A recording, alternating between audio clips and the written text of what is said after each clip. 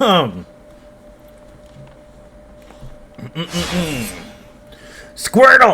What's up? What's up? What's up, Sean? What's up, Don? What's up, Otto? Welcome. Alright, so if you guys are just tuning in today, happy Saturday. We're doing a Trilogy classic, Dark Souls Trilogy. Start with Dark Souls 1. What's up, Dave? What's up, Zachary? What's up, Dylan? What's up, Mark? Classic Damn, Dark son, Souls where'd you find this? Trilogy.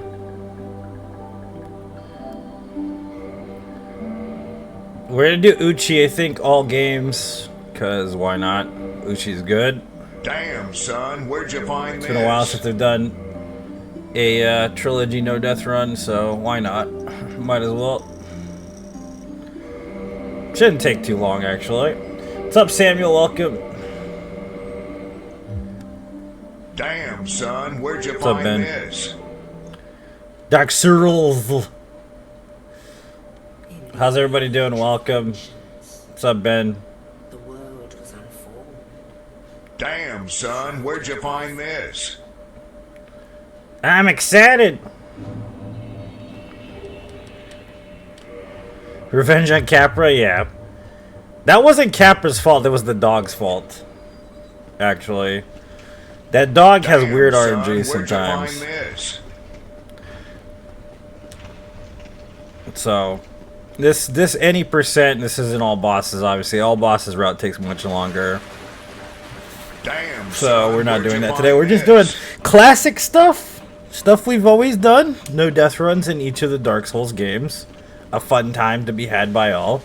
But we're only using the Uchi Katana in all of the games. So, luckily we don't have to play Demon Souls or Bloodborne. It's just Dark Souls. It's classic Dark Souls. That's what we're playing today. Good times, basically. I hope you guys are having a wonderful Saturday. How's the audio? I need to know if it's good or bad. Please let me know.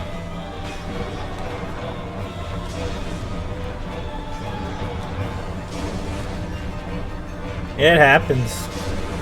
I'm used to this, dude. What's up, Jake? I'm used to that. What's up, Jane? Welcome. So this will all be on one stream. I'm not going to do multiple streams. We're going to finish this on one stream. Good audio? Okay.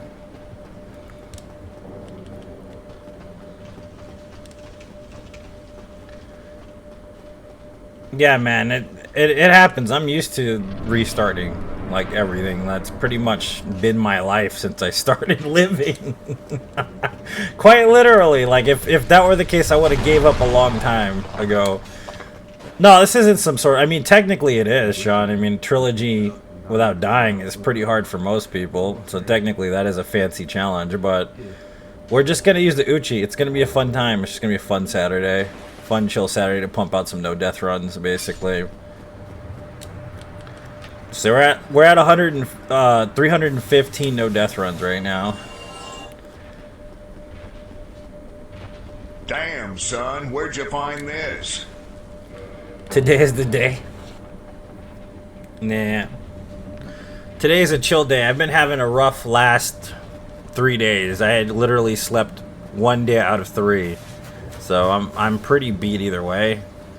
On the day I was trying to finish the challenge, I literally had no sleep, so...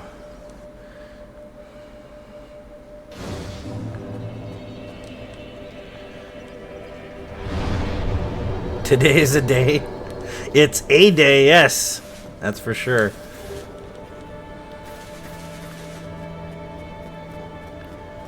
$502 days, Sean. Nice. Thanks for the support, man. I appreciate it very much. So yes, Dark Souls Trilogy, to some it's regarded as the greatest, video games ever made, basically. Some don't understand, like other people don't understand why this is considered one of the greatest game series of all time. Because most of them haven't played them, honestly, and if they did, they played either they didn't understand or comprehend what they were playing.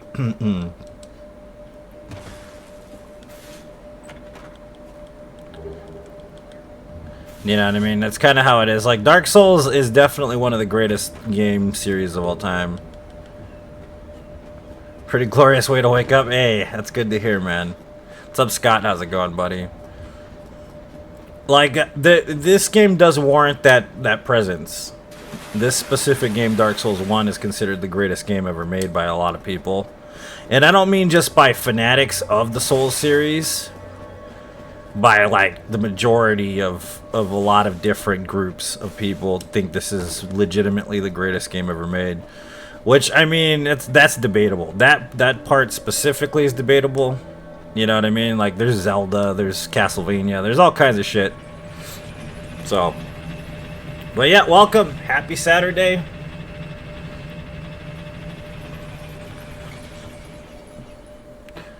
So yes, Uchi Katana. I'm gonna grab Uchi real quick. I'm probably gonna get some. It's gonna take an extra 30 minutes to beat the game because we're going standard upgrade path, as opposed to just getting whatever we have available, which I usually do like on a no-hit run. So we're gonna get the Uchi to plus 15 before we get to Enter Londo. Damn, son, where'd you find this? Like, it's like an extra 30 minutes because of the haul back, and then you gotta get the large ember, and then you gotta go kill Capradim, and then you gotta go, you know what I mean? Like, if I didn't have to do all that, if I could just get the Crystal Halberd, the game would be over in less than 2 hours, basically. 7 a.m. my time. That's it? Should have been up since 4 a.m. waiting for this, Willis. How dare you? Damn, son, where'd you find this? And then I heard Oppenheimer is great. I haven't seen it yet. I have not seen Oppenheimer. But I'm probably going to see the Barbie movie before I watch Oppenheimer. Son, where'd you find I'm not going to lie to you. I'm going to go see Barbie movie next week, probably. And I'll wait for Oppenheimer to come streaming. I'm one of those people. Yes. Damn, if you don't like son, it, tough you shit. Find this? I love Chris Nolan, but I love Barbie more, just being honest with you.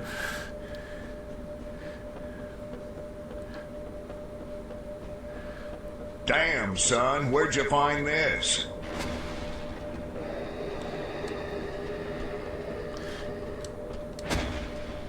I tried to pull an all-nighter, but it didn't work. Well, listen, I'm just giving you shit, man. Damn, you son, can where'd you find this? You know, you can try all you want though, but do you have the time to listen to me whine?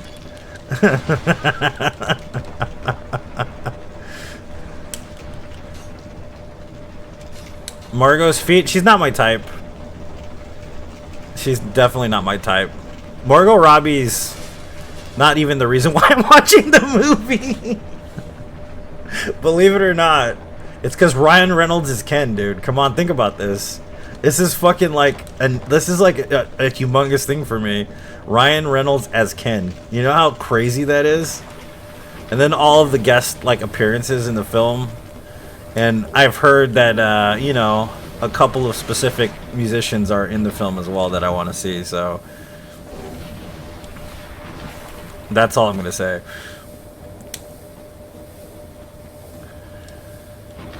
Oh, Ryan Gosling, that's right. Oh, I was thinking about Ryan Reynolds. I'm sorry. It's hard to debate where my homosexuality kind of dictates. And I just woke up, and I'm a fucking bimbo, so I'm sorry.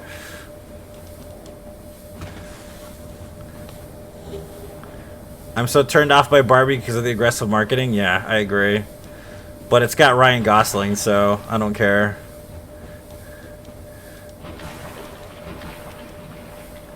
You got storming? Dude, it started storming. It didn't actually rain, though. It, like, started storming last night. It, like, it was a thunderstorm. That was it. It was like, where's the fucking rain, dude? It was hot as shit. Jane. Yeah, Ryan Reynolds is one of those guys. He's the guy.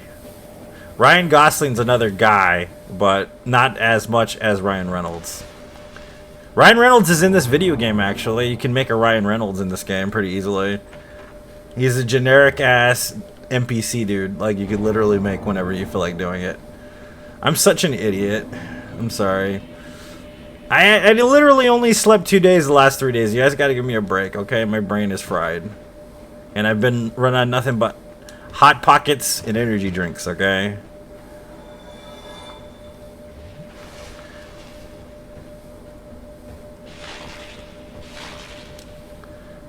usually like Margot Robbie. I don't mind Margot Robbie. She's not like my favorite person though.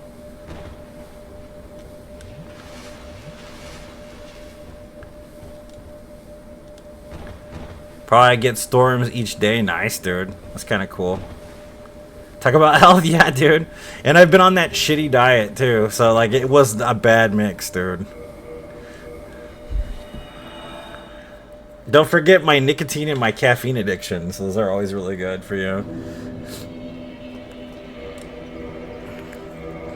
But yes, Trilogy run. We doing Trilogy, boys. And Armored Core comes out next month. So, I mean, that's pretty fast. Like, I was like, dude, it's gonna take forever for Armored Core to come out. And I'm like, dude, it's like literally next month. Holy shit.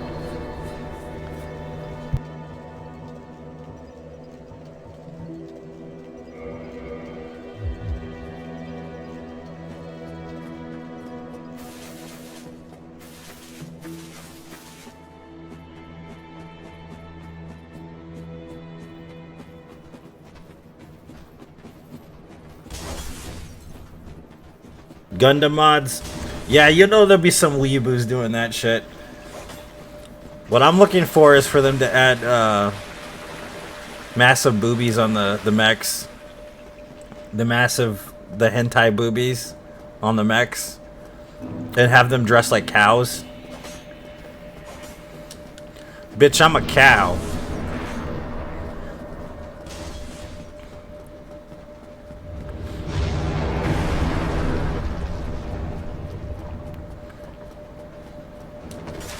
Da da da da da da. Don't walk away, Troy. My gun won't kill you. So how's everybody doing? What are you guys doing this weekend? You got some crazy shit going on? You still in a car, getting arrested by the cops? Who knows what you're doing this weekend? Welcome to the stream, guys.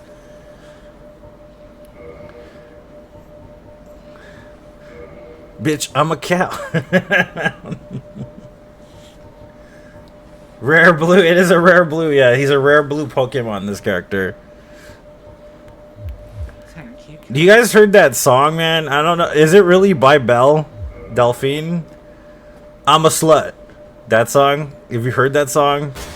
Anybody? Is that a really her song? Did she make that song? Packing furniture and get rid of some furniture. Alright. Good luck. I'll go by and I'll pick up a lamp, Jane. Damn, son, where'd you find this? You're going to a metal show? You got a job interview, dude. Good luck, bro. Good luck. What metal show are you going to? Is it copper and silver anonymous, or what's going on? Ha ha ha ha. So fucking lame.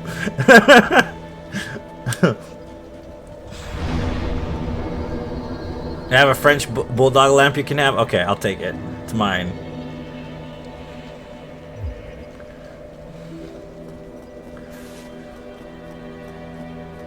It's a trade show, huh, Ben? You're going to do a metal trade show? You're going to make bracelets and shit?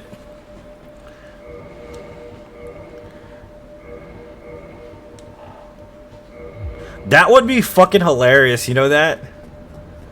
On Lagwagon. To see Lagwagon? Oh, I've never even heard of Lagwagon.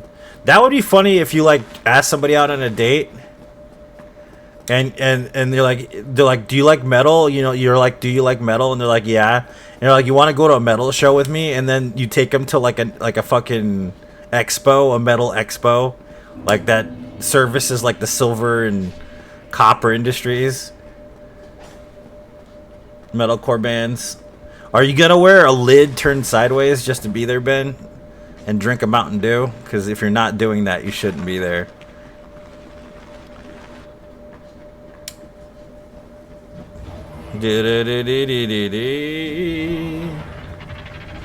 Wow, where do you think we're going, Henry? We're not going to Oz, my friend. What's up, Dan? Welcome. Damn, son, where'd you find this? Go to the Earth and Metal show, yeah. Yep. Went to 2 shows in Brazil. What, metal trade shows? Or are you talking about actual metal shows?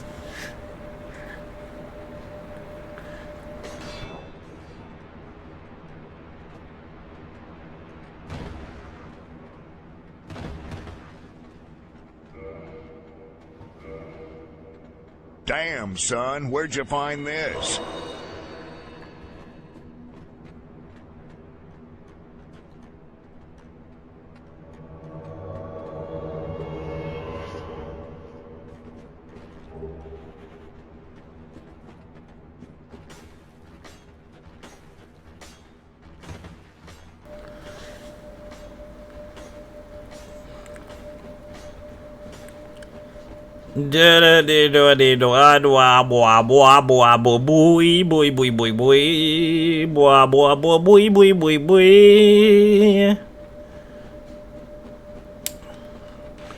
Yep.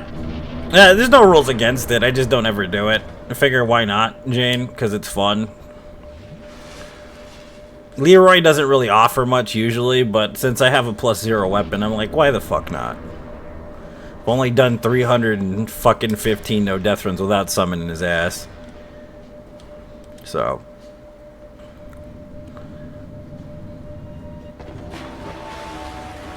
Look at this. Let's see this damage. Oh, that's great damage, dude. What are we fighting, Queelag here? Get him, Leroy! Get their ass, boy. Oh, well, watch that.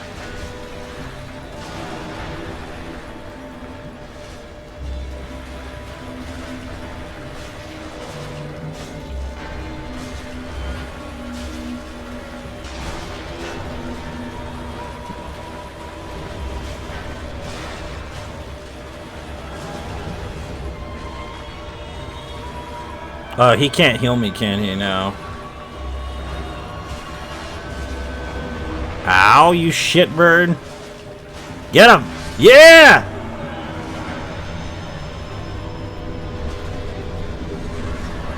What's up, dude? See? Ah, gross. The Mask of the Father. Why don't you just fart in my face instead next time, Pinwheel? It'd be much more appreciated. And smell less like shit.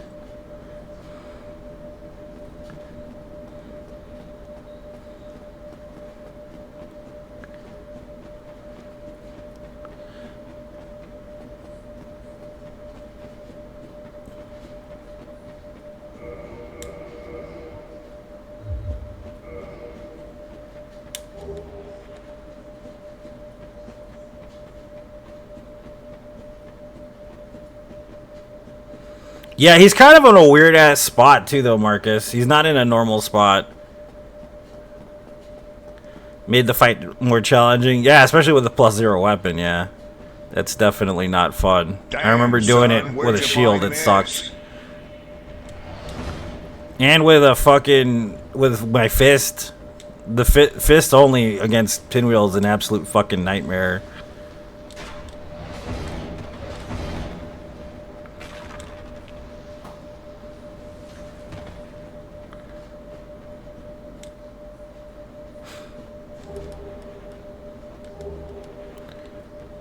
Dee-dee-dee-dee-doo-dee-doo-dee-doo.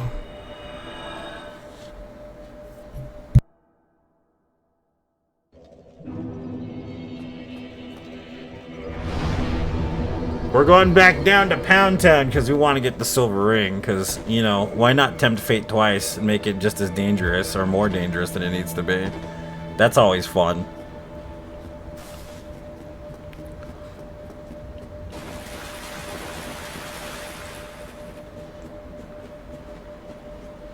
Luca Brazzi sleeps with the fishes. Don't you ever fuck me, Tony. I haven't seen Scarface in years. I need to rewatch Scarface, I think. It's been a long time.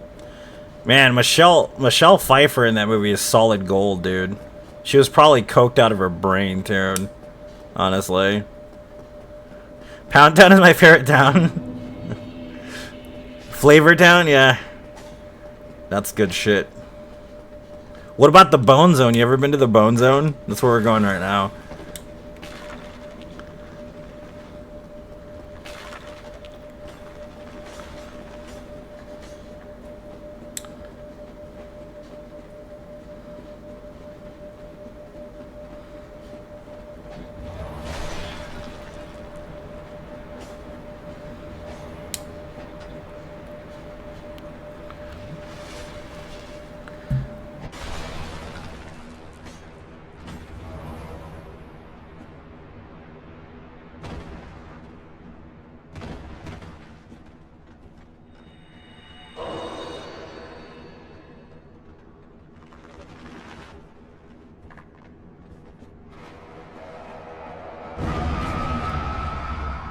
The way he just hops off, dude, that was freaking hilarious.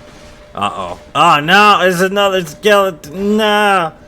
No. You need some milk. That boy needs some milk. What's this guy doing in here? Sir. You need some milk. Go have some milk, Skelly boy.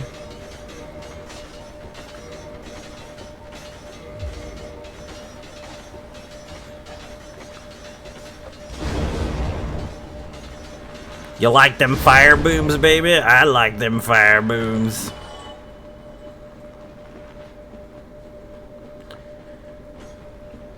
Yeah, so Armored Core comes out next month. We got freaking Armored Core, Silent Hill, fucking Lords of the Fallen. What else is coming out? Shit, dude. I think, what else is coming? I know there's something else coming out too. Son, I can't think of what it is though. I know it was something I was excited for too. There's so much coming out in the next 3 months, dude. Like literally, what, in the next 2 months now, really. It's fucking crazy. It's fabulous. It's goddamn fabulous. Like Alexander McQueen. Goddamn, just goddamn fabulous. I tell you. Lords of the Fallen. I mean, we got pretty close to finishing it. It is a terrible game, though. And kept giving me fucking migraines because of how bad it looked. But I can go back and finish it at some point. Yeah, so am I, Scott. Have you played the other Armored Core games or no?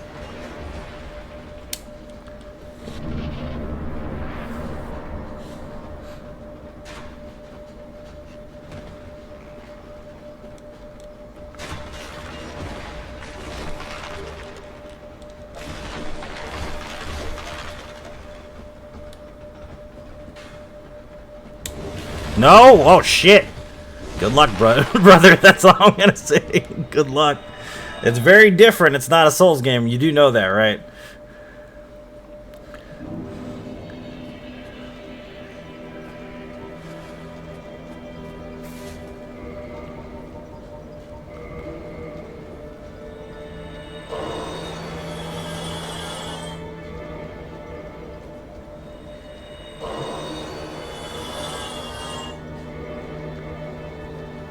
Ace Combat? Yeah, Ace Combat's pretty fun. Very, very fun. Very fun game. Okay, just making sure, man, because a lot of people, I think, are going to have the misconception that it's a Souls game.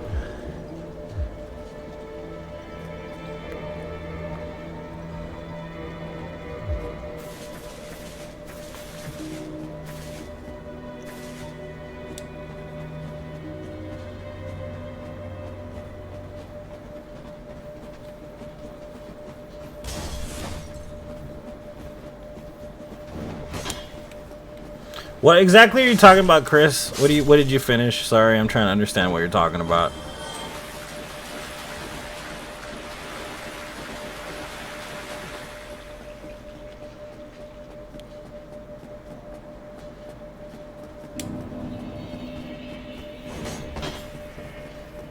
Oh, Lords of the Fallen. Yeah, it's not that the game is difficult, it's just difficult to look at. Like you may not see it through the stream, but it like runs at 25 frames per second. and like the colors and like the just the overall scheme just started giving me a migraine, bro. Like, so like I would play it for like 3 or 4 hours, and then I would have such a severe migraine I didn't want to play it anymore. So like going back and playing it, I probably should put on some sunglasses just to fucking deal with it, because it's pretty rough. I have those gamer glasses, so I might put those on if I have to finish it, but it really did hurt my eyes and my brain, dude. Like,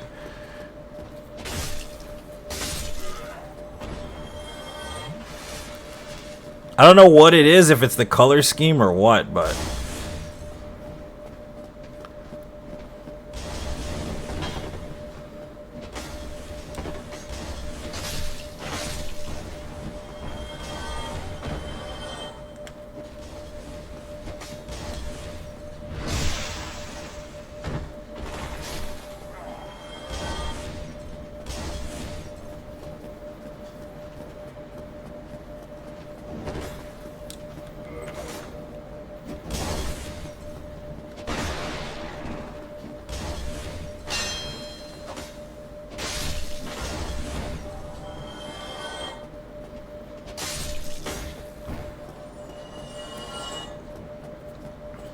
night driving, nice you.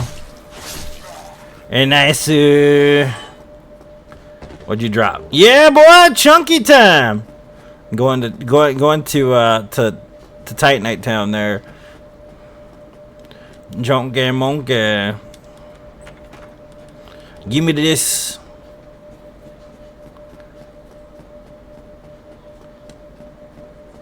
Yeah, no, it was terrible, but on top of that, I got a fucking migraine. Like, you're not wrong. You're absolutely not correct. I mean, not incorrect. But it's mostly because of the migraine, dude. Like, it was hurting my head, bro. Like, damn, son. What's up, Chris? Welcome. Like, it was hurting my head, dude. I don't know what the fuck, why. It was just, it hurt my eyes and my fucking brain. Like, we just started it like 20 minutes ago. Damn, son. Where'd you find this?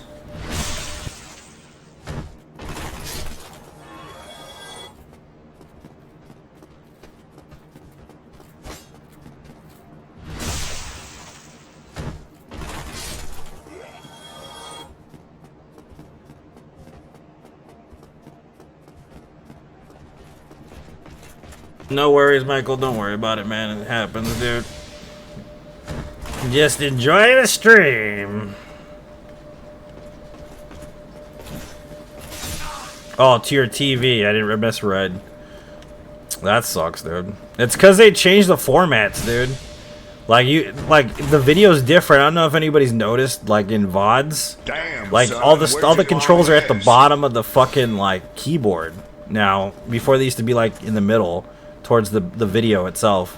So like they basically kind of screwed up the mechanics of Facebook gaming because of it. Can you give me that ass, boy? Come on, turn around. You know you want it. Don't be acting like you don't. Give me that ass, boy. Come here.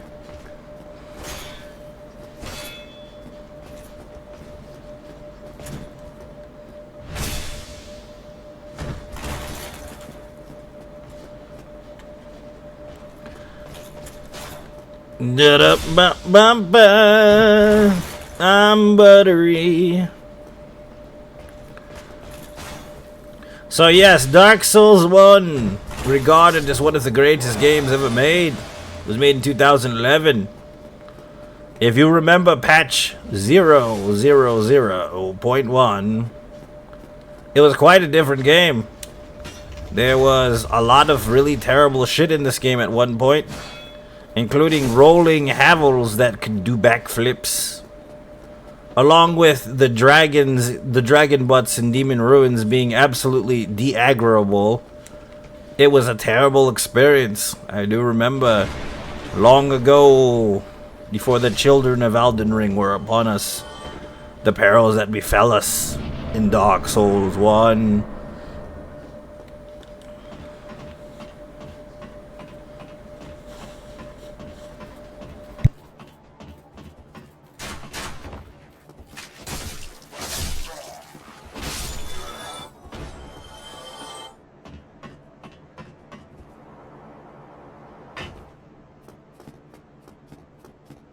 It's called having willpower, Lucas, and drive and passion. which a lot of people don't have, basically. Remember this. Only 1 in 20 people succeed at being successful in their lives. And do you know why that is? Because they do not plan for success in their own lives, and they do not follow their passions. Hence why people end up working a workaday job for 40 years and basically being super disappointed after they're 60 years old. So, what I do is I do what I love, what I'm full of passion for, because I don't want to be 60 wondering where the time went for me to do what I love. That's kind of how it works.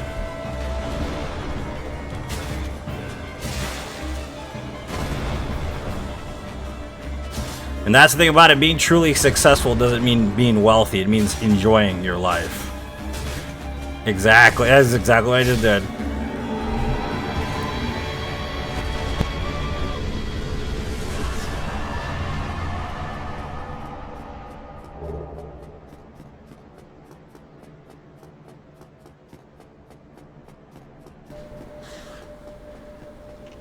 Da da da dee do dee do.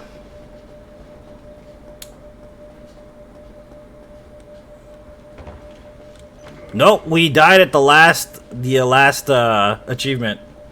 So I gotta do it all over again. Damn, Which is, it's son, fine. where'd you find I don't mind this? it.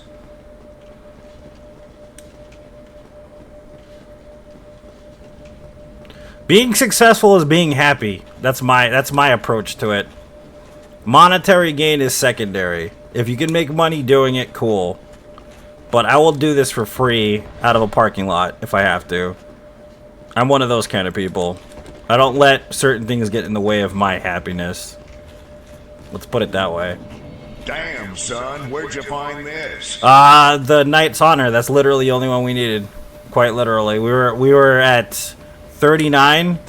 The 41st one is like the Dark Soul getting all achievements. I appreciate that, Lucas. Thank you, man. Yeah.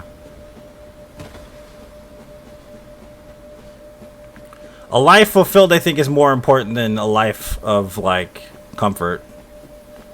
Oftentimes, the harder road is the more fulfilling. And a lot of people, you know, they like to follow the highway. And it's normal. It's fine. There's nothing wrong with following the highway. But if you truly want to express yourself and have true happiness, you have to fulfill and enrich your own life. And the only way to do that is by digging your own fucking road, which is a lot of work. Instead of following the highway, man, you know?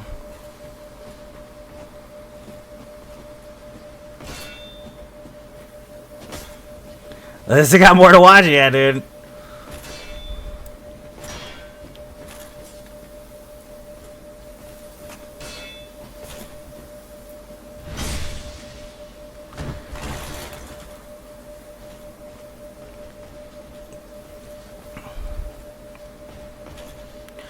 You got 6 hours of sleep? So did I.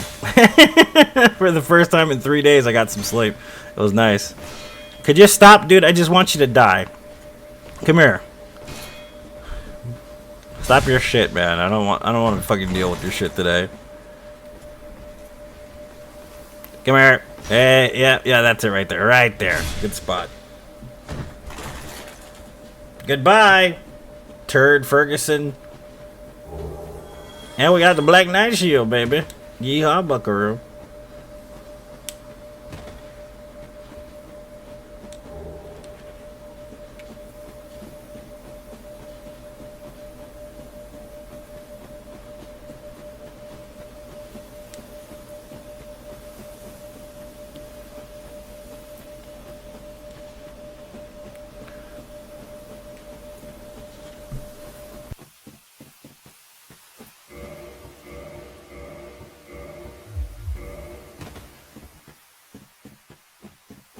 Damn, son, where'd you find this? Butter. Butter is good for the soul. Butter Jesus approves of. Buddha loves the butter. Who else? Ganesh? Yeah, I think Ganesha loves the butter too.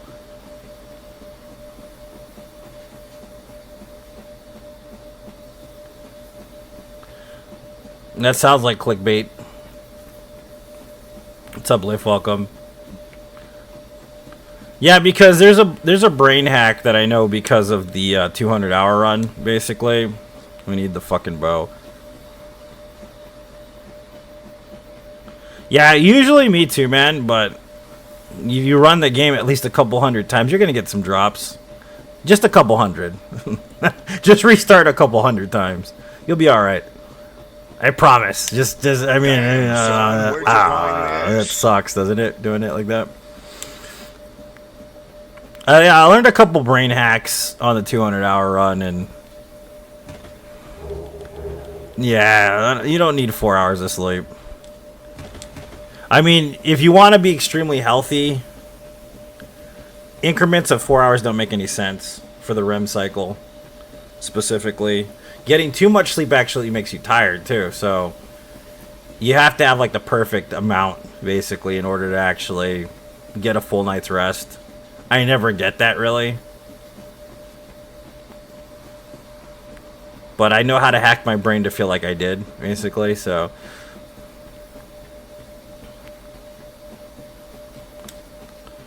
Because, remember, sleep is the cousin of death, my friends. While you're sleeping, someone else is working. And the more you sleep, the less you work. The less you work, Damn, son, the less where'd you fulfilled your find life this? is.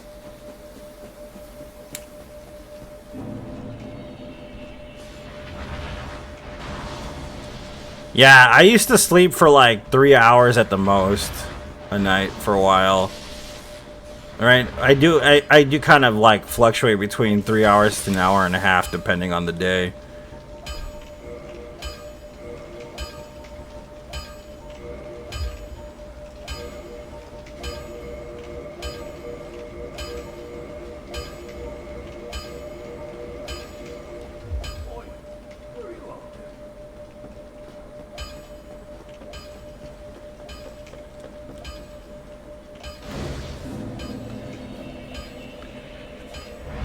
I don't even know that band. I know what Screamo is, but I've never heard of that band, Zachary.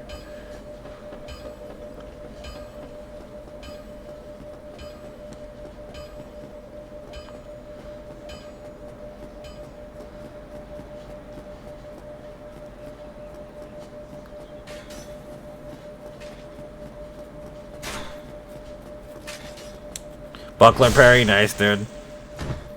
The Gank Squad fight is like one of the most annoying ass fights in the game too, man. Good job. I hate that fight. I think everybody hates that fight. That's why I usually just use the black fucking mist on them and just walk away, because fuck those guys.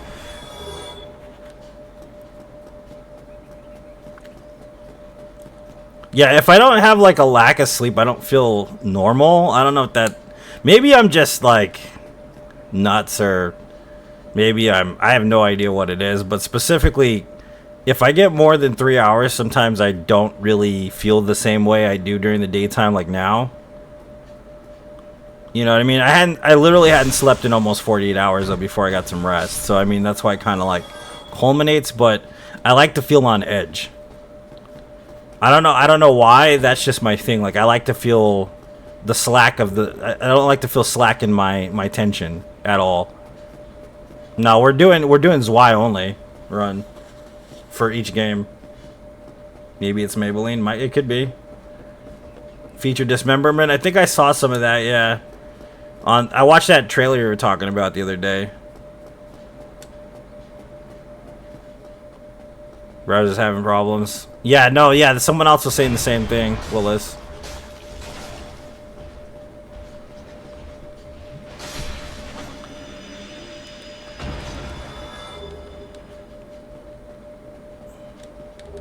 Smoke a lot of weed. There you go, man. At least you're smoking weed, though.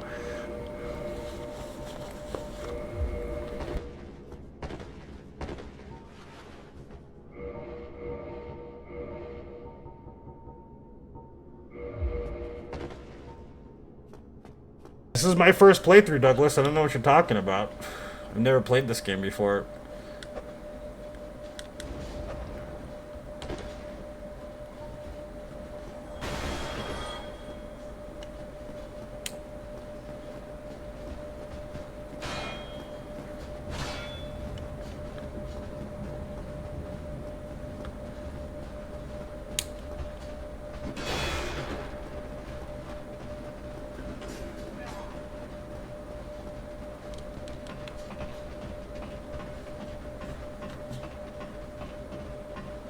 Facebook Watch app? Yeah, the Facebook Watch doesn't exist anymore. It's gone, I think. They got rid of it.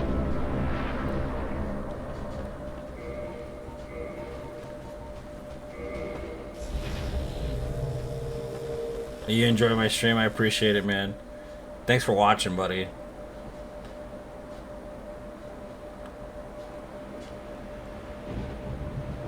Gargoyles. Yeah.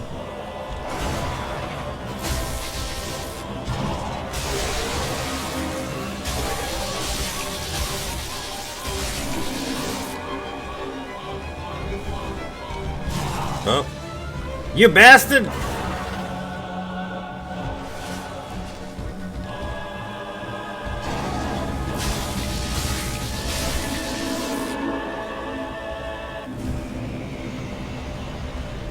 Yeah, they do in DS2 for sure. Happy Saturday run. Thanks, man. Yeah, do you know the OG too? The OG Dark Souls, when you had to get the other Ember, was a pain in the ass too. That stupid ass jump that you had to do in Iron Keep. That was annoying too. Thanks for the stars, man. Appreciate it. Yeah, it's at +5. Alright, man, Jake. Thank you so much, man. Pound some beer, sir. Have a good time, my friend.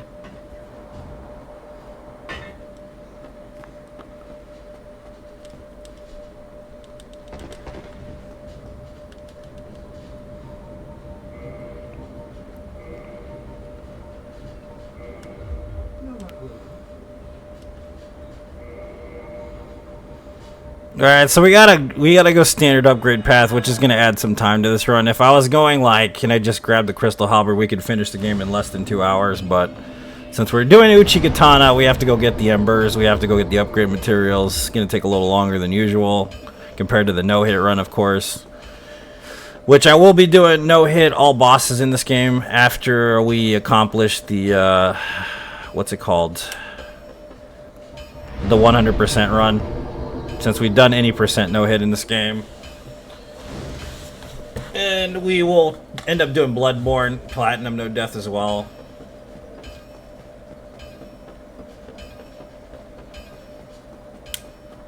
Thanks, Douglas. I appreciate you, man.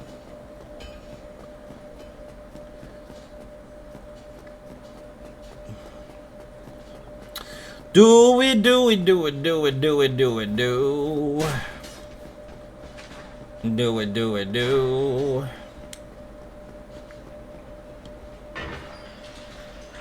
Well, the thing is, a blindfold run I've already done in this game, Chris, but I don't do them anymore. And the reason why is because it's easy to fake them, because you don't really know if the dude's truly blindfolded unless you're sitting right next to him. This? So, a lot of stuff like that, in my opinion, can be faked very easily, so I don't do them anymore.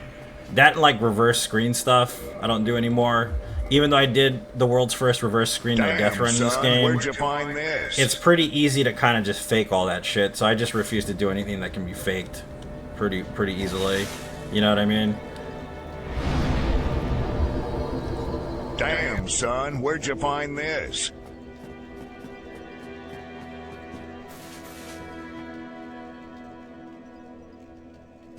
Damn, Jake, that's a lot of stars, boy. Thank you so much.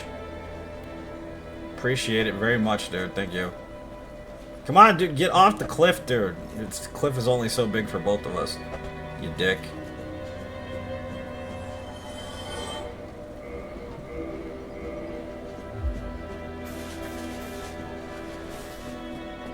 Yeah, because I did it, like, years ago. No, we didn't. We failed. We failed at the last achievement, Joey. So I have to start over. Yeah, thank you so much for the stars, Jake. I appreciate you, man. So we're going to start running it again next week. But we also have to prepare for Armored Core. And I'm working on Fallout New Vegas no-hit, which I've gotten to Hoover Dam 3 times and got hit at Hoover Dam. Yeah. So, I mean, we're pretty close to getting the no-hit run in New Vegas as well. But it's just, I gotta memorize the positions. What got me... okay, so When I do Capra Demon, I usually use a cheese, which is I use the Ring of Fog, so the dogs don't see me. But a dog aggroed on me while I was fighting, and since the dog was there and it was NG plus 2, I think, they kind of cornered me and killed me, and that's what happened. So I have to be a lot more safe next time and actually have all the upgraded weapons I need, because I didn't realize I needed something for the cursed version of the sword for Artorias, and that was literally all I needed. So by the time I get to NG plus 2, next time I'll have all the weapons I need, and I won't have to fight Capra Demon in the last NG, basically.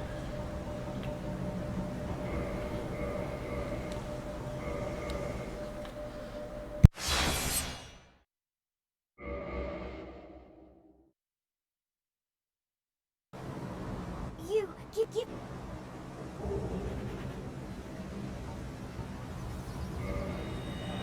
Yeah, it was specifically because of that, because the dog aggroed on me, and I made a very, very specific mistake.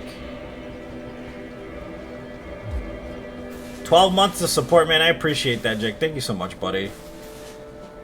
I made a very specific mistake by not having the weapons where they needed to be. That was my mistake right there, and that's actually what got me killed. It wasn't even the fact that the boss fight was terrible RNG. My memorization skills should be better in general, and that's what I'm going to focus on next time, is making sure I inherently have every piece of the puzzle before we continue.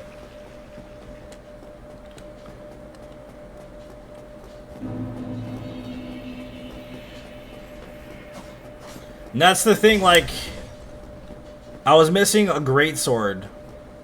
That's what a plus 10 great sword. Thanks, Jake. Thank you, man, for everything. Appreciate you, dude. Yeah, but like, that's why I say, like, because people always say, well, that's RNG that got you, or, you know, they try to find fault in other things. In reality, it's always my fault every single time. It's my fault, number one, because I chose to do the run. It's my fault, number two, because I didn't memorize things the way I should have.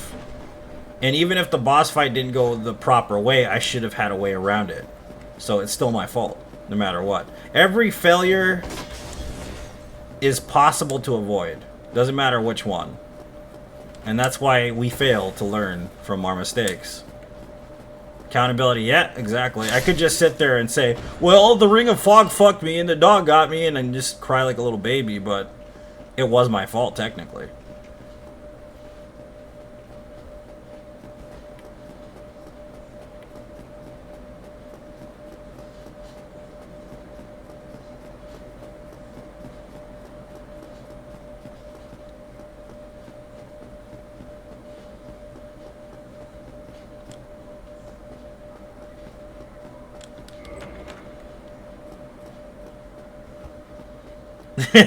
What's up, John? Hey, yo, I'll text you later, dude. I got your phone number, so I'll hit you up later.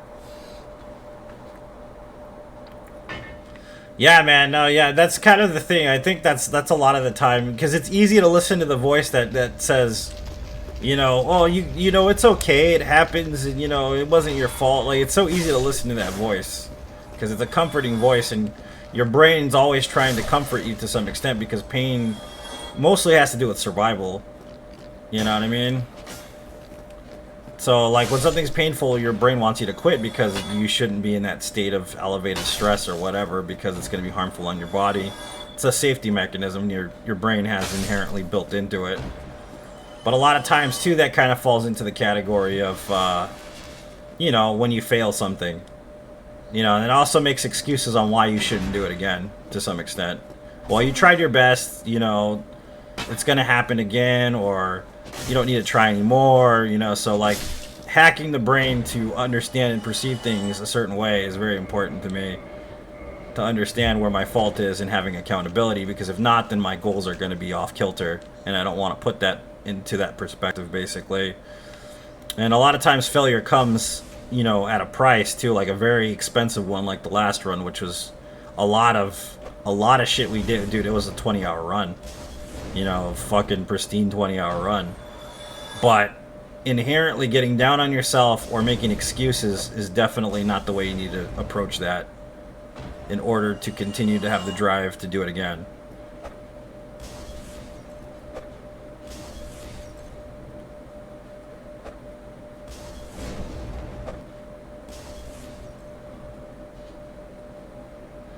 So yeah, that's kind of the mentality I have, I guess. 1,600 days, Jesus, dude. I've been doing this too long. It's time to quit.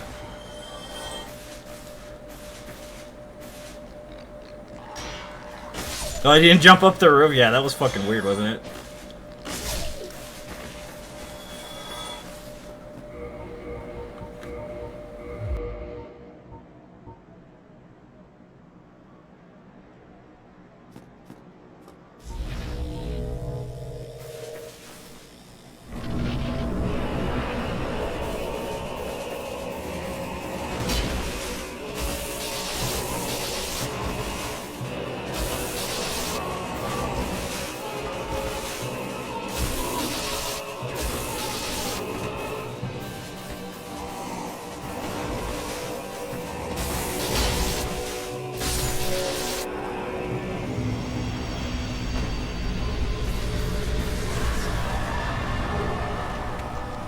Da da da dee dee dee doo dee doo dee.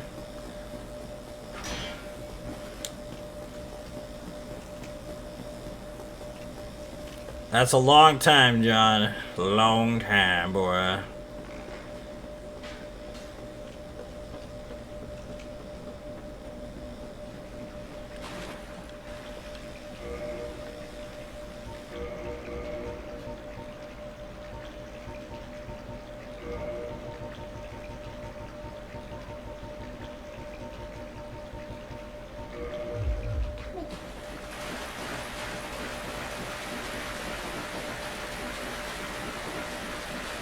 Better than using your phone? Yeah, that's fair, dude. No, actually, katana is one of the most OP weapons in the game, Joey. Believe it or not, in Dark Souls and Demon Souls. And even in Bloodborne, dude, like, they're pretty damn good.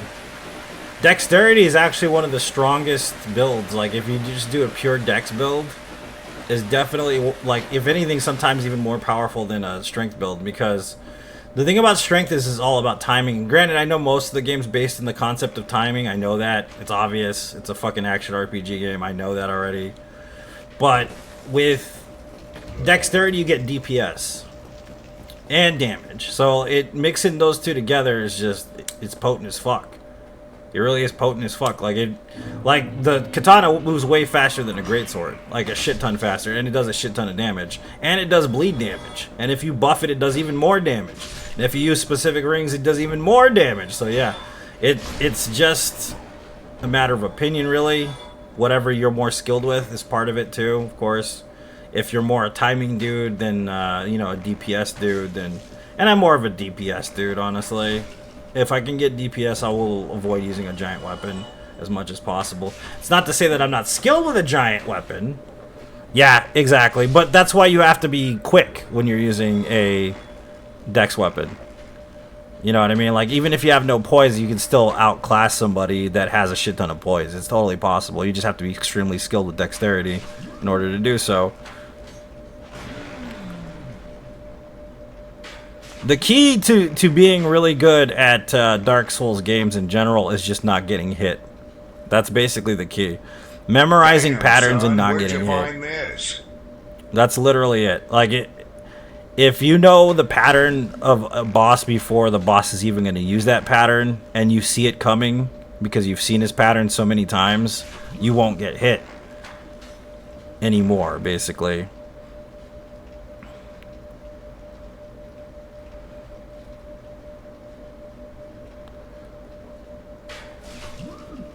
But I mean, you have to have a lot of time and dedication to put towards that. So, yep, that's why DPS is important, Brian. Yeah, people don't realize DPS. They just look at the damage output. It's like, what's the moveset? Like, if we're gonna talk about specific DPS, like crazy shit, talk about the fucking rapier from Dark Souls 2, because stamina usage and the overall damage and DPS from the rapier is just broken as fuck for the early game in Dark Souls 2. And it doesn't mean that you're not skilled if you're using the rapier. You can be extremely skilled using the rapier. It's just that good of a weapon. You know, and you get a lot of people, a lot of shit talkers in the community. Well, you're using this weapon. That doesn't count because you're using that weapon.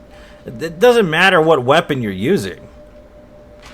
As long as you're skilled with that weapon, you know what I mean? Then there's no reason to even talk shit, basically.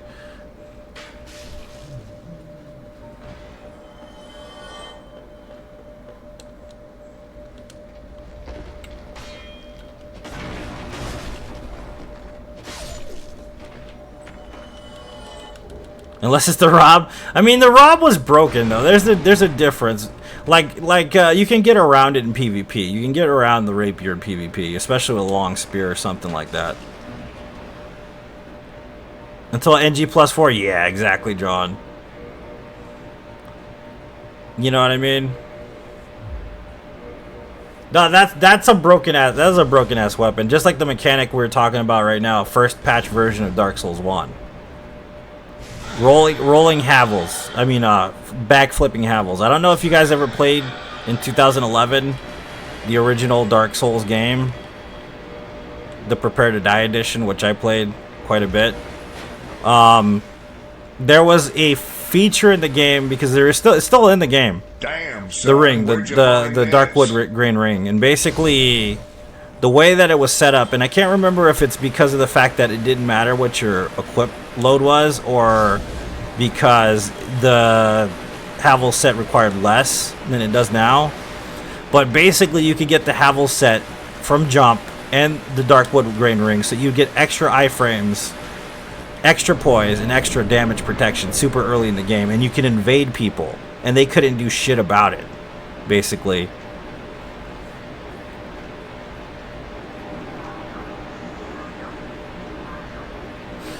And luckily they kind of toned everything down and made it more viable eventually, but at first it was pretty brutal. It wasn't fun to get invaded by a rolling Havel, or to invade a room full of rolling Havels, which was a thing too. Or, excuse me, backflipping Havels, flipping Havels. The shit was not fun. That was terrible. Terrible experience.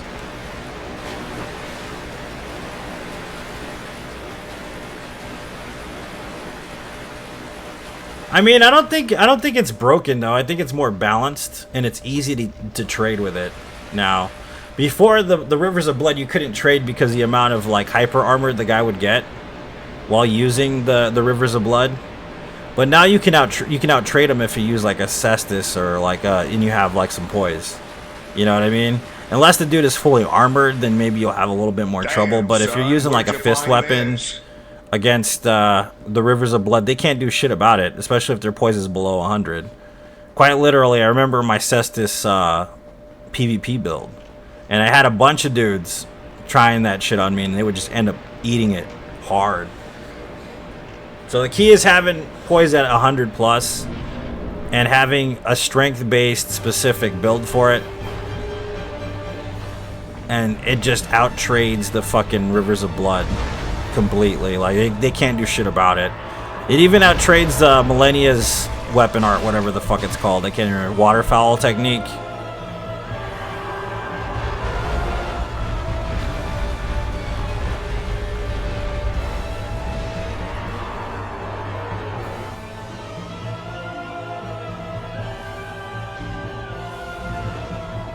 But that's only if you get the spammers. Damn, son, you know what I where'd mean? you find this? There are people that are really skilled with katana builds. So, I mean, that's not saying that that's all that weapon is, because it's not. There are people that are really good with a katana, just in general, and know how to use it properly. But when we first started Elden Ring, it was people that weren't skilled at all, and they were just spamming the fucking L2 button, which that's what ruined PvP. That's what made it completely unplayable to some extent. And granted, you can parry it, but you have to understand the mechanics of the parrying system in Elden Ring in order to do that, which is vastly different than any other Souls game, because of the amount of, you know, parry frames there are, which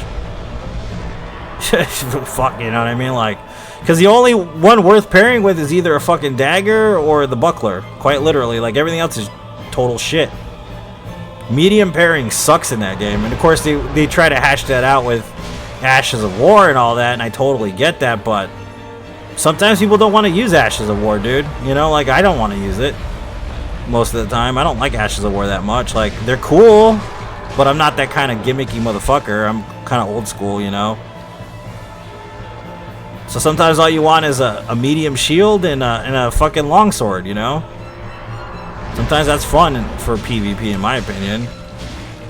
You want to go classic sword and board, you know?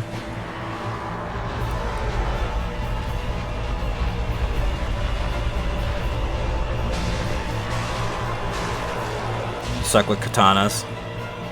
Yeah, katanas are very specific. It's not really about trading either with a katana. It's about picking your shots. I'm not very good with them either. Like I can do all right with them, but I'm not like, if I used a halberd or something or a spear, I'm better.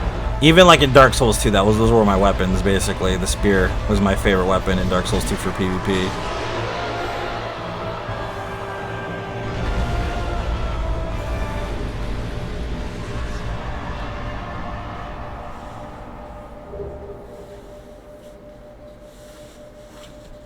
Yeah, the parry frames though are just vastly different though compared to other games. That's the thing I don't like about it. I hate parrying in Elden Ring. I can do it. I've done it to a bunch of bosses and stuff, but I just don't prefer it. It's too much of a bulky concept and kind of just it just makes things, it mucks it up, in my opinion. It just mucks it up. At least it's not as convoluted as the upgrade system in Neo, though. That shit is... Yeah, that's one of the biggest deterrents for playing Neo, is how convoluted upgrade systems were in Neo, which is, like, fucking ridiculous.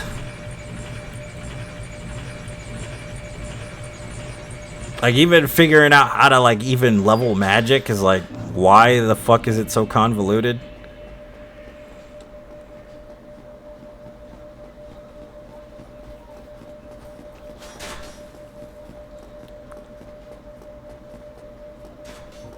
Thanks for the GGs. See, the cool thing about Elden Ring is it carries over the simplicity of the Souls games to some extent, which is nice. Yeah, I beat it a long time ago when it first came out, Joey. Gotta remember, I had one of the first PS5s, and that was one of the first games they put out for PS5. So yes, I played it a long time ago.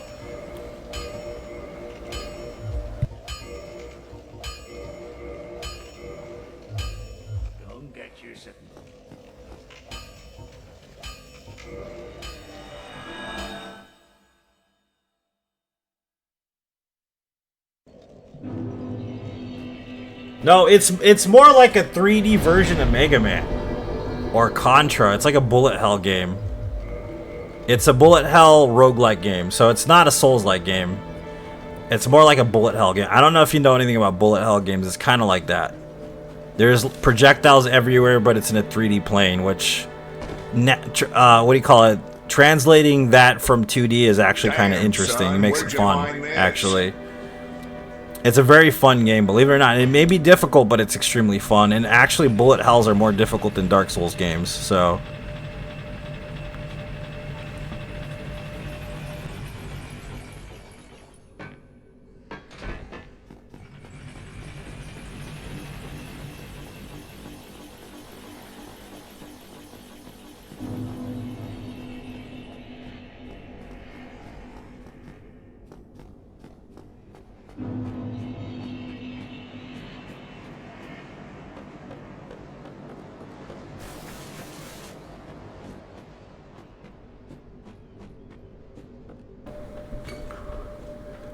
Da da da dee doo dee doo dee doo dee doo.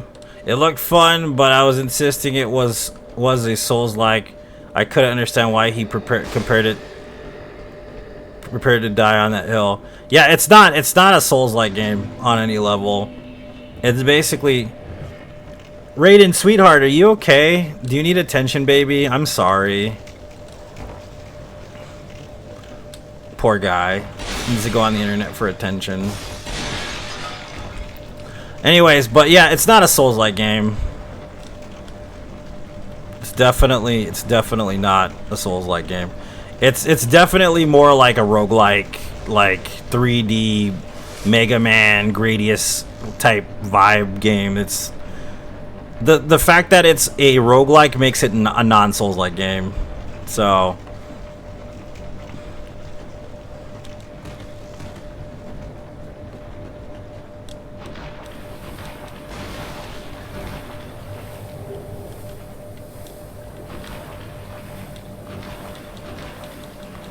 It's a good game though. I mean, it's one of the better games. It's one of the better games, Jake.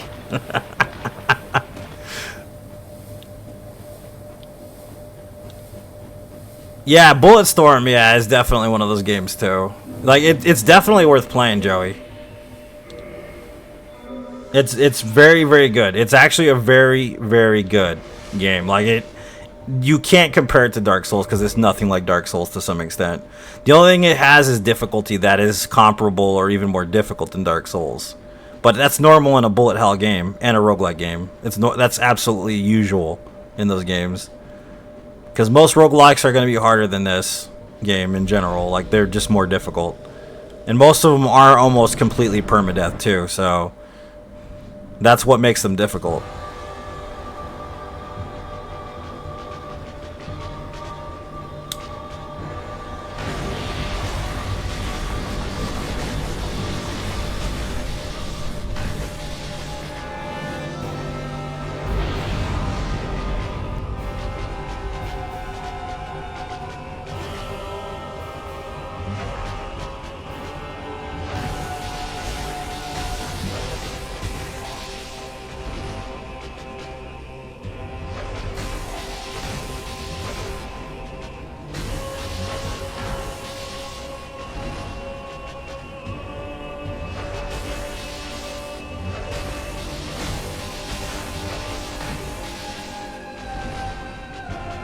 Yeah, because there's a specific demographic of people that play roguelikes, and I've been known to dabble myself.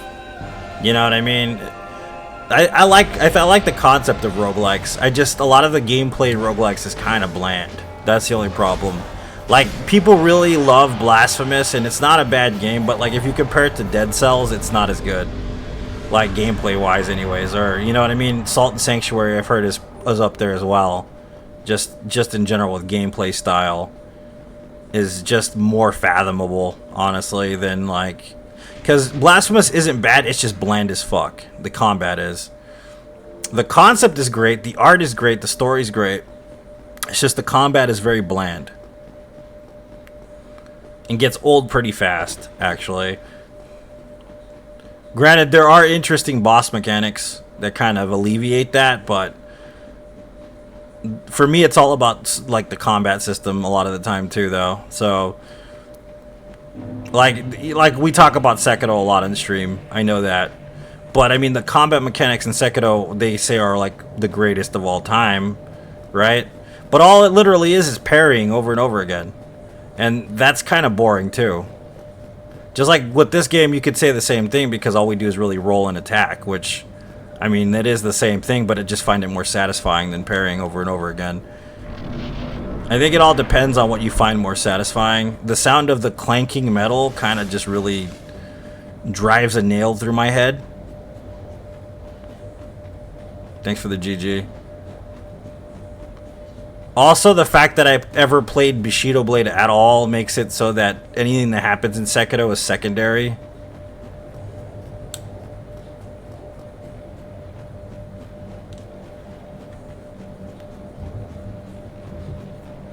Yeah, it's just really not satisfying, the clang clang.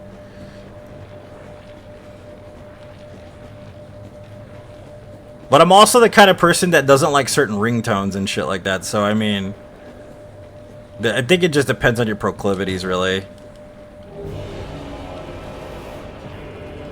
Even though Bushido Blade is ancient, it still had a better concept for combat when it comes to swordplay than Sekiro will ever have, unfortunately. Yeah, it's just a way better concept for actual Japanese swordplay. Like, the most realistic you can get. Because you get hit once and you're dead. That's how that game works. It's like a real it's the real thing. If you get injured, you'd survive, but you literally, the next hit, you're gonna die. Like, if you got lucky and your arm got cut, then you could continue, but if you... if you get hit straight on and stabbed or something, you're dead. There's definitely no way you're gonna survive. It's the most realistic type, combat system in that sense. In real life, dude, if you got sliced with a sword, like, you'd be lucky if you survived at all.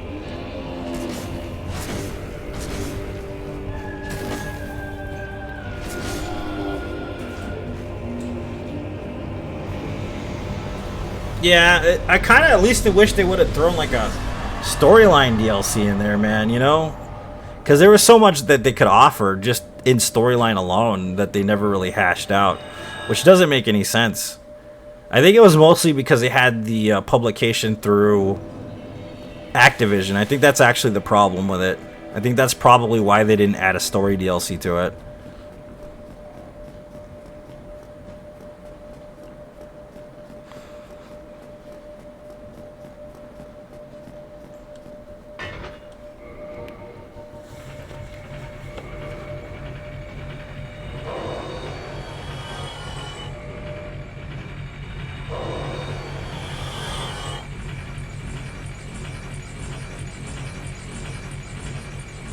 Yeah, because Bushido Blade offered something super specific.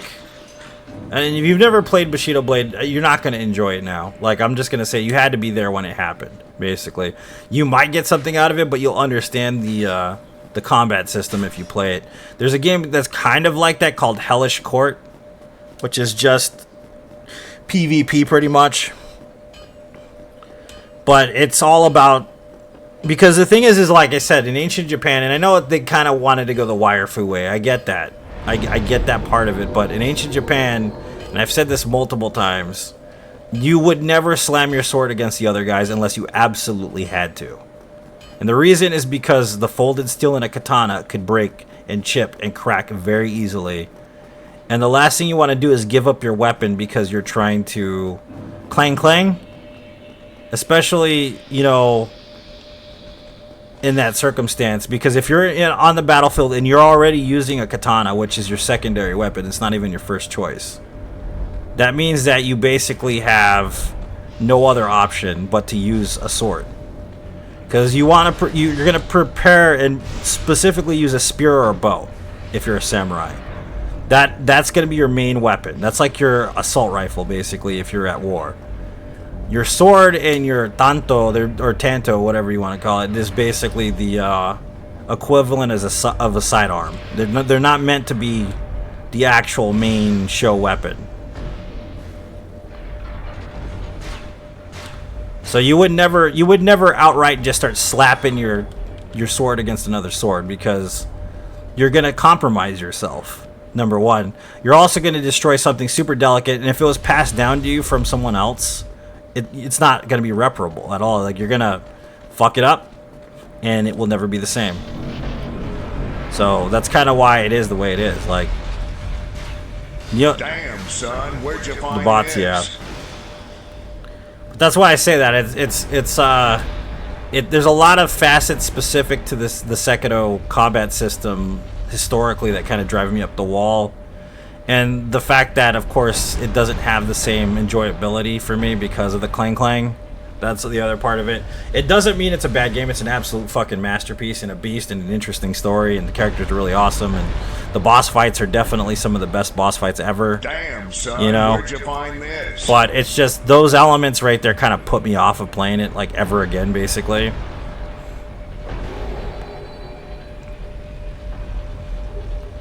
Like, even Ghost of Tsushima is guilty of that shit, too. That's the thing. I love Ghost of Tsushima. It's one of my favorite games of all time, but this dude would not... I mean, he uses his bow a lot, and that's normal, but he should have a spear or something as well in order to, like, secondary the rest of it. You know what I mean? Because, like, katana usage was very specific back in the day. And I've said this before, it's like going into Afghanistan when they first, went in there and saying, you know what, I'm not going to use the AR, I'm going to use my pistol. Like, you know how stupid that would be? That would be like the worst choice ever, dude, you know? Damn, son, where'd you find this?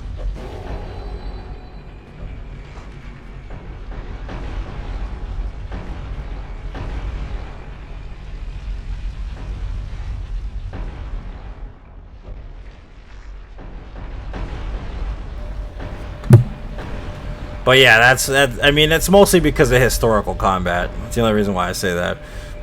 Everything had its place, though, And using a katana indoors was... A lot of people didn't do that either. The reason why is because in narrow hallways you can't fight with a katana. You just can't. That's why it's funny, and I know people watch the Walking Dead a lot. You know, and Michonne's always using the damn katana, but the reality is Michonne probably wouldn't be using that katana much inside. Because that shit will either cut somebody she's next to or get stuck in the wall. Now, granted, you could use it, but it would be literally like you would just be poking people with it. Damn, to keep son, them away where'd from you you. find this? You'd be using it like a spear, basically.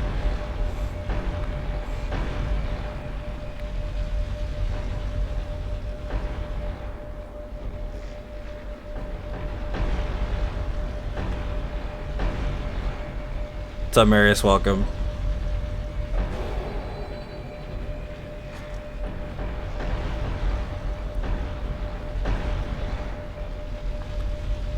How you doing, my friend? Welcome to the stream, buddy. Thanks for the pin, James. I appreciate it.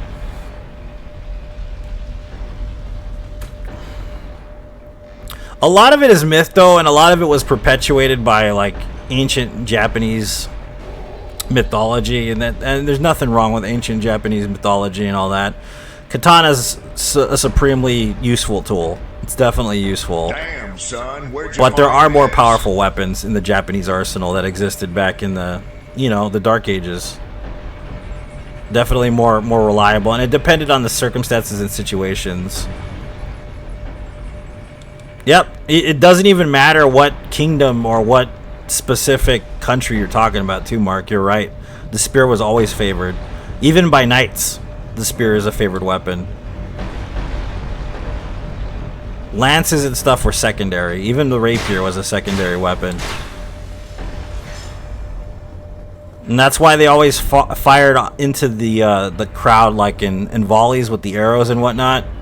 And if they had cannons, and then when they got super close, a lot of times they would just use the spear as well, until they basically broke their spear, or they got too close to fight with the spear anymore, and they were just surrounded.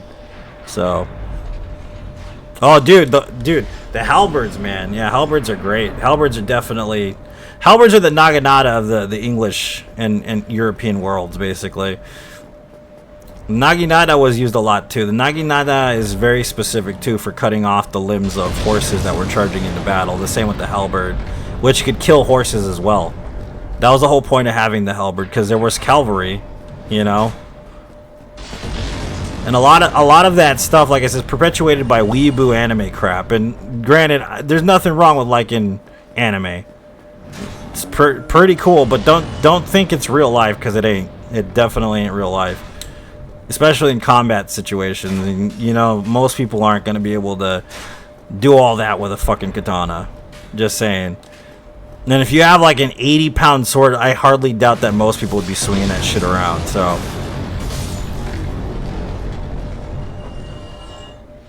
yeah, it's also why the Spartans were so effective too, Zachary. You know that, right? Like, because of the shield and stuff that was used in combat, as well as a secondary weapon too, with the spear itself.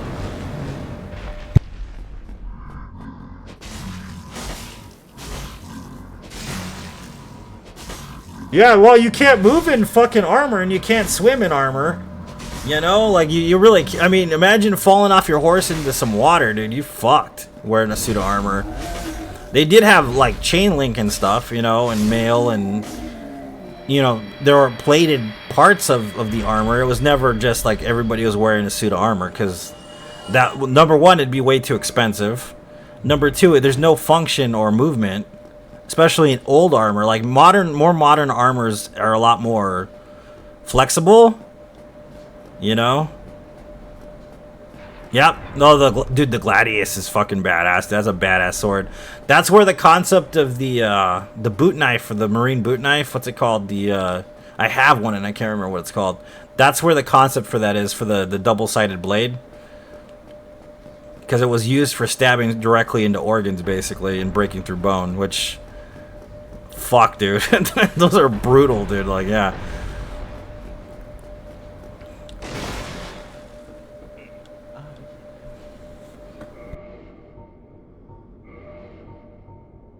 Damn, son, where'd you find this?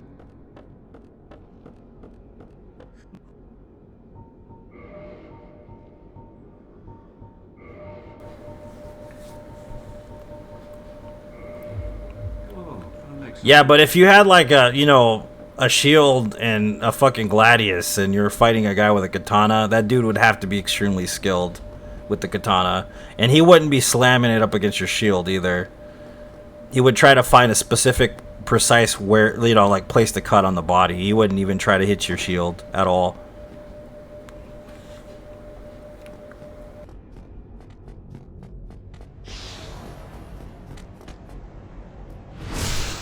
The other myth too, and I know this because I live in Arizona, is that everybody wore a gun in the Old West, which is a complete fabrication of history. It never really happened. Guns were outlawed to be worn on the hip on the open a lot of the time, depending on the town you were in. There were a few towns that did allow that, and there was a lot more danger too involved with that, but the majority of carrying a pistol on your hip back in the day was against the law, unless you were an outlaw specifically, or you were in the military, or you were a sheriff, quite literally. Or you were a Pinkerton, whatever, doesn't matter. Wells Fargo, they were armed as well, but a lot of times people didn't carry a gun on their hip. If you watch like any of the old spaghetti westerns, you watch any of the ones before that, you watch Gunsmoke, everybody had a gun on them all the time, no matter where they were in the city. A lot of times they would wait till they got into the range, like out in the open. You know what I mean?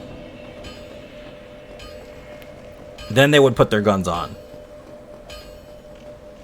Yeah, Panhandle, I could only imagine, dude, yeah.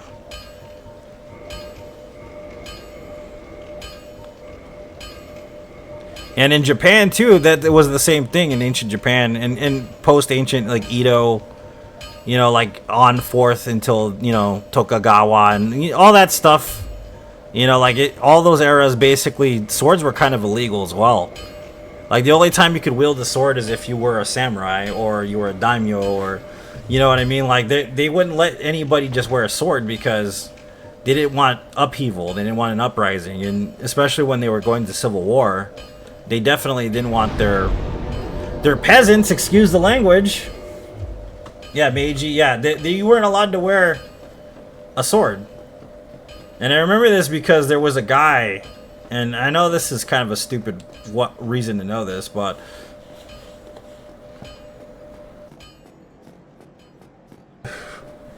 there was this guy, that I learned from Greg a long time ago, and he learned from this other guy, and they learned from Maso Yama, and I don't know if you guys know who Maso Yama is, but Maso Yama is basically the Jesus of my first style of martial arts. Basically the predecessor to everything.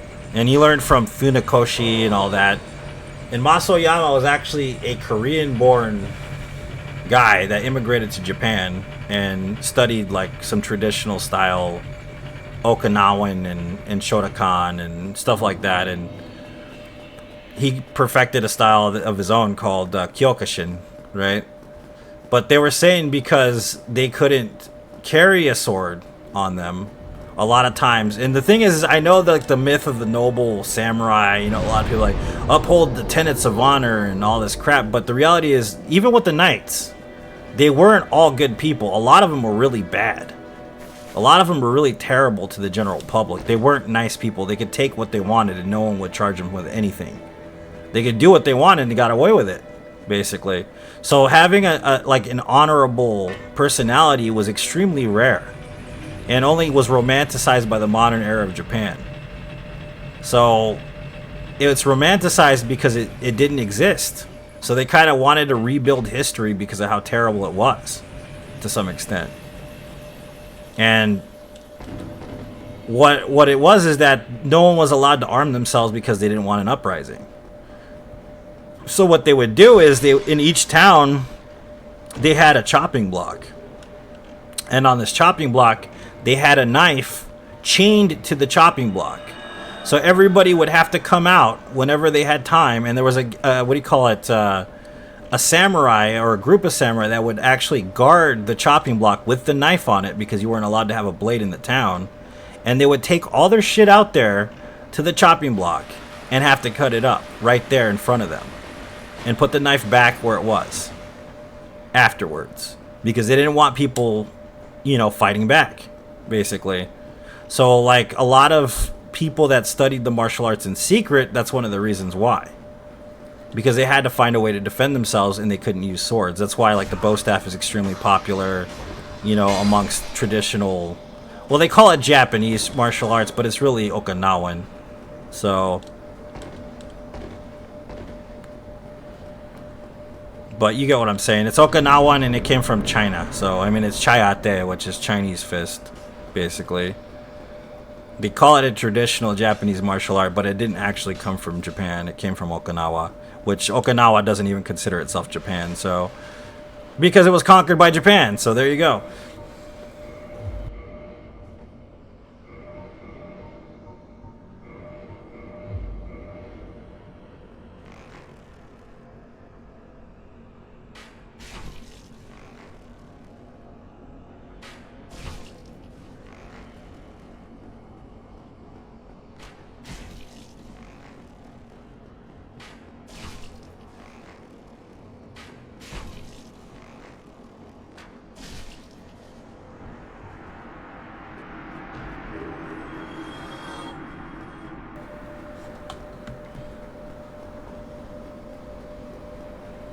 Yeah, so yeah, there's a lot of what we see in the media, you know, it kind of like indoctrinates people.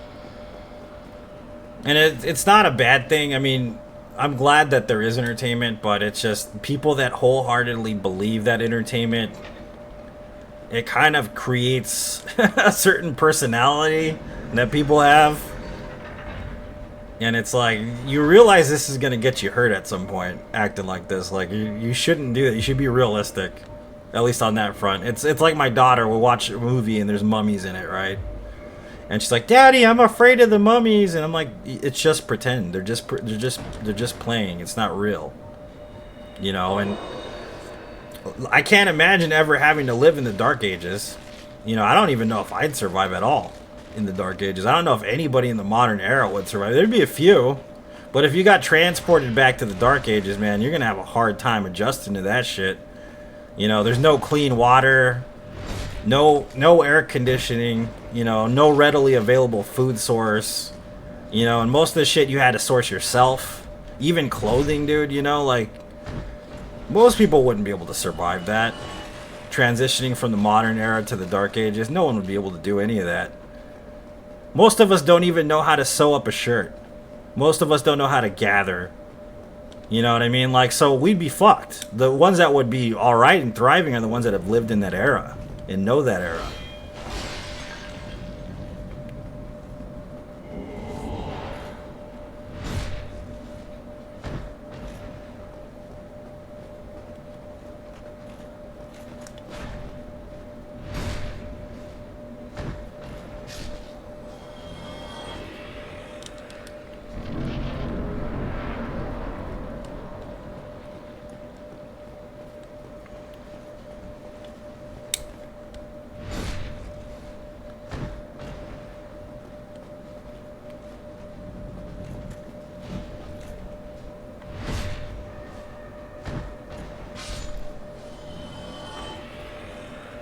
You're a witch. Sturm's a witch. He's confirmed it right now. Burn him. Burn Sturm. He's a witch. He knows the law. He's a witch.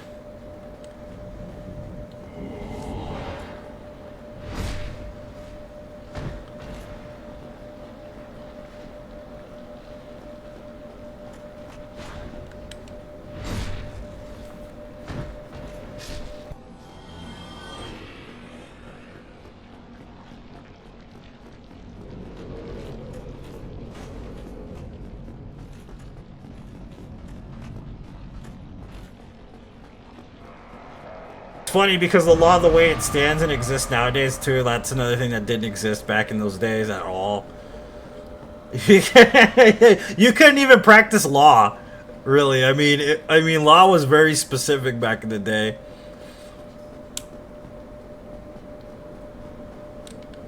Being able to read was a superpower, totally, dude.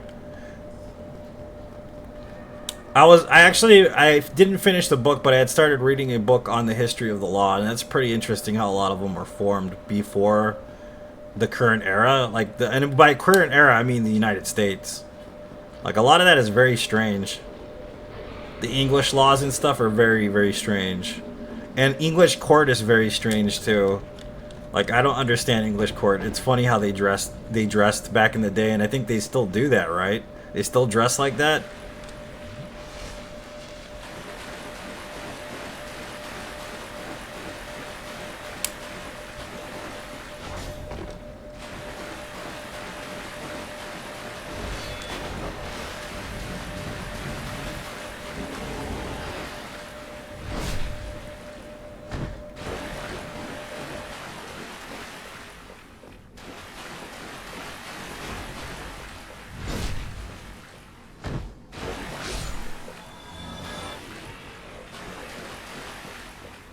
I thought it was named after Justin Timberlake, Joey.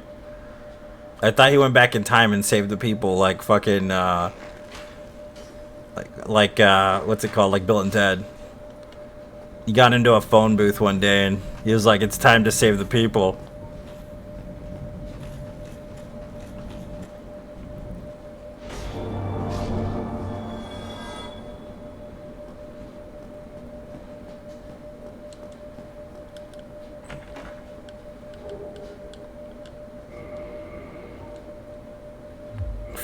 That's not good. Shitty drops this run.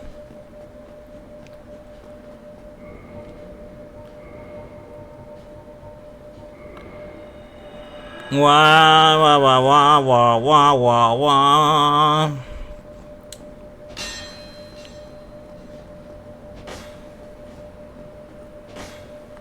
PKI, yeah, no shit, right? Well, the thing is, too, like, most of the AI in this game is proximity, like, influenced. So, like, it's weird because, like, I don't really remember other Dark Souls games having that to some extent. I know some enemies are like that in every Dark Souls game, but not every enemy. Every enemy in this game is very proximity-based. Extremely.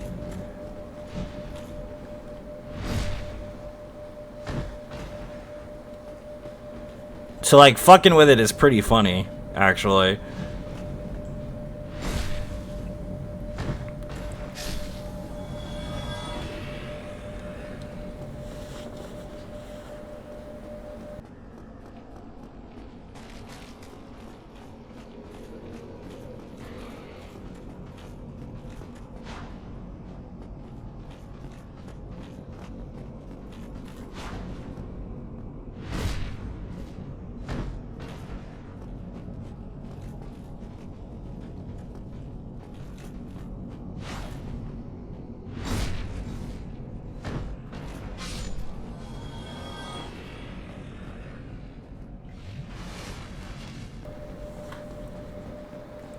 Butter, butter, butter, butter. If you guys don't know how things spawn in this game, it kind of tells you why it's proximity based, a lot of like the aggro and stuff on the enemies. But there are certain platforms that they created as trigger points in this game. And I'm getting really into specifically the build of the game. I know like, and most people probably won't know what the fuck I'm talking about, but basically shit doesn't spawn in until you hit a platform. A specific platform that's hidden in the game itself. Like, you can't actually see the platform unless you're using like some kind of software. But every time you hit this platform, then certain enemies spawn in place.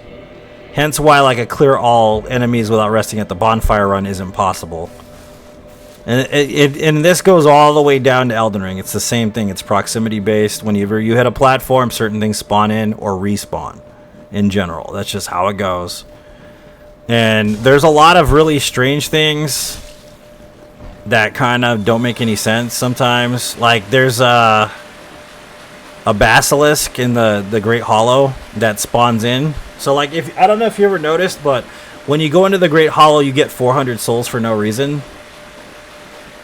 If you're going down the ladder. And the reason why that is because the game spawns in a basilisk, like, way up in the top. In the wrong place. Where it's just being held in space and it falls every time that you come down that ladder the first time. So in other words, what happens is that every time you go up that ladder and go past the entrance of the Great Hollow and then come back again, that thing will spawn every single time.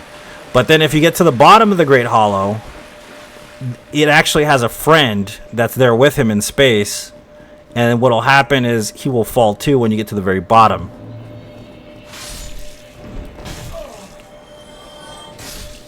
It's the same with Bloodborne. You can actually dupe in the game. I don't know if you guys know this.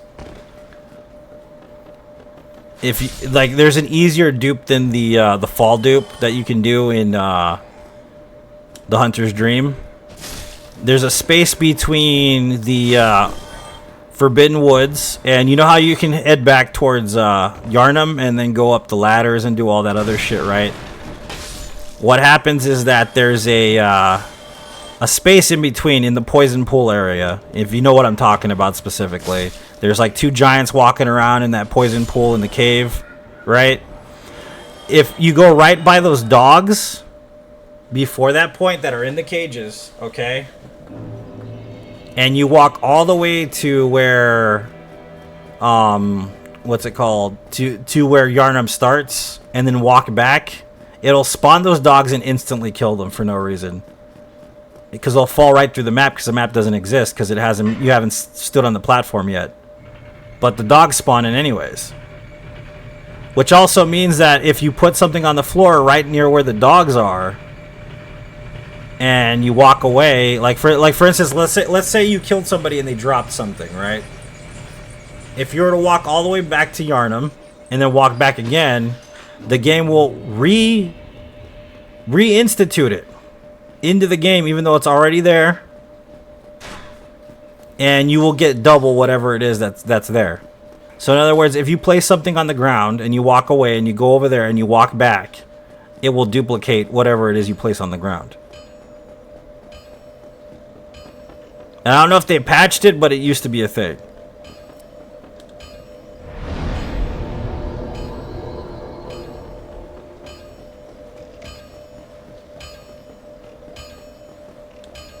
What's up, John? Welcome to the stream, man.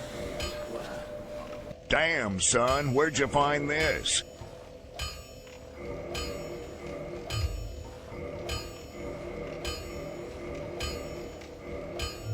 Don't get yourself killed.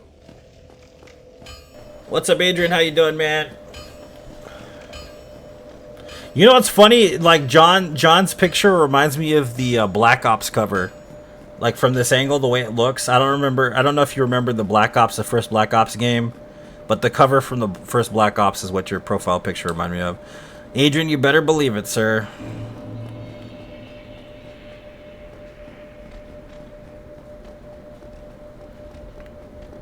It's not even a glitch, technically. It's just reconstituting what was already dropped, respawning it, basically.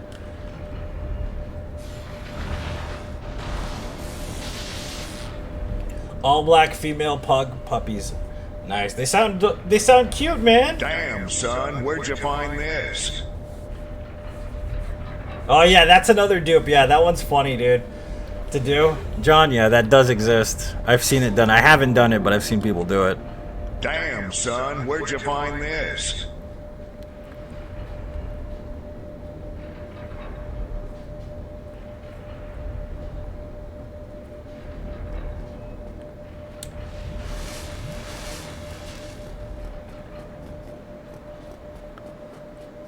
And then, of course, you've got Cum Dungeon. So, I mean, you could be really OP. Super early game. You know what I mean? Like, super early game. If you really use all that shit put together, you're fucking really overpowered in Bloodborne if you really wanted to be. I'm getting a phone call. Hold on, guys.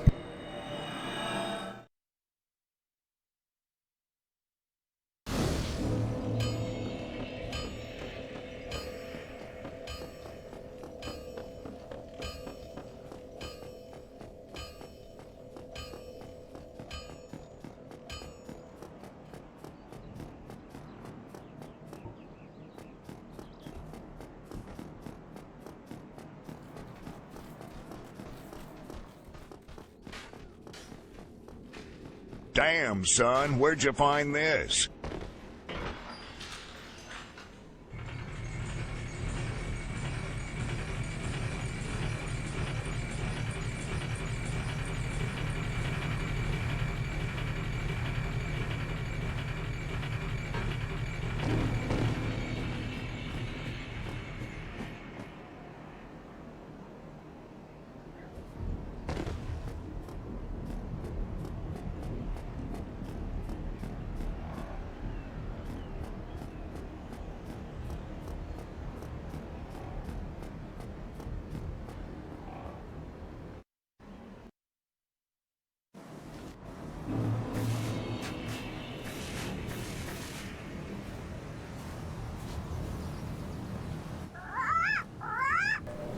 Counting Crows.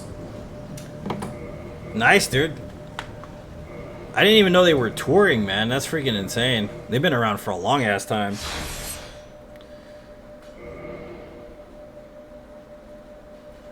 You're addicted to modding Skyrim? Yeah, Skyrim has a lot of mods, dude. There's what, like 42,000 mods or some shit for Skyrim, including the weird adult ones.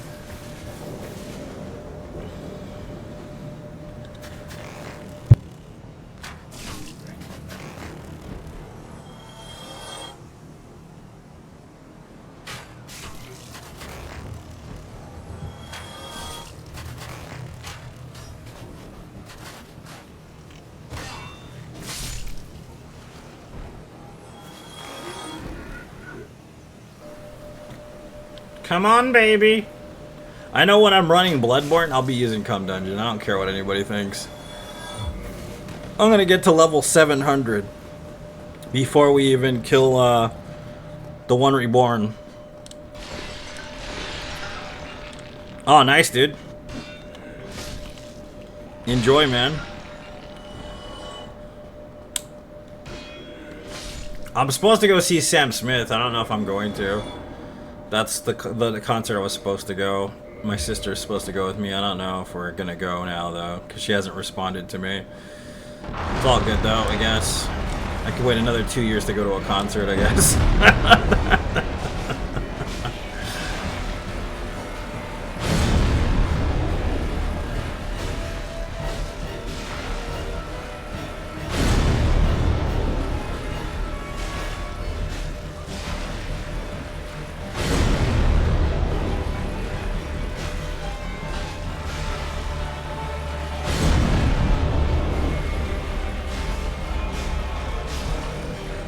The Chalice Dungeon, it was an experiment, really. I think, to be honest with you, I don't really think it was inherently, like, supposed to be something that had deep lore meanings. Like, there are deep lore meanings in it because they added it to it, but it was just an experiment to see if they can, you know, basically do roguelike things with Dark Souls engine, basically.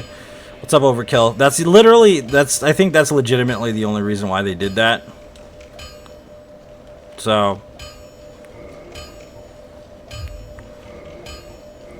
good old stab the butthole strats. Yeah, what's up, Wade?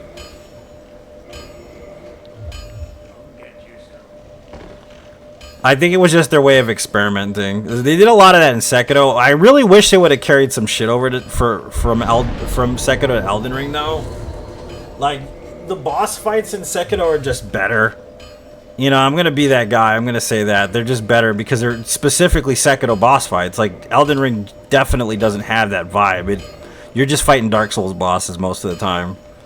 In what's it called? Which glitch? Which one are you talking about?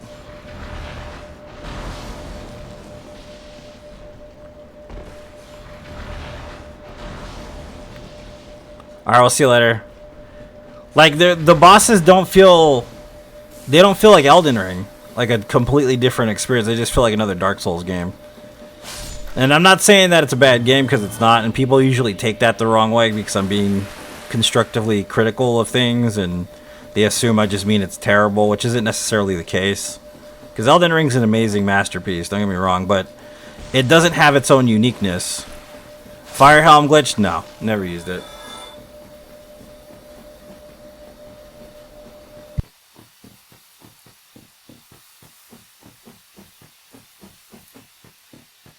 Like, even, like, Godfrey, like, I love fighting Godfrey, but that is a Dark Souls fucking boss. Everybody knows he's a Dark Souls boss. He fights like a Dark Souls boss. His timings are like a Dark Souls boss. That's totally a Dark Souls boss. You know? Who else? Millennia is definitely just a ripoff of Lady Freed / Lady Maria.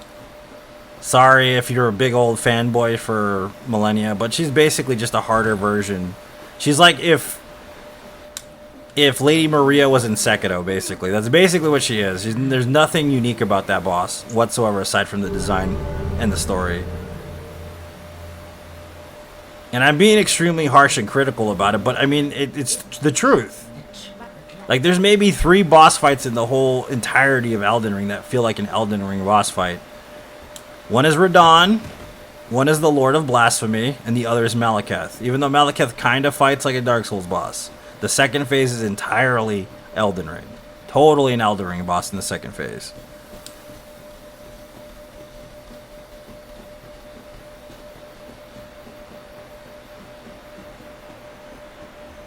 Because I sure as hell didn't see any of that shit in fucking Dark Souls.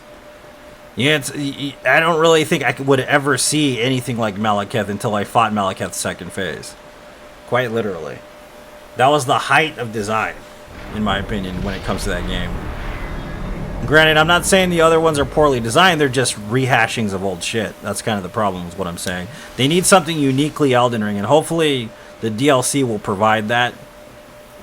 You know what I mean? Uniquely Elden Ring type boss fight.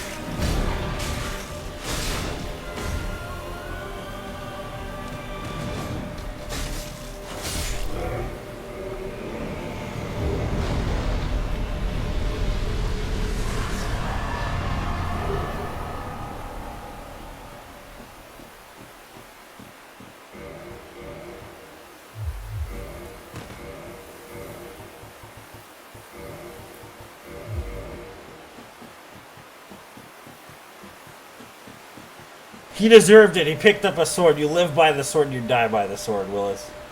Remember that. Hey, Willis, did you hear Green Day has a new album coming out? I heard about it the other day on the radio. Green Day has a new album, dude.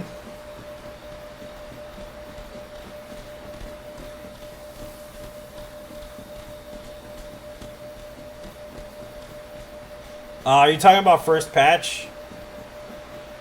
Fire breath stuff? From this game? Life is rough. I walk this lonely road, the only road I've ever known.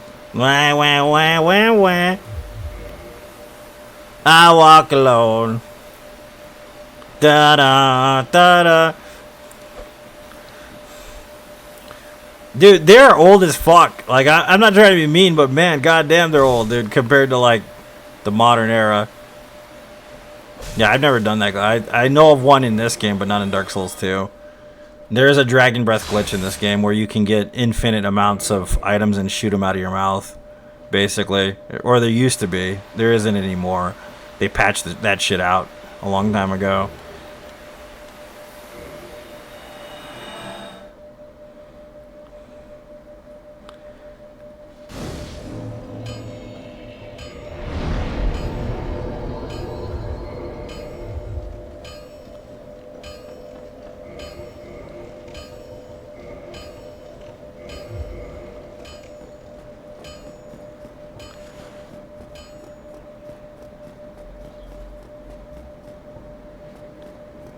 There's the arrow glitch in this game still, though. Have you ever done the arrow glitch? The arrow glitch is specifically to remaster. That is a thing in this game. You can still do it to this day. I refuse to do it, though. If I was speedrunning the game, I would totally do it, but if I'm not, then I don't care. Where'd you find this? Game Informer? Oh, God. Yeah, good times. God, that's not good. Jeez, dude, that was close. Yeah, you can become a jet fighter or a tank. I haven't done that yet. I was gonna do that eventually. Maybe during the holiday season.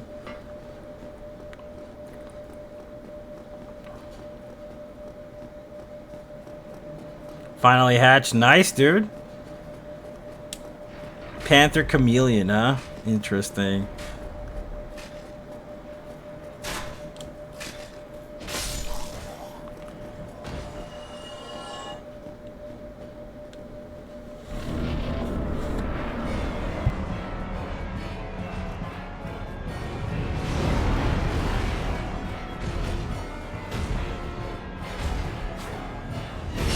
Fucking deserves it though, Mark.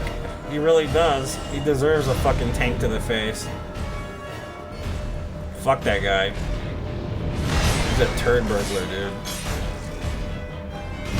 Also, I realized too, like, and I'm being really critical of Elden Ring, and I know this, and I love Elden Ring, don't get me wrong, but doesn't it seem like Elden Ring is far more fan-friendly when it comes to the gore and stuff compared to, like, Bloodborne and shit? Granted, it's still got its share of, like, really specific, like, violence and stuff, but it feels a little more kid-friendly than most of the other games. A bit toned down, in my opinion.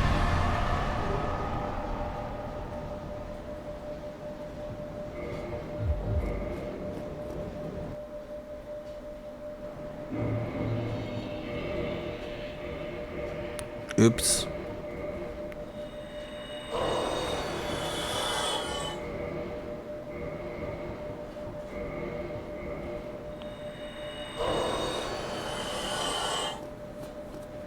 True that. I can see that, but I mean, compared to Dark Souls 3, guy murdering his child while he's in front of you, mind you, his own infant, just slamming him across the floor to completely destroy him. And then like Bloodborne's dark crap about fetuses and blood and like infection and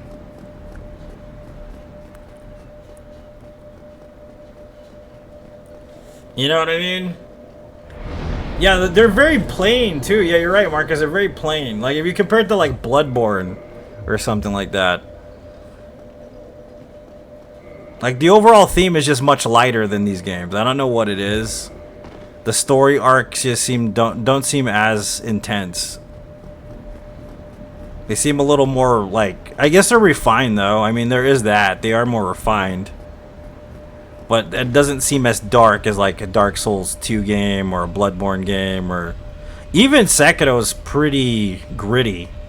You know what I mean? It's very pop gritty, but it's still gritty as fuck. Feels a bit like more like Zelda. Yeah, it's a little more peaceful. Like you can breathe in Elden Ring. These games you can't breathe. You got to keep fighting the whole fucking time you're here. You know what I mean?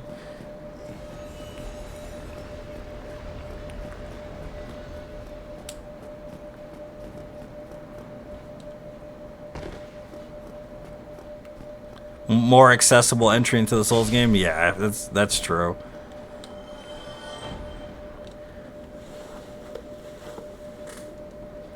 Story arcs didn't do it for you yet. Like, even compared to Demon Souls is a really dark concept.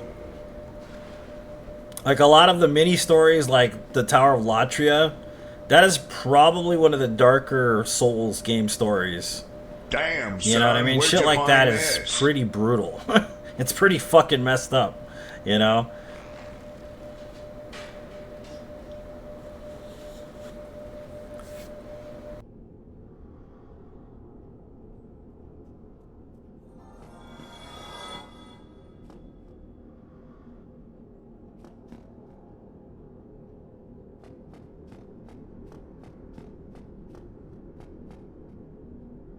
Damn, son. Like, because even here, I've talked about this quite a bit, but Smo, the Executioner, like, I've talked about this, but I don't know if you guys were here when you heard it, but basically Smo isn't a fat guy. I don't know if you guys know that. Smo, the armor set he had made a specific way because of his lust for murder. Because of his gluttonous lust for murder. That's basically why he had his armor constructed the way he did. They're less hostile? Yeah. It's that I definitely agree with that one. I totally see that because I played both a lot, so I completely concur with that one. And the aggro distance is kind of like pointless anyways because of how long the map is. You can get away from anybody pretty fast, especially on the back of Torrent.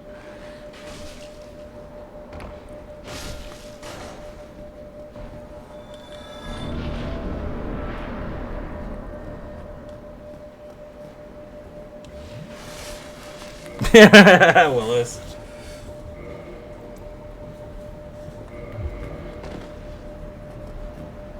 Wanna be big boy Red Room? Yeah. But that's what I mean. That's a dark ass story, man. Think about it. Imagine being a serial killer in like an ancient time and you could get away with it. And then, that people are so okay and you're so prolific at murdering people that they give you whatever you want. That's pretty disturbing, right? I mean, it's kind of a disturbing concept, in my opinion.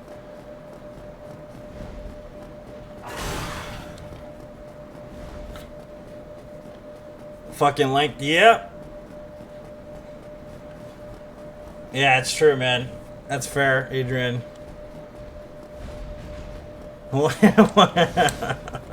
Jane, we're speaking plainly. Like you're in the military or something.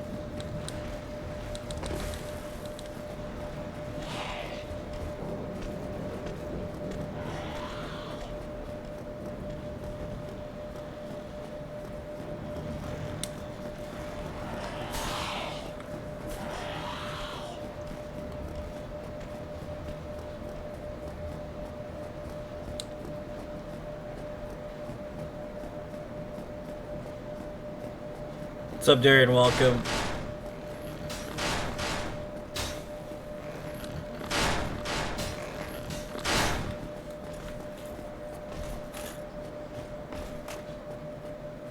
Nope. I failed the last achievement and then I have to start all over next week. Thanks for asking though, man. Yeah, we will start that run over. Make code words? What are we, like 14-year-old girls or what? I'm cool with that. I've always wanted to talk in 14-year-old girl language. I never got a chance to when I was a 14-year-old boy, unfortunately. I hate Diet Coke. Ugh. Oh, you almost joined the Navy? I didn't know that about you. Really?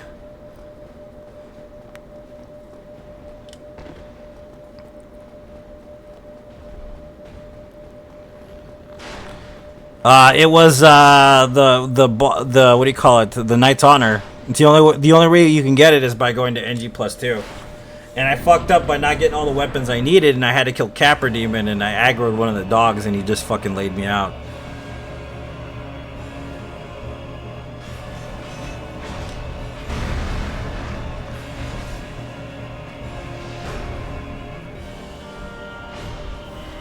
Damn, son, where'd you find this?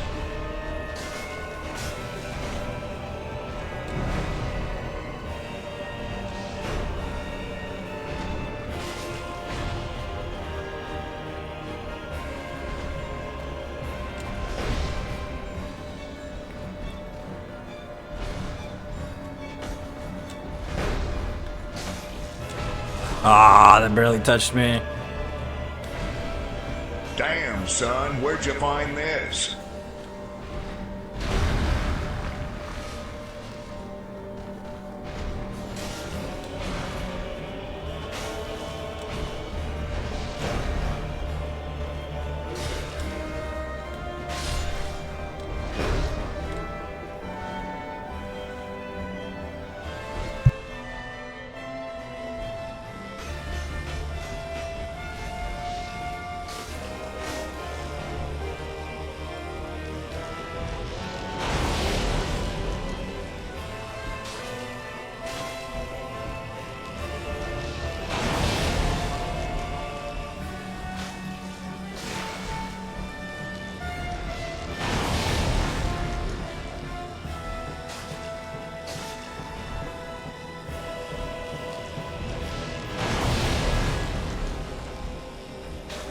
Unless you're doing it bow only, yeah, Willis. Bow only, you kind of need to lock on a bit. I mean, you can do it without locking on. Don't get me wrong, but it's easier if you do lock on during bow only. I don't think I ever lock onto those guys unless it's bow only, honestly.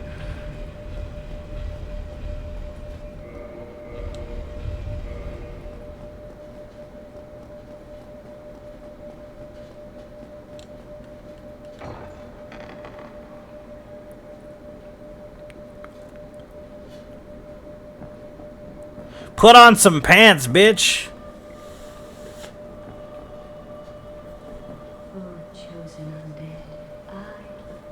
A nice bonus, baby. Yep.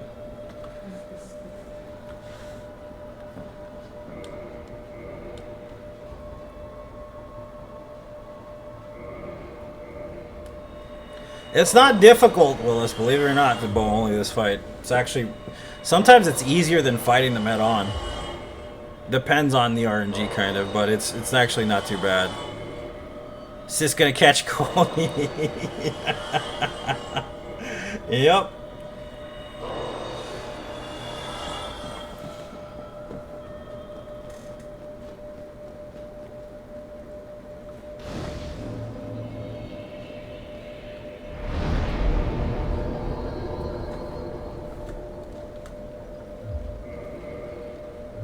Wah wah wah wah wah wah wah wah wah wah wah wah wah.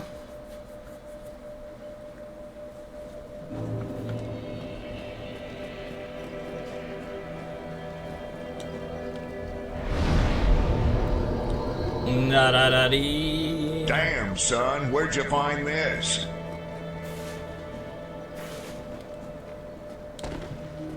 The Uchi Katana. Damn, son, The where'd you Inju find vitality, this?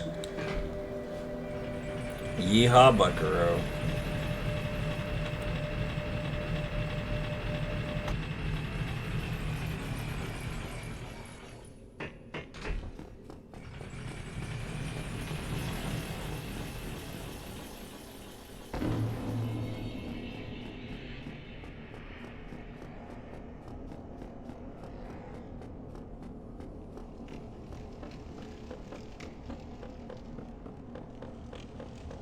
Rest your nuts in?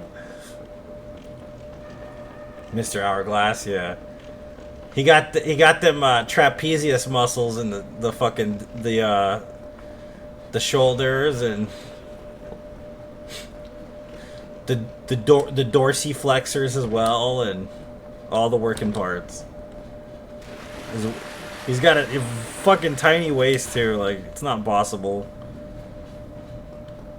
He needs to work on his ass, though. Look at that ass. The fuck? Where are those glutes at?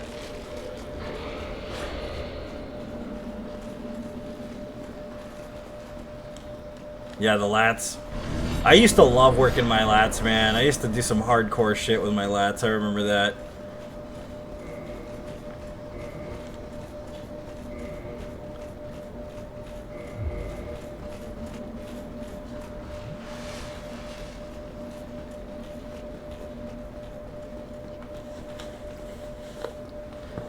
Jane.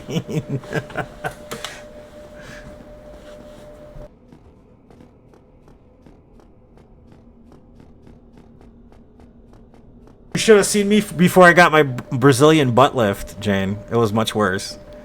Before I got the implants, okay? It was pretty terrible.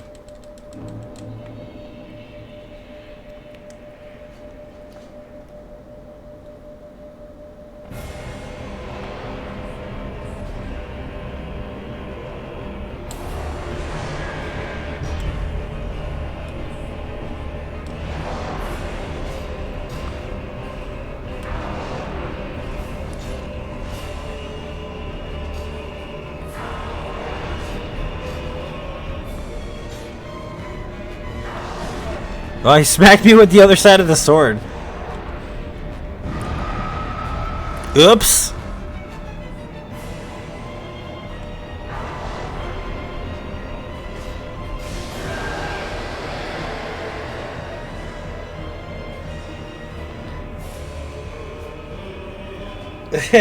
No putt. They call him Hank Hill.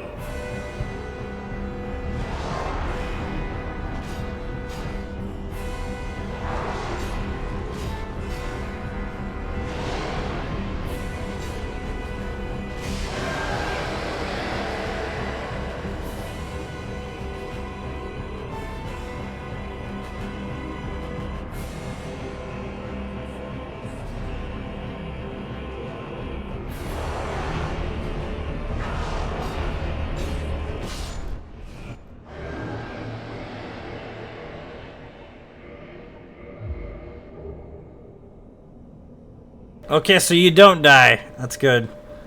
Good to know. I'll put this back on just in case we die.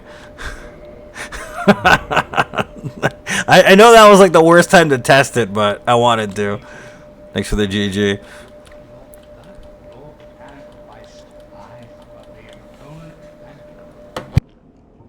Damn, son, where'd you find this?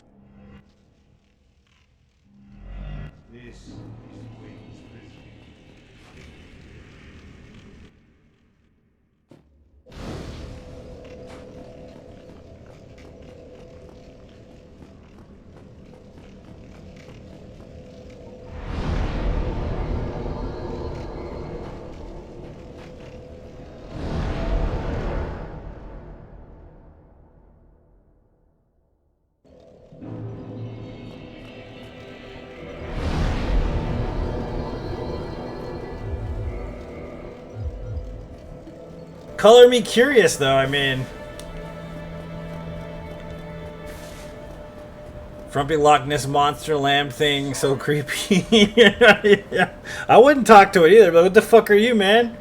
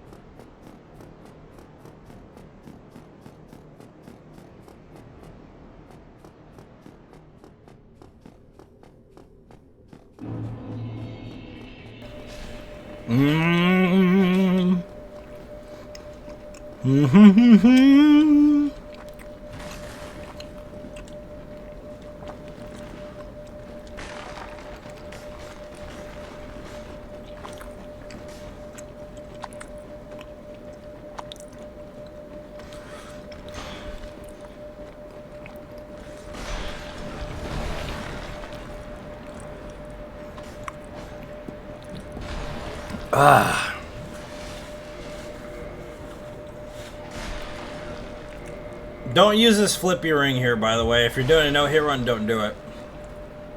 You will die. Just telling you. Don't use the flippy ring there.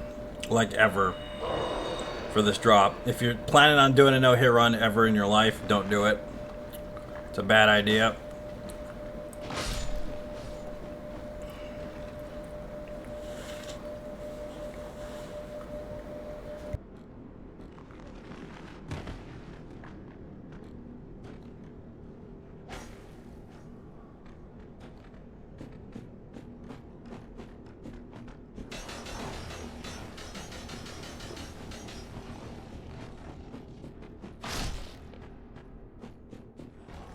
Because you will overshoot your landing and you will die.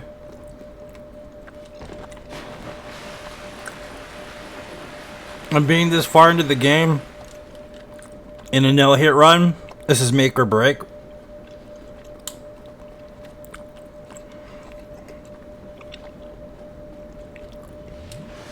Because the flippy ring does really help on a no-hit run. Because of the added iframe, so more than likely you're going to use it. But don't forget to take out the flippy ring. Because you will die there.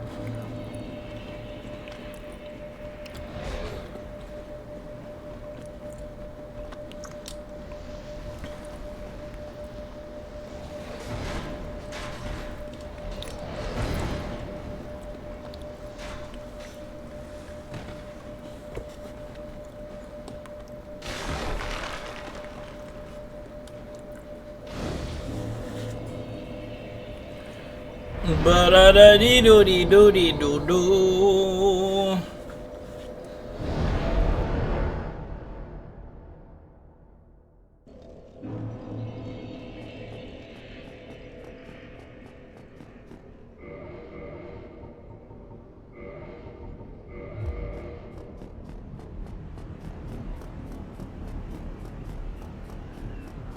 I like Scrabble. Yeah, I fucked up a couple of no-hit runs with that. I know that already. Because the systematic area, the way that you're supposed to approach it, there's a way to do it without having to kill anybody. Because there was a girl named Shio. She was a no-hit runner I was watching a while back. She's a Twitch streamer. I don't know if she's still streaming or not. She's pretty nice. Nice lady. But she was doing the all bosses route of this game, and she was using the Gravelord sword for that run, specifically the Gravelord sword. And like, man, she could completely do it without killing anybody. Like, she could get through that whole area without getting hit like a bunch of times. I unfortunately do not have that skill set. So I have to kill every enemy before we drop down. That's just how it goes. You know what I mean? But from that experience alone, knowing that if you're that far into the game, it's possible to do it without killing anybody. But you have to remember to take the ring off anyways because it will kill you. So, yeah.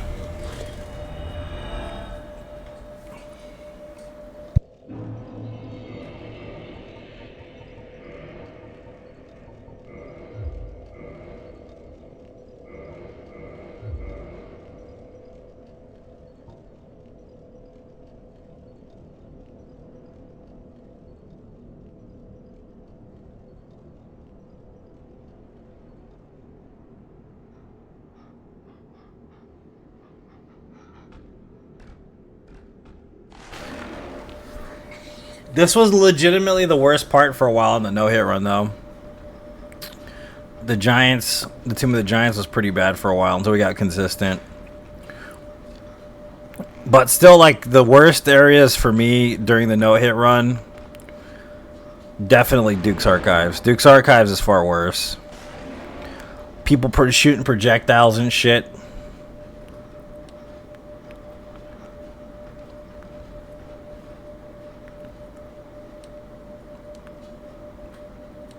The Witch and Conan, yeah. I could see that.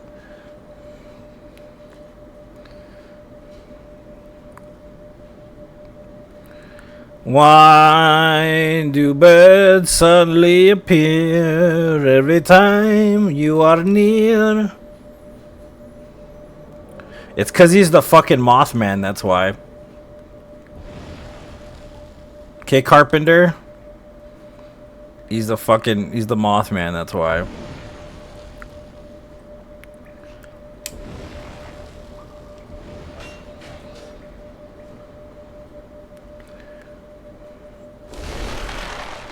Relief to get to the light, yeah. Faux show.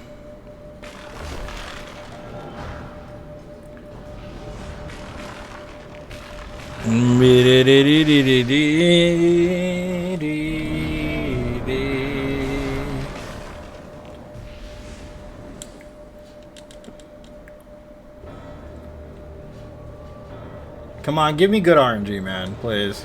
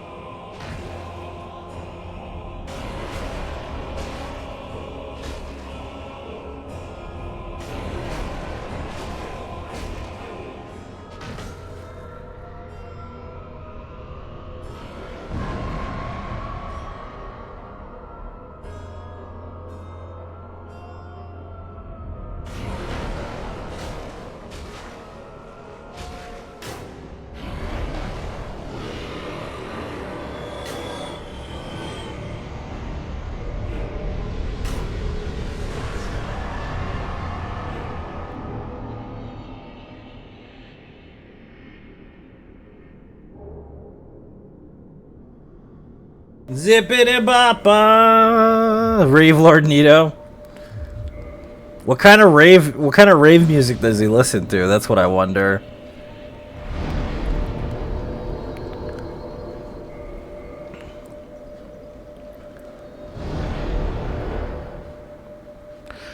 Do do do do do do do do do.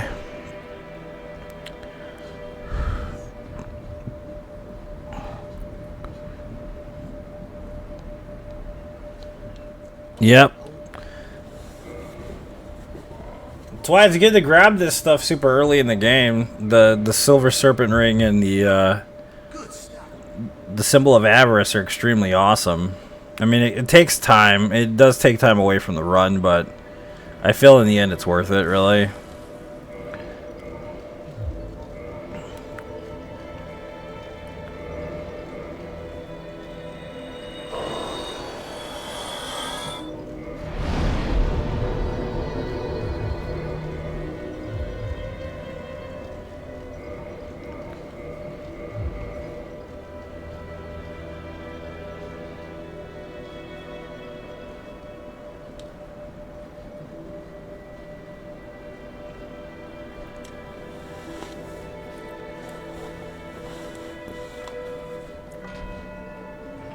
You grab the ring early? Yeah.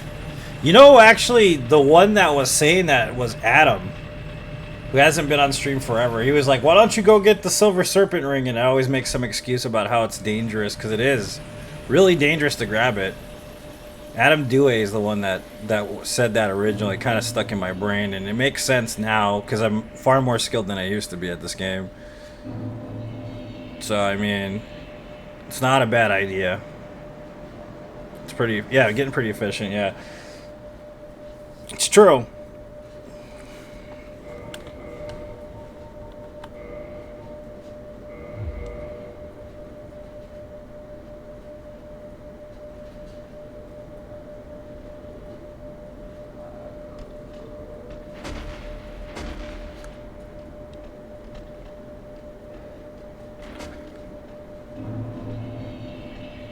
Yeah, I hope he's good too. Yeah, I have no idea where he's at or what he's doing. What's up, Danny?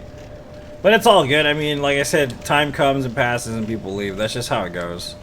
Like, remember Davey Unique? That guy never comes in at all anymore. I don't even know where he's at. I don't know what he's doing. I don't even see him on Facebook, so who knows?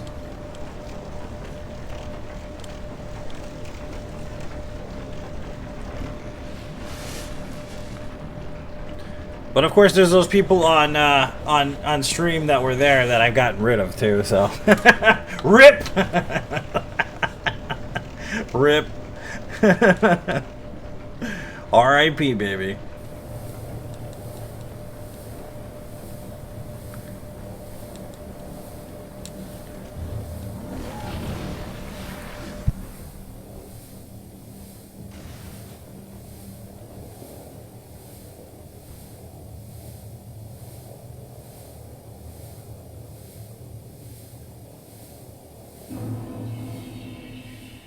Yeah, he was a sweetie. Dave was a sweetie pie.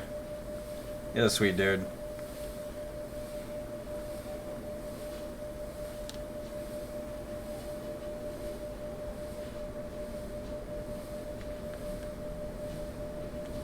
So, okay, like, I go on TikTok, but I hardly go on TikTok, and I don't know who actually watches TikTok in chat. But, like, what's with all these videos about how to be an alpha male? Why does that even exist? What's the deal with that shit? Like, if you have to watch a video on how to be an alpha male, you probably aren't an alpha male. Just saying.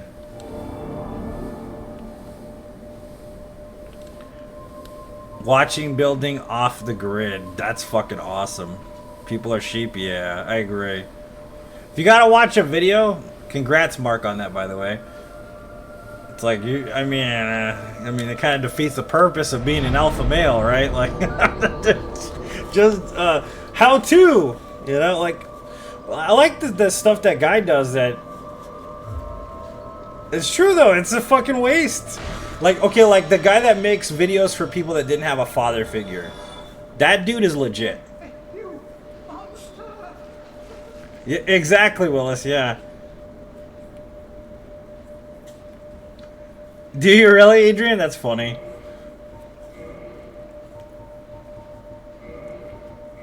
Yeah, I agree, Sturm. See, but that's more valuable, like I was saying. That's why I was saying that. Sounds like videos for incels is basically what it is, yeah. But, like, the dude that shows you how to change a tire because you didn't have a dad show you how to change a tire, or how to, like, change your oil, or, like, how to fix garbage disposal. You know, that's more valuable than, like, oh, this is how to be an alpha male. You know, like, no.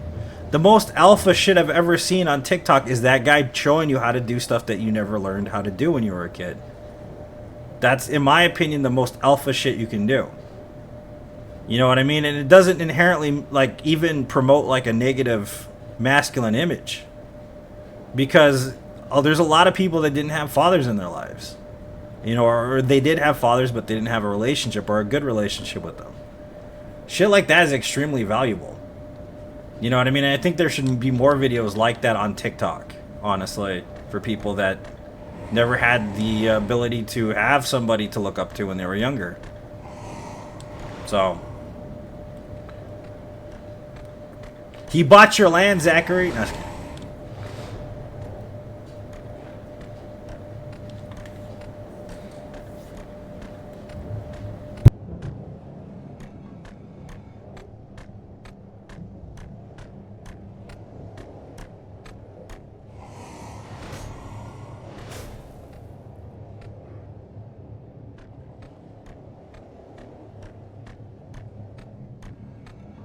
No, designed to show people trash. You mean like girls in thong bikinis shaking their ass? Yeah, I'm guilty of making those videos too, but what the fuck? For some reason, somebody's like, get rid of the Brazilian butt implants. That's what they said last time. But I think she was just jealous, so. Being insecure and treating other people. Yeah, dude. That's a good way to look at it, Mark.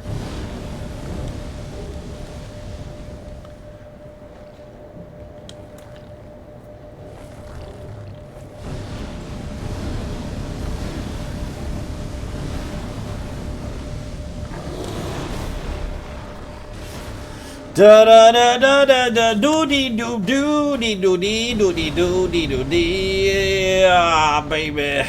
It's time to fight the demons of my soul. And it looks just like this demon, the demon fire sage, baby. Be gone, you demon.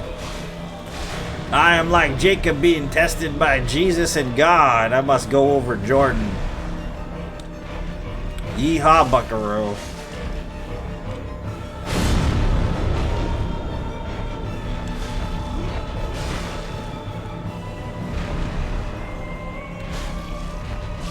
You will not win, Esau. I'm telling you right now. Sorry, I'm throwing out Bible shit. You guys don't know nothing about that if you don't know nothing about the Bible. It's Genesis. That's what it is. The book of Genesis. Isaac's son Jacob.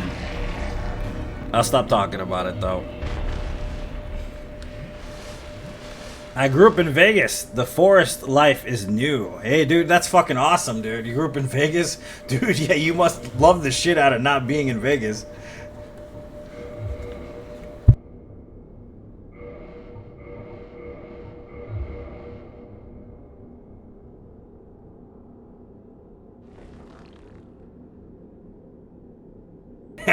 You, yeah.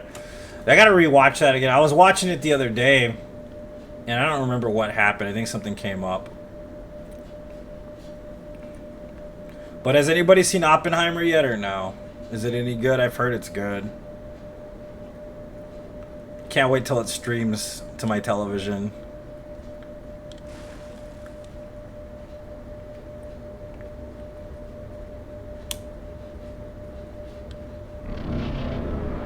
No, don't want to? That's fair. Like I said, I'm going to the theater next week to watch Barbie, but I'm not going to go watch Oppenheimer.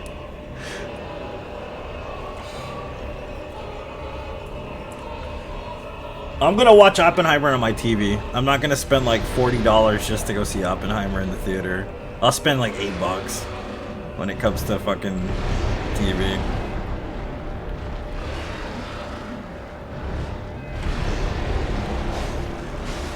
I like Christopher Nolan. That's the only reason why, Jane. And I like the guy who plays Oppenheimer a lot because of what's it called? The Peaky Blinders. Nope, I'm not taking Lotus. My 18-year-old, me and my 18-year-old daughter are going to go watch it. Actually.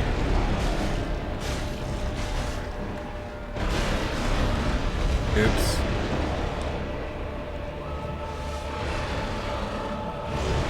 What if they don't play it at all, Willis? What will you say then? They're gonna play Barbie World, though. Barbie World is a version of that song by Nicki Minaj and Ice Spice.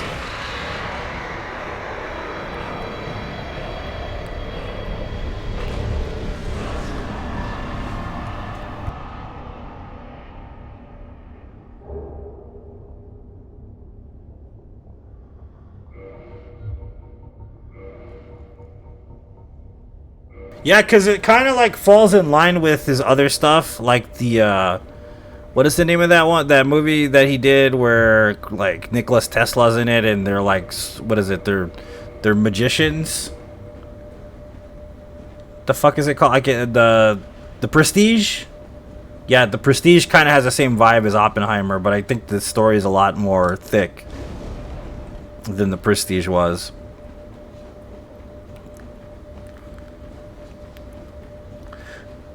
Yep. Christopher Nolan hates that song? Yeah. I believe it.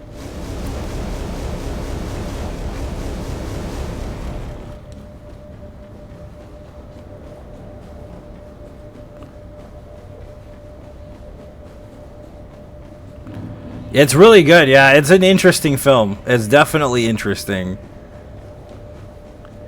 I didn't like the one he did about time travel. Like, I kind of got bored watching it. I can't even remember what it's called. I don't know why I got bored watching it, though. I don't really remember. Maybe I wasn't in the right frame of mind, but he did a time travel film, like, 5 or 6 years ago. And I was just like, eh. Yeah, David Bowie's Tesla. That was badass, right? I love Bowie.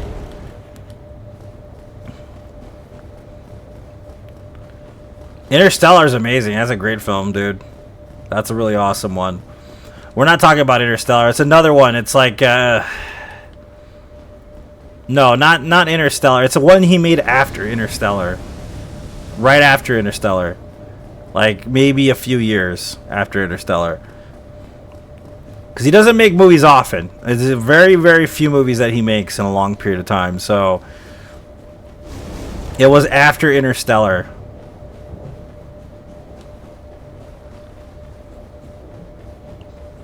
Cat spawn glitch. What?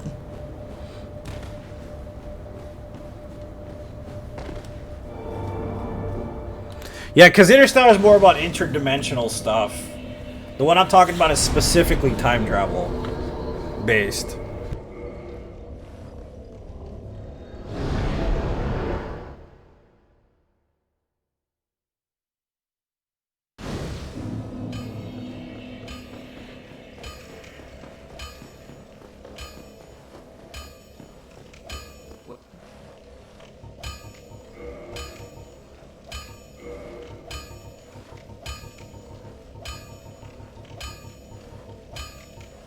Tenet, that's what it's called. Yeah, there you go. That's the one I'm talking about. I didn't like Tenet that much.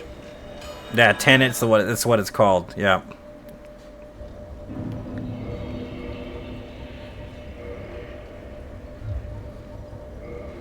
No shit. Yeah, well, it's a Chris Nolan movie, man.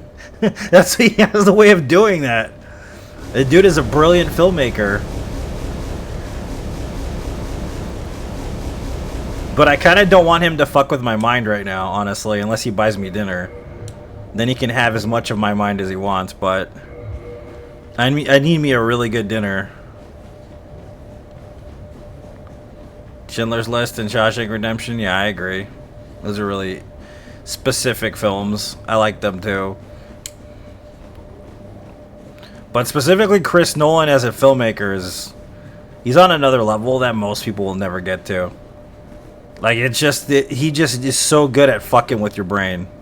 you know, and making you interested in things you wouldn't be interested in. Powerful and very stirring. Yeah, he's great at that shit. And his soundtracks, man. I haven't heard the soundtrack for Oppenheimer, but man, his soundtracks are always great. They're pristine every single time. The soundtracks he gets for the films. Like, and he uses the best of the best to record those soundtracks, too. Like, the Interstellar soundtrack is fucking pristine, dude.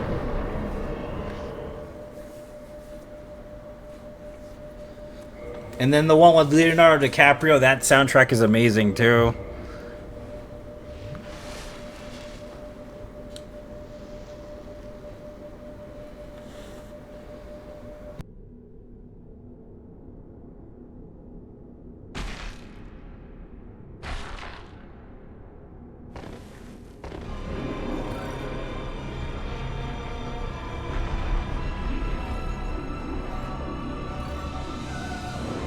I got a dirty mind.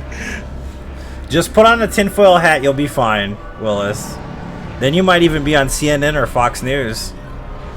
If you're wearing a tinfoil hat, you might be already on CNN or Fox News, one or the other.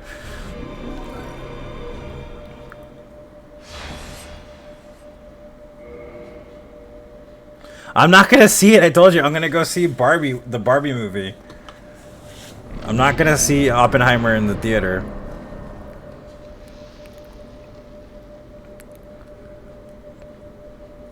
Unless Chris Nolan buys me dinner so he can fuck with my mind. I told you.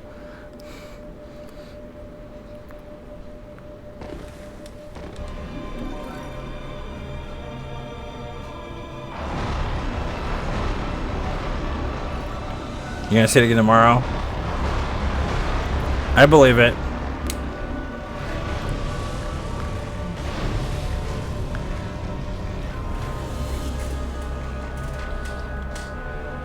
What a daddy doody do, baby bop bo bap you be bop bap bo.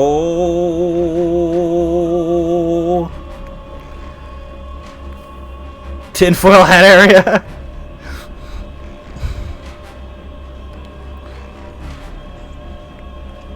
Why aren't you breaking? What's going on here? There we go.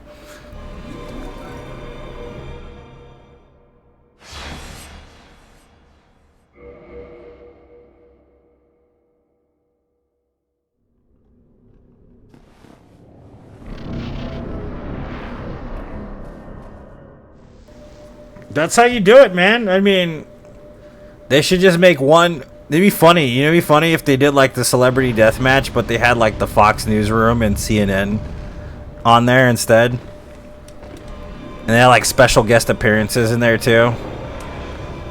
You know, you'd have O'Reilly there and like a couple other people just like going at it from the left and the right. And here comes Bill O'Reilly with a steel chair. Like, that shit would be hilarious, dude.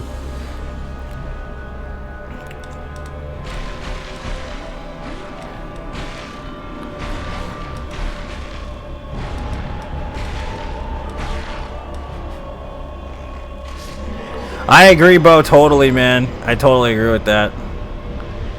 You're correct.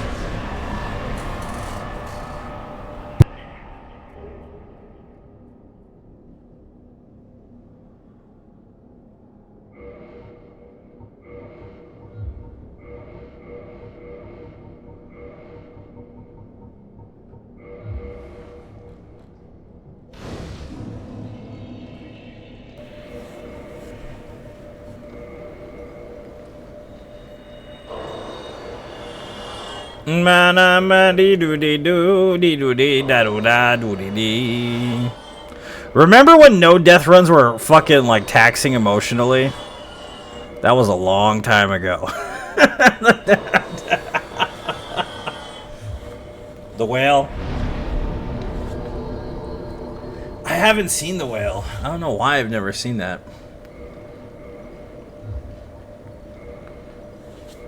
Scorsese doing a new movie? I didn't even know Scorsese was still making films. In the beginning, yeah. You're gonna beat all the Dark Souls games without dying? That must be hard. It's like, yeah, what if I'd never done it before? Sure. Now it's yeah, now it's chill as fuck. So chill.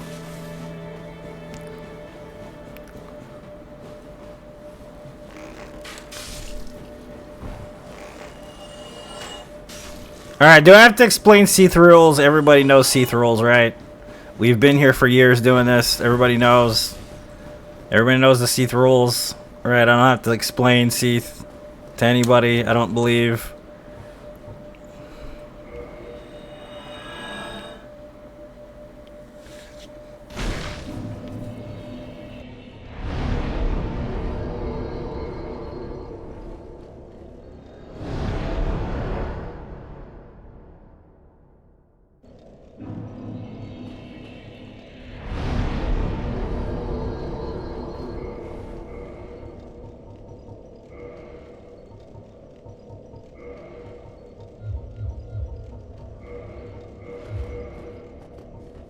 Speak now or forever hold your pee. Damn, son, where'd you find this?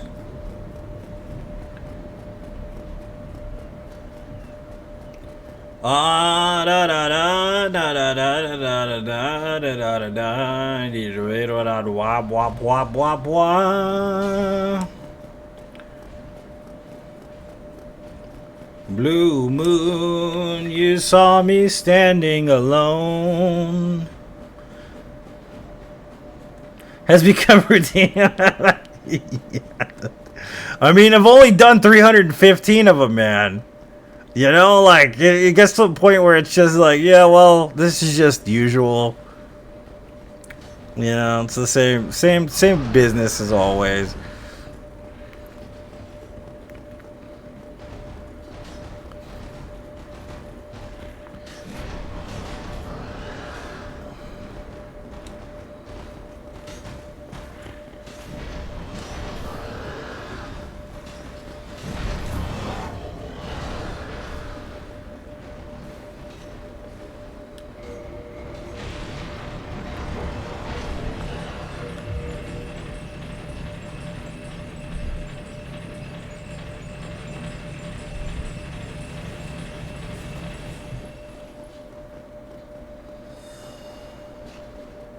Josh Hartnett, he doesn't do much either anymore.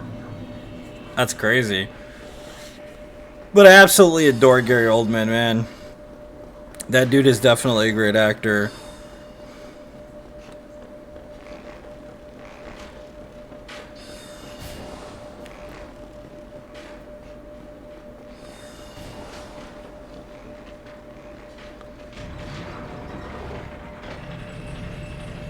You know that part of me wanted Jesse Ventura to be president because it'd be awesome to see Jesse Ventura in a cage match against another, like, country's leader. You imagine a Jesse Ventura, Tony Blair extreme cage match? That shit would have been awesome, dude. No holds barred. Fucking ladders and shit. That would have been hilarious.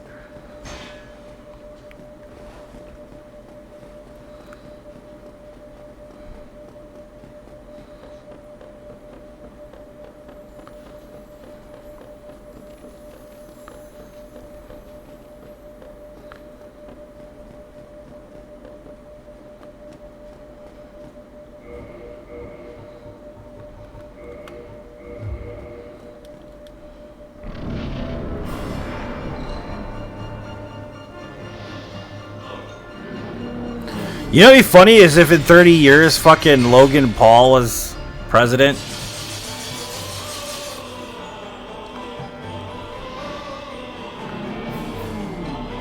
Good times. What's up, Wyatt? Welcome. Justin Bieber isn't a Canadian, but he's the American president now. I can imagine that too. President Avril Lavigne. Her Secretary of State, Shania Twain.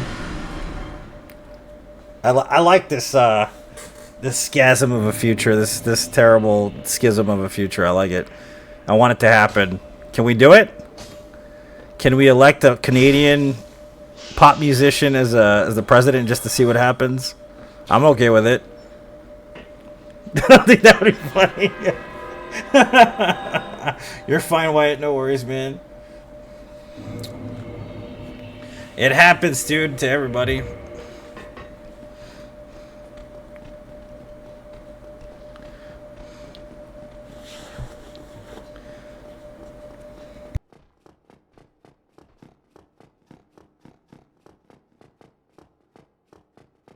The Cash Me Outside girl, she's the Secretary of Defense, right?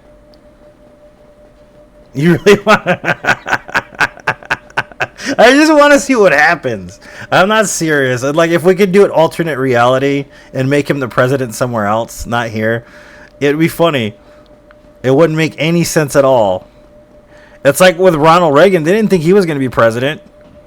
You know, he was a movie star.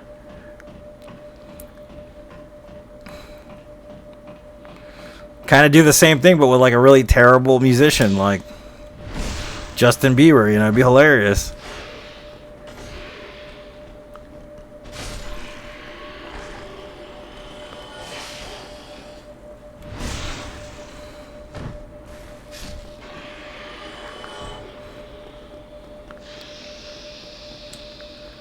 What's up, Marcel? Welcome, man.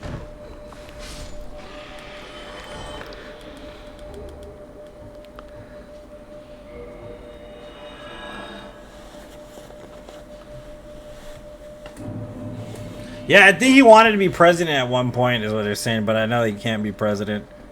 Meatloaf for president. Trey Parker and Matt Stone as president.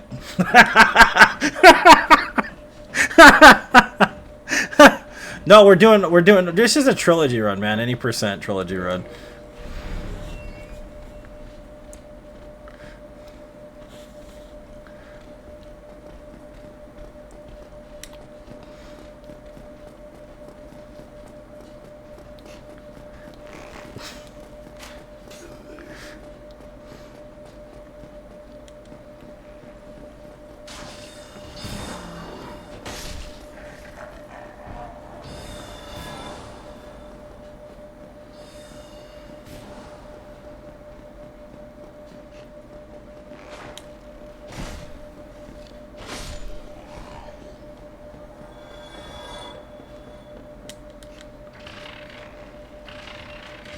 Fuck that, Bo.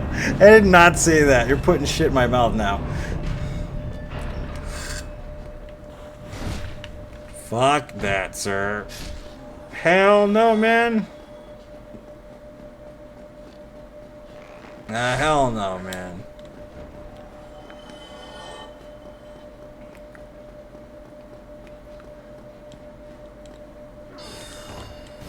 Also, the thing is, you gotta understand, I have to run these games the way I'm doing now because in case I want to do it later on, I have to keep up on it. So even though I've done this probably like, I don't know, 30 times, ran all 3 games in a row without dying before, you know, like we still gotta do this, like. Maybe not 30. I'm being excessive and just kind of over exaggerating a bit, but you get what I'm saying. I need to keep up on multiple runs and at the same time running games I haven't ran in a while. This game I have ran recently a lot. So Dark Souls 2 I've been away for like maybe a couple of months. Dark Souls 3 I definitely been away from that for a couple of months. So I need to make sure I'm still up on the skill set in order to accomplish the runs in the first place. Which means I'm going to have to go back to Elden Ring. Wouldn't surprise you? Yeah.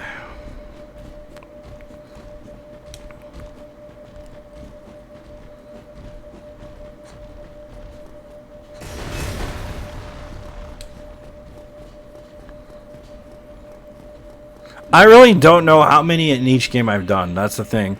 I know that in Elden Ring I've done like 50 of them. I for sure did 60 in what's it called? I did 60 at one point in this game. I knew that. I did like 60 or 70 in Dark Souls 2. I've done like 30 or 40 in Dark Souls 3. I've definitely done only like 15 to 20 in Bloodborne. No, this isn't an all bosses run. It's just an any percent chilling. No, it's just a chill type run. Any percent classic. All Dark Souls games, no death. Nothing too crazy. It's just a fun time, dude. It's kind of just a chill out type run, really.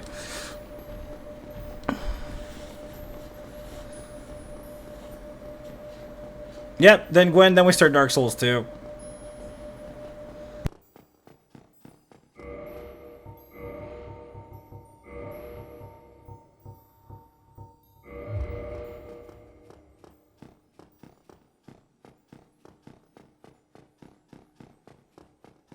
And all bosses trilogy run I've already done. It just takes much longer because Dark Souls 2 is way long comparatively. Which is like, for me, it's like a 6-hour run. So it would be like doing this, which is 25 bosses, and then Dark Souls 2 has 41 bosses, and then doing Dark Souls 3, which has 25 bosses. Which, it's not any percent, that's all bosses, which I've already done in the past, like 3 years ago? Not doing it anytime, basically, soon, because I'm not in the mood to do it. But if I do choose to do an all bosses run, it's not going to be just Dark Souls games. It's going to be all the games. So that's the only way that I'll do another all bosses Dark Souls 2 run. Which I've done 3 times in the past. Yeah, 12-hour run, yeah, pretty much.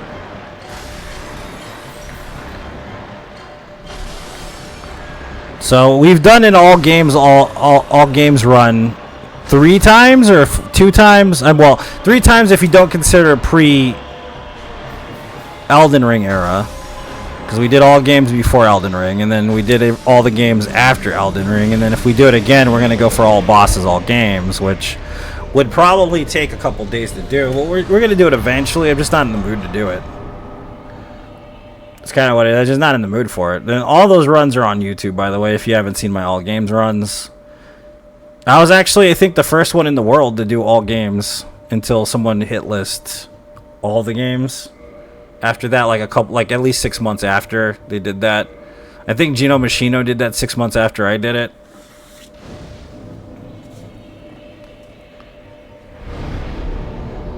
I've never even played Remnant 1, Bo, so probably not.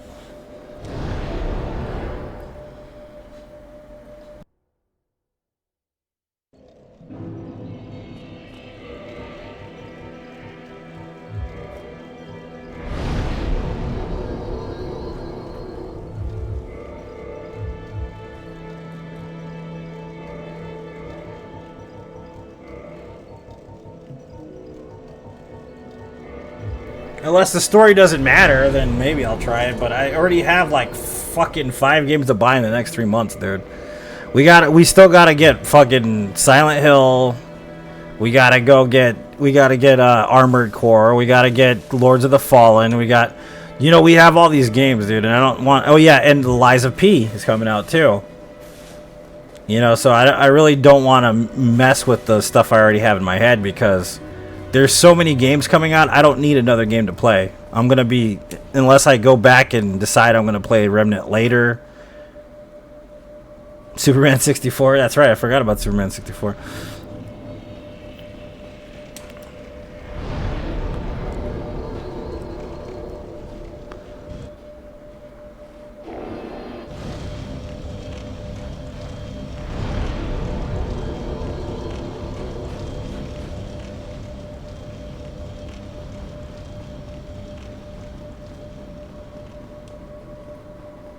Yeah, we're still going to do it in between stuff, but I'm currently working on a hit list New Vegas run right now, which I'm actually 90% ready to do. Like the last 3 times I got to, what's it called?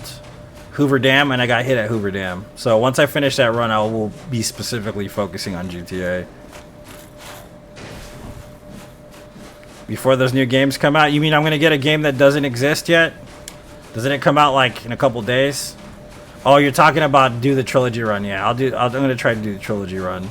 Well, I mean, the thing is that what I've been doing is I've been playing 2 different games, Samuel, lately. So what it is like I will focus my Soulsborne stuff on the Soulsborne element of it. You know what I mean? So that's what I've been running on the day. And at night, or the afternoon, I'll be running like Fallout New Vegas stuff. What's up, Petro? So I do both during the daytime. I have enough time for that. So that's why I say I'm gonna eliminate one of the runs I'm currently working on, which is New Vegas, hopefully, or the Platinum run. I'm not sure which one yet. Once I get rid of one of those, then I will work on GTA specifically. And even when Armored Core comes out, I'll probably be playing older games too. Just doing runs that I've been wanting to do for a while, pretty much. So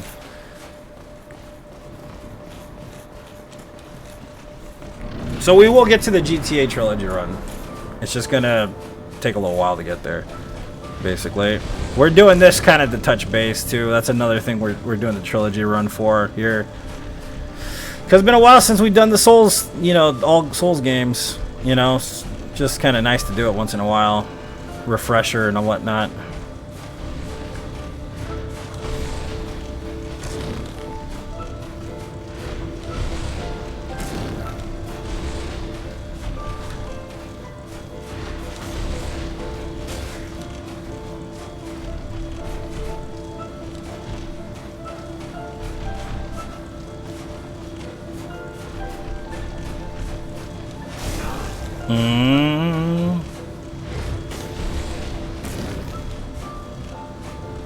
Bum bum bum bum bum bum.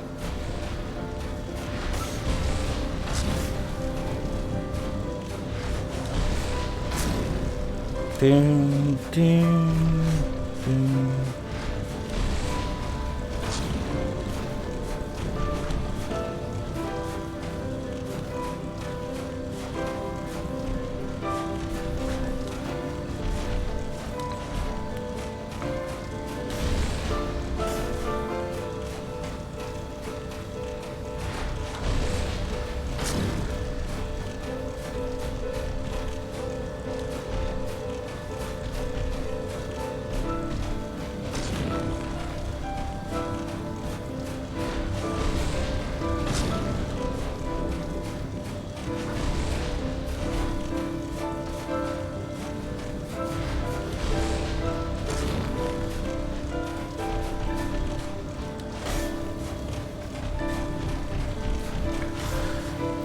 Dun dun dun.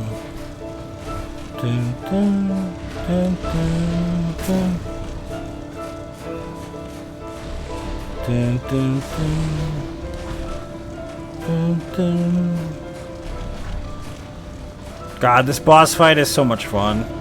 Like, it's very specific, but it's still, I mean, it's kind of got like a melancholy, like, sadness to it, but it's always impressive, this fight. Like, I know people weren't impressed with the final boss because most of them just parry him to death, but like the meaning behind him being like kind of sullen and trapped in this little cave, it's just awesome.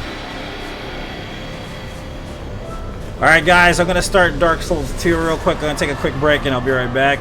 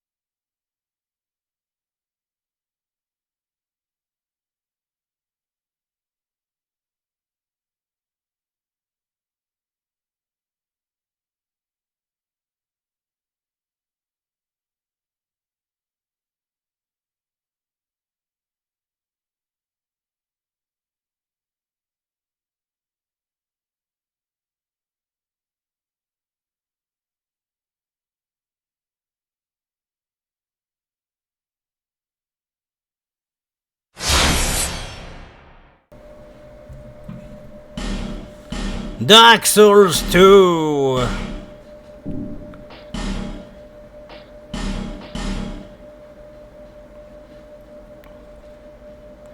I need to delete all these fucking files. I have a shit ton of them. Okay. Dark Souls 2, any percent. Perhaps you've seen Uchikatana. maybe in a dream. A murky, forgotten land. A murky, forgotten land.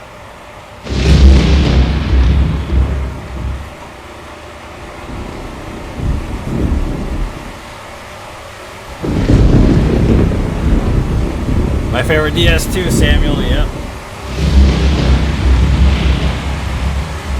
A place where souls may mend your ailing mind.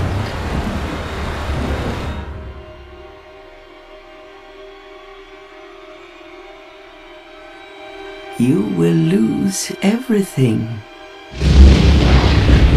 once branded.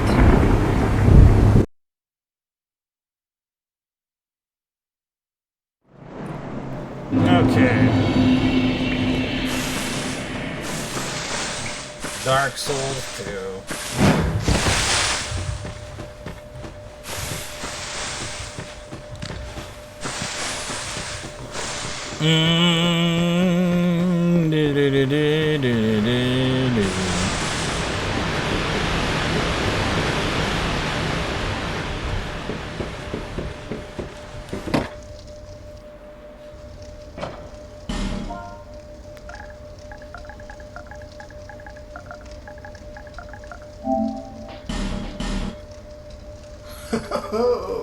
At least you know your...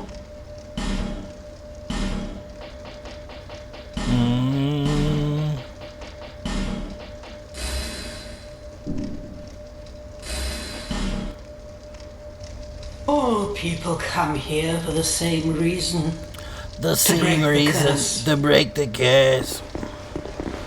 Yeah, I don't know. There's a lot of like the thing about Dark Souls 2 that's kind of weird too is the beginning like character thing. No, there isn't a point aside from the ring, which is useless pretty much as far as we get in the game as early as we do. You get the stone ring, which increases your poise, but if you don't plan on getting hit, then you don't really need it. Basically. The best way to poise through things is by not getting hit. I'm just gonna be that guy and say that. Just don't get hit. Pretty easy.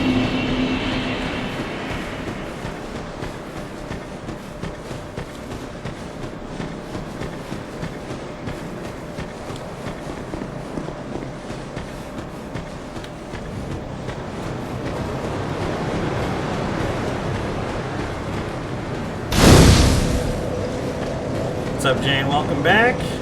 Dark Souls 2 time, man.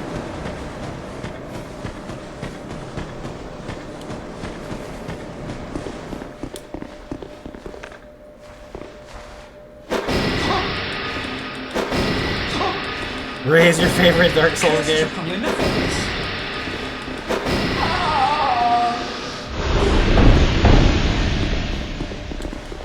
Thanks, Isaiah. I appreciate it. Damn, son, where'd you find this?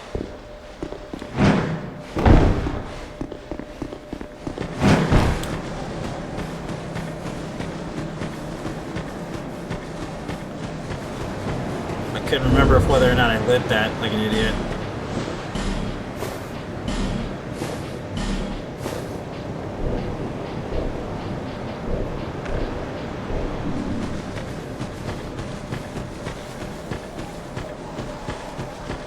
I mean, they give you souls, Samuel. There's really no point in killing them, though.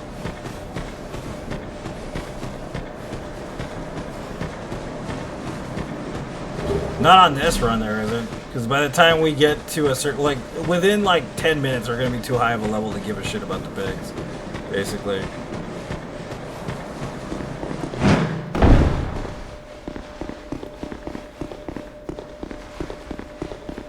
Damn, son, where'd you find this?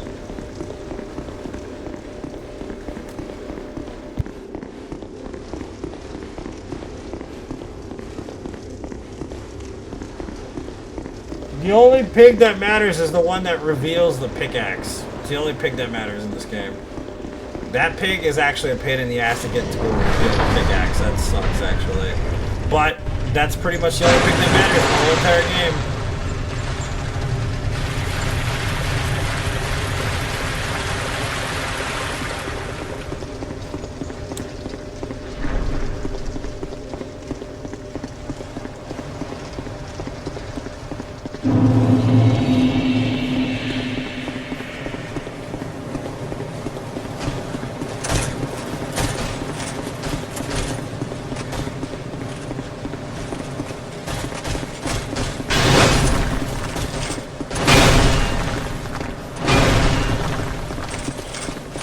Do do do do do do do do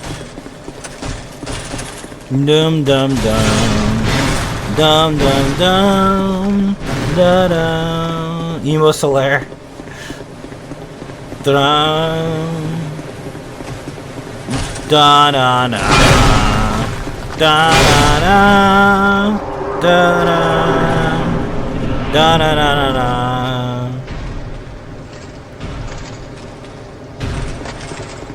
Enjoy your trip. I'll see you next fall, Buttercup.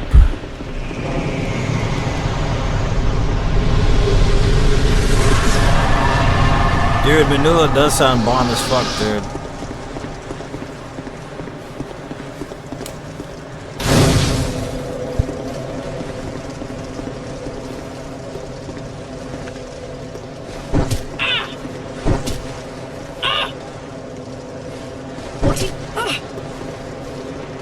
Samuel.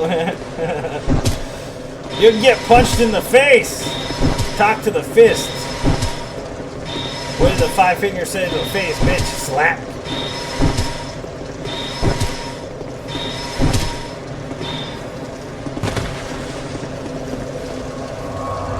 Domestic violence time.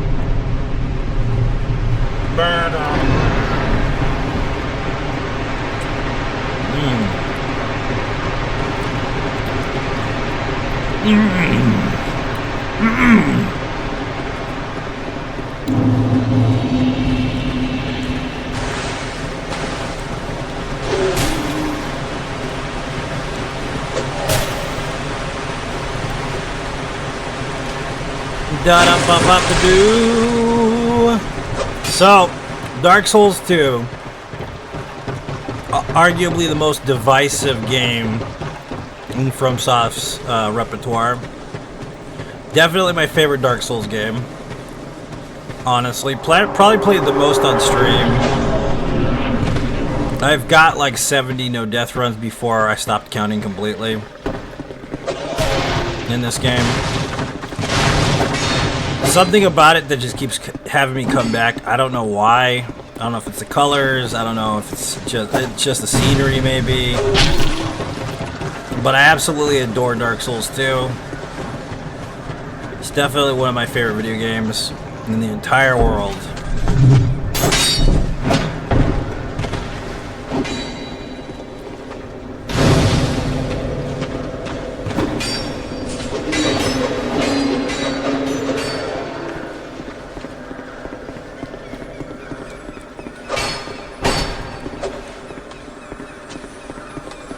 So people say, I don't want to play Dark Souls 2. It's like, you need to give it a chance, man. They're all good. They all have their strengths, they all have their weaknesses. This game is it just happens to be my favorite Dark Souls game.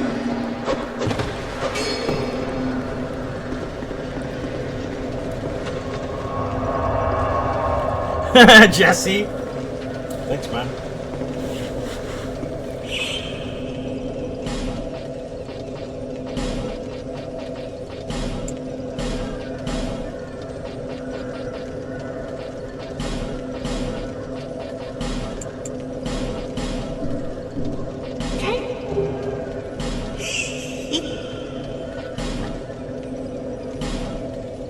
How you doing, Jesse? How's life, dude?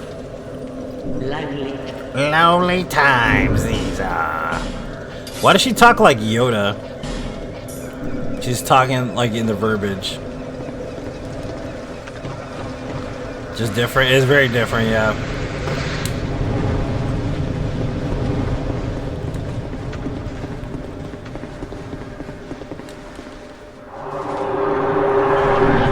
There's lots I love about this game. It's dual wielding, it comes to the infusions and buffing infused weapons.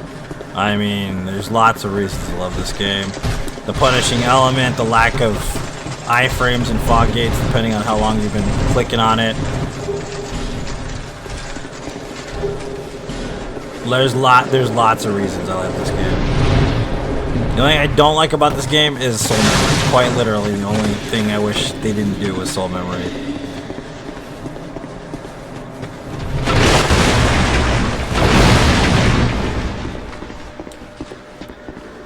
Ba-da-da, ba-da-da, da.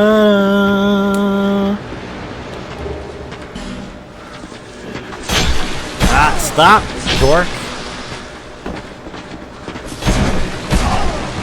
Tellable Creamery, nice, dude.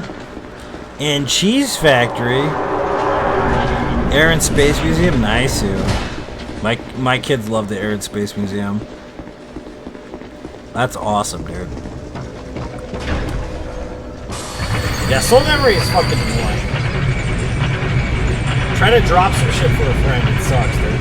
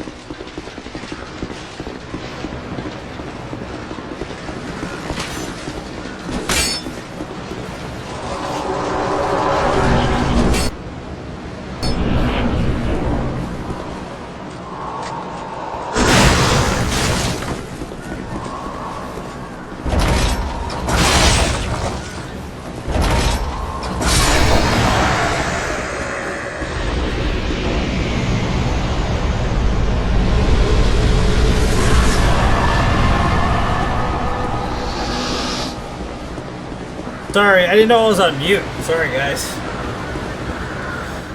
NPC invasions and summons. Yeah, it's pretty cool stuff. Cheese. Cheese is good. I love cheese too. I used to, at least. I can't really stomach it nowadays, but back in the day I used to love cheese. Speaking of cheese, did you just see that boss fight?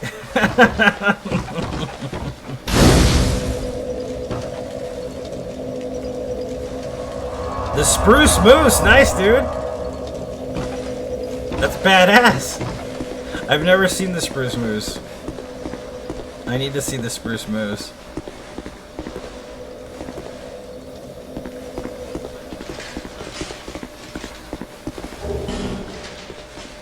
Wah, wah, wah.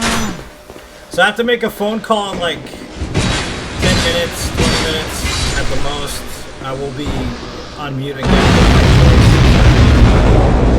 If I didn't respond fast enough. But yeah, I have to take care of some loose ends on the phone today.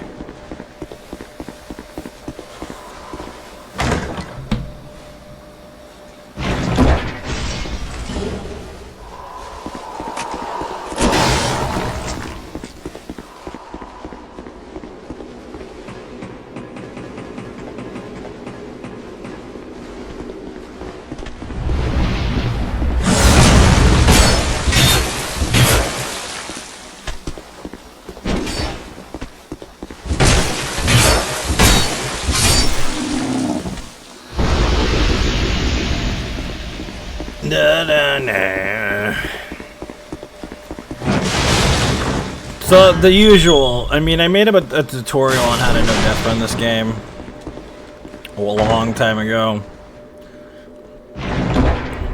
but I really don't think my tutorials are, how should I put it, good, and not really beneficial, to be honest with you, because most people don't want to no death run this game, which makes sense. Unless you're trying to get the ring. So I don't know, maybe I'll make a tutorial on how to no death, no bonfire just for the ring. It's been a while since I've made a tutorial in any game, so I'm just terrible at it. I'm not very good at making tutorials, unfortunately.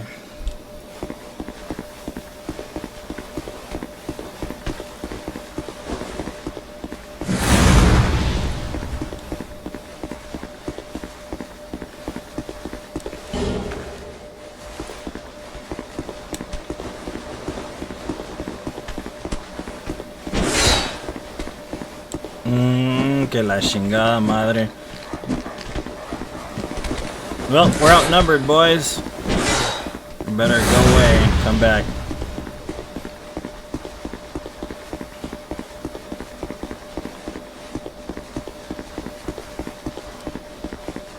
I let you tutor me? Jesus.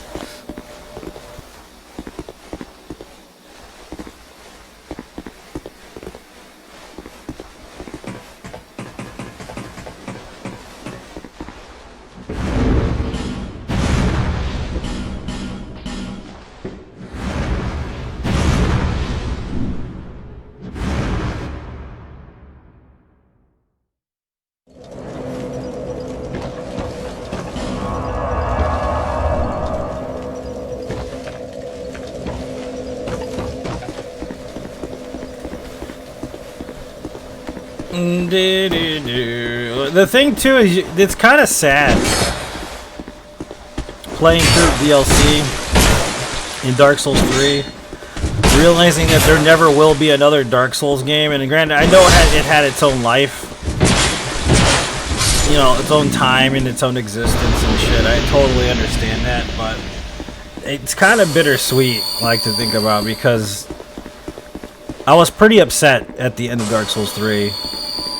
And the first time I played through DLC specifically, I was pretty upset about it because I realized that there was never going to be another Dark Souls game, basically. So it was done. It was over with. And I remember looking up as much as I could about Miyazaki right after Dark Souls 3 had dropped. And, you know, I had realized, I guess, he just doesn't like to make sequels usually. So we got blessed with this. We got blessed with these games. Like, if it wasn't for the fact that he kind of made this, they made this game out of, like, how do I put it, against their will, basically. That I mean, we got lucky with 3 of the games we got lucky with, because it would never happened if that wasn't the case. Like, it really wouldn't have. We were blessed with these games, and asking for more is not a good idea, honestly. Yeah, no, I agree, Brad, totally. Even though, like, there are, like, standalones that can be, like, kind of better than Dark Souls sometimes. Like, nothing will be as good as the series itself. You know what I mean?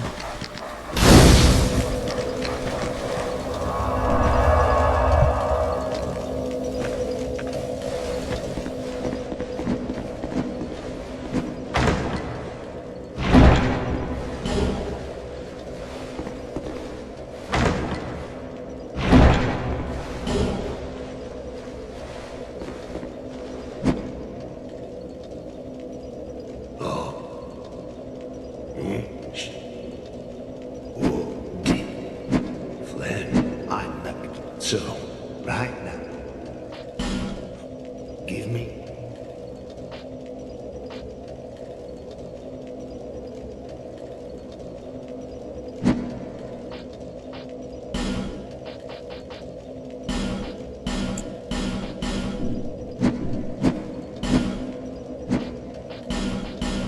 Flame, dear flame.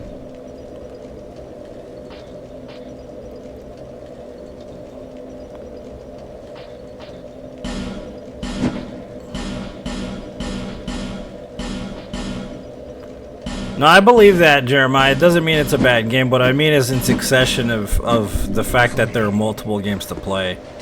You know what I mean? Like, it'd be different if there were 3 Bloodborne games, but there isn't, unfortunately. 3 Bloodborne games, and there never will be a sequel to it. So it's a masterpiece in its own right and stuff, but the fact that I think we were lucky enough to have the ability to play 3 different Dark Souls games. Penthouse, dear Penthouse. You know, it's kind of nice to be blessed with that.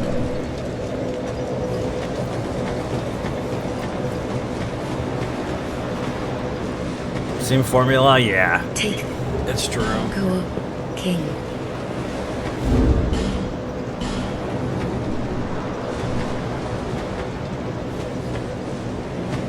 But you. Once you have, so that hope. But seek the less.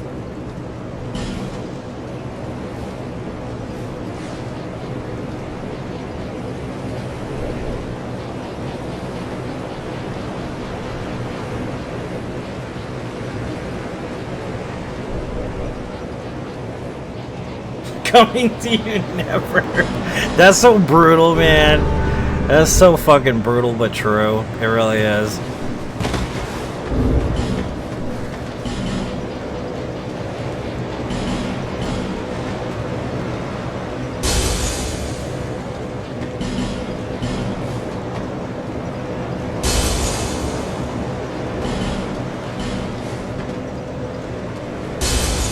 Talking about the parry walk shit? Yeah, that's pretty fun. Yeah, I don't get tired of them either. I got sick of Bloodborne. I mean, what do you call it? I got sick of Elden Ring too. I still play it, but it's because of the amount of, like, the length of the levels are just too much. You know? Sir. Ooh. Like, there's not enough to do in Elden Ring, but there's, like, it's just so long and big, like, you know?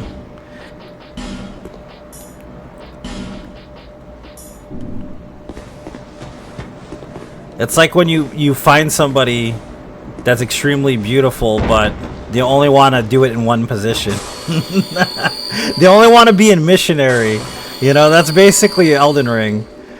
They're good, they're beautiful and good to look at, and you know, but all they ever want to do is missionary. That's it. That's all they ever want to do, nothing else. That's pretty much it. A one-trick pony, you know what I'm saying? Hopefully DLC will change that, though.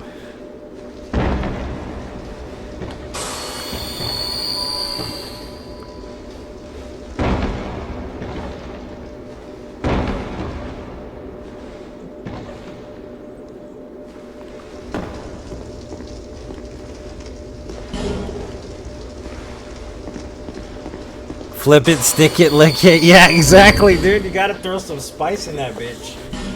You gotta throw some spice on that shit. You don't throw some spice, that shit gets boring real fast.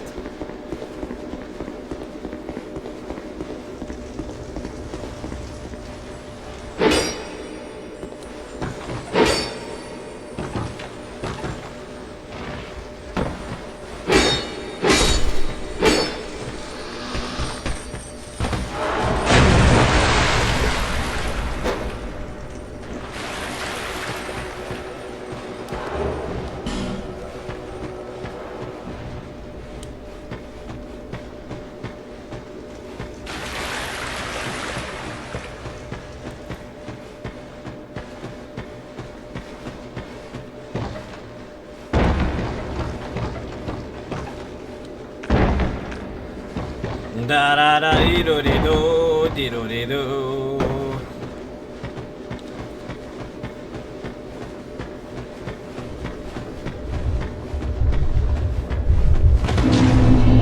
It's crazy because it's crazy to think about Bloodborne though, because like and Demon Souls, like a lot of people hinge their hatred on the fact that Demon Souls and Bloodborne are specifically PlayStation based. I've noticed this too. That's the thing a lot of the time, is that people will say that's a terrible game and have never even played it because they don't even own a PlayStation. I've noticed this. I've seen people do it too. Because then you ask them, have you played it? And they're like, no, but I can tell. And it's like, well, there's no room to be a fanboy out there in the world when it comes to whatever system you're playing on.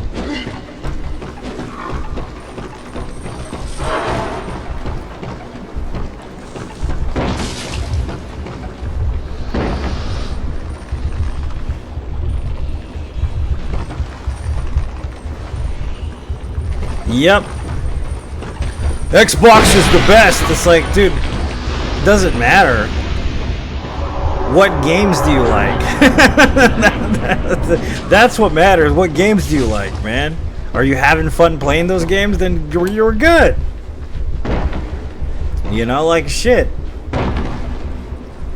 Xbox is better. It's like, I don't care what you think.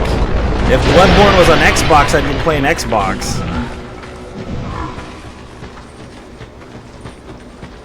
All I care about is the developer. I don't give a shit what system it's on.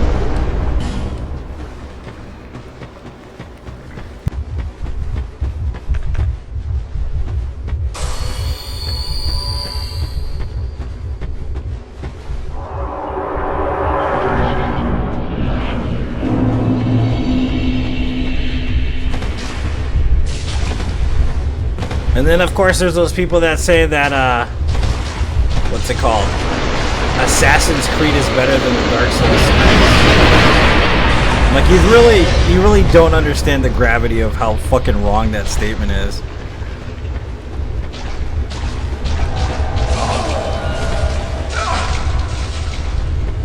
Like, where do you even begin with somebody that believes that?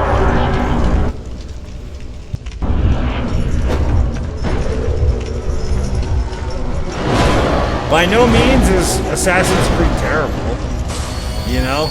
But that's like, it's like saying Age of Empires is better than Command and Conquer. It's like, they're very different in a lot of ways. What are you fucking talking about? You know, or, it doesn't make any sense. That's the strongest argument you have is Assassin's Creed being better than Dark Souls, when they're not even the same kind of game at all or in the same category. Like,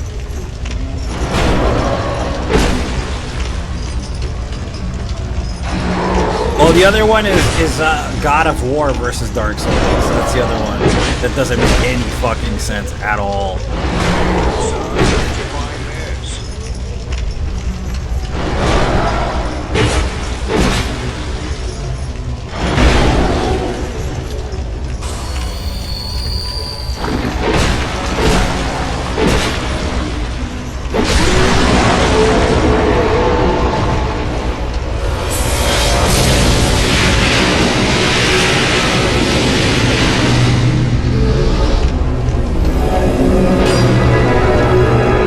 Like, if you were to compare, like, maybe God of War versus Devil May Cry, that makes sense. You know, that argument kind of can stand up a little bit. But, like, versus Dark Souls, that really doesn't make any fucking sense at all.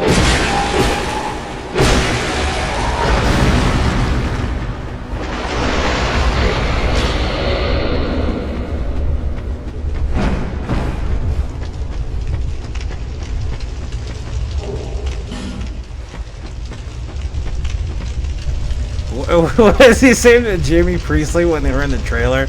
Can you pretend to be my sister?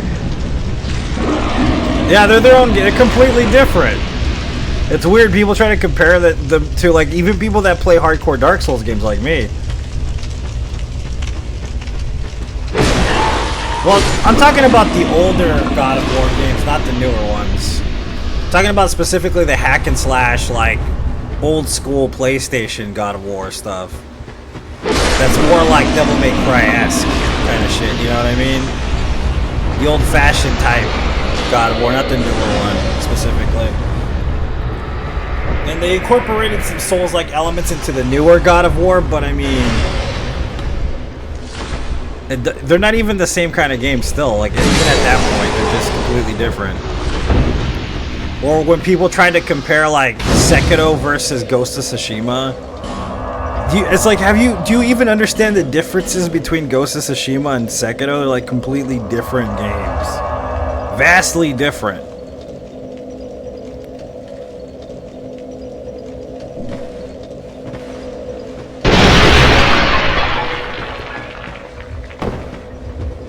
Gears of War? Yeah, that's fair. Yeah.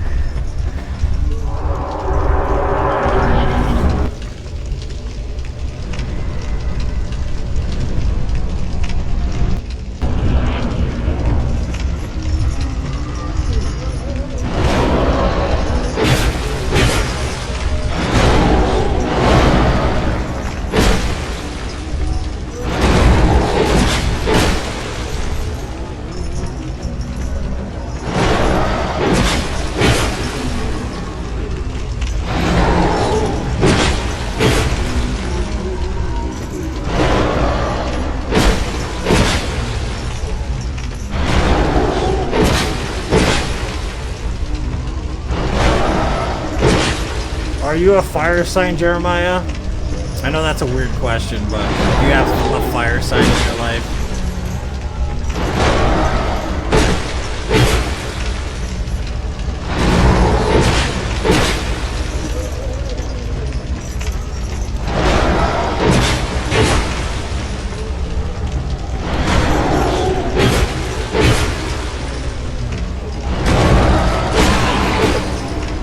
Yes, I'm talking about archaic white chick hokum, you know, your astrological sign of the mask.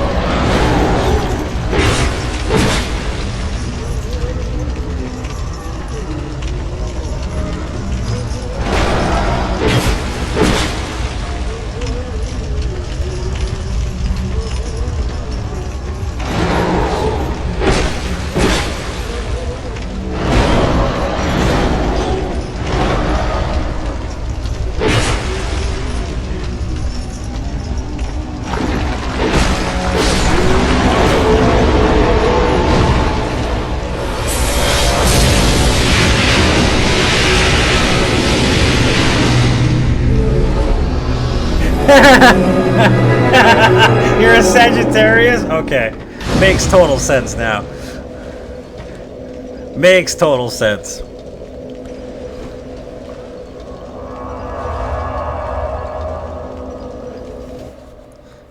What's up, Jose? Welcome.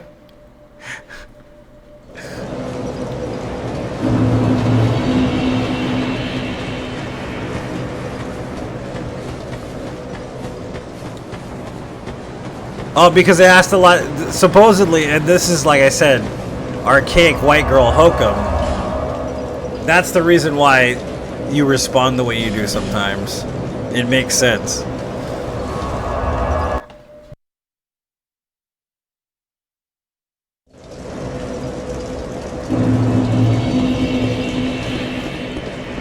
Because according to the pumpkin spice drinking yoga pant girls, I'm a water.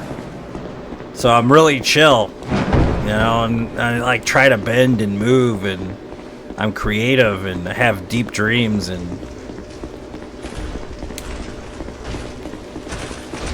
not extremely aggressive, let's put it that way.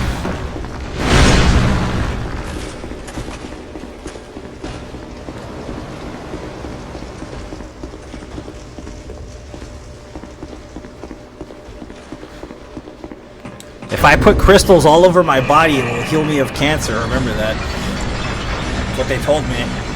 Before I drank the Kool-Aid, waited for the spaceship.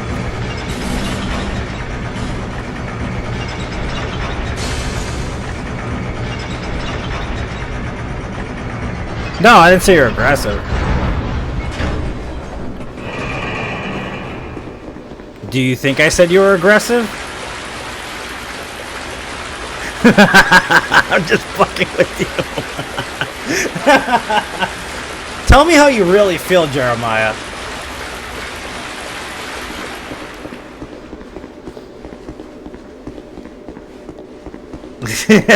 Willis. But full of bullshit.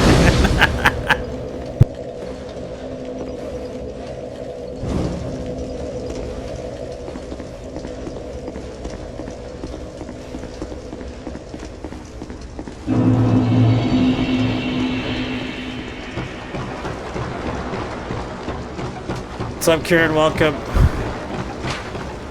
I'm just fucking around, dude. I'm not serious.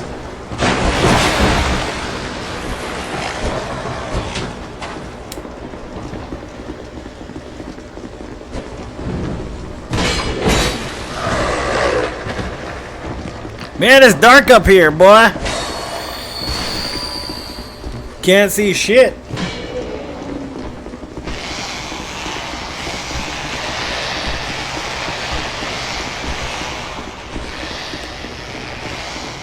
Yeah, I'm tired today, man. I'm feeling it, dude. Not sleeping for 2 days is harsh, dude. It's pretty rough. Especially when you're just, like, doing all kinds of shit. The other day, man, I didn't get home until 9 p.m. at night. And that was my day off. That was pretty rough. I was literally running in and out of the hospital for, like, hours. The night before that, I had gotten, okay, so I maybe got 1 hour of sleep, okay, because my daughter kept waking up in the middle of the night, and I kept putting her back to bed, so I got about like an hour of sleep, and I finally fell asleep around like, I think 2:30. And my daughter woke me up, and then I had to wake up at 4:30 in the morning so that I could take somebody to the hospital so they could have surgery. Then I waited there for like 4 hours, and it was like a 4-hour surgery.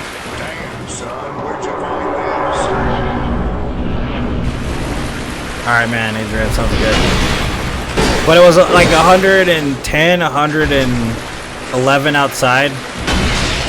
And like... like you have to like basically walk a quarter of a mile just to get back to the hospital. That was like brutal as fuck, and I did that like 5 times that day. And then a good friend of mine showed up while I was at the hospital. She's doing good. Okay, she's doing all right. Like, then, like, we spent, like, 2 hours at Costco, me and her, just fucking shooting the shit, chatting for, like, 4 hours, and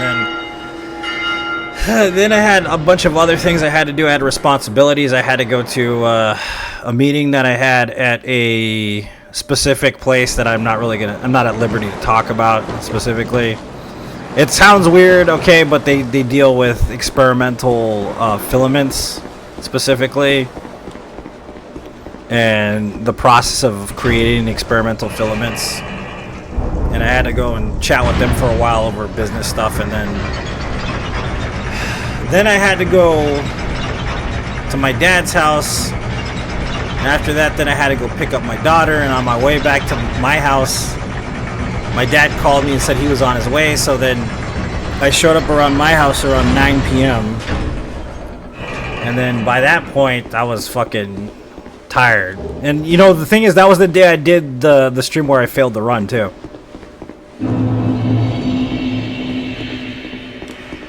So Wednesday, basically, I streamed as well. You saw me streaming, and I even streamed a no-hit run attempt too on that day. And I drove back from my house back to the hospital. From that point, then I had to get the directions because the meeting was at 4 p.m. because they moved it from 4:30. And I had to run from the hospital all the way down to the airport, which is like, I don't know, 10 miles away. And I got there with 1 minute to spare. And then directly from that, I had to go pick up my daughter.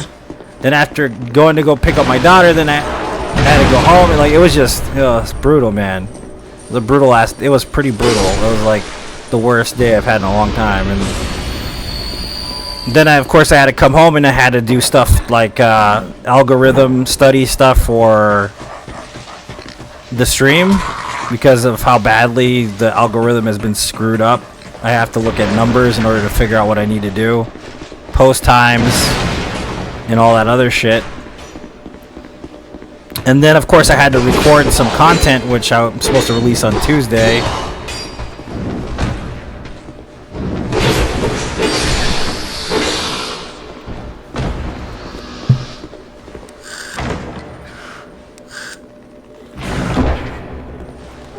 Yeah, well, I mean, the thing is they do this thing. So, like, what it is I can say what they do, but I can't talk about the process of what they do.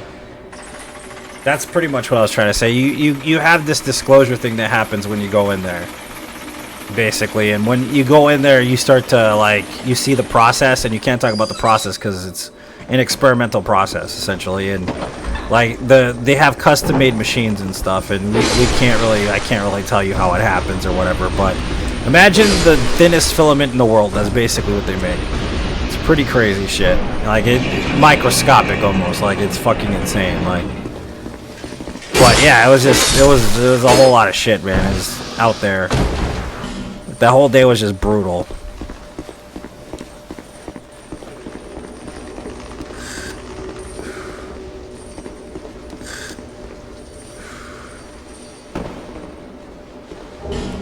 Plastic coloration plant? Oh, okay, yeah. So how do they do it? No, I'm just kidding. I'm just fucking around. Don't tell me. It's okay, don't tell me. I'm just fucking around.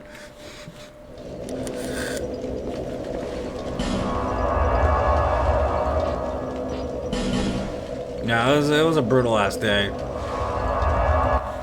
But yeah, they found a so like they did the surgery and then the surgery turned into a hernia repair because I guess she had a giant hernia, hiatal hernia. Then after the hiatal hernia, then they found a growth on her lower intestine and they had to remove that, which had actually burst inside of her. So they had to drain her cavity.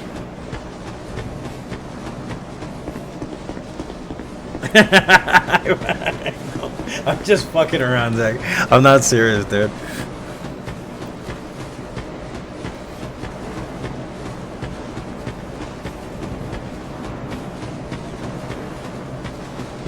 I was meeting with my handler at the CIA. No, I'm just kidding.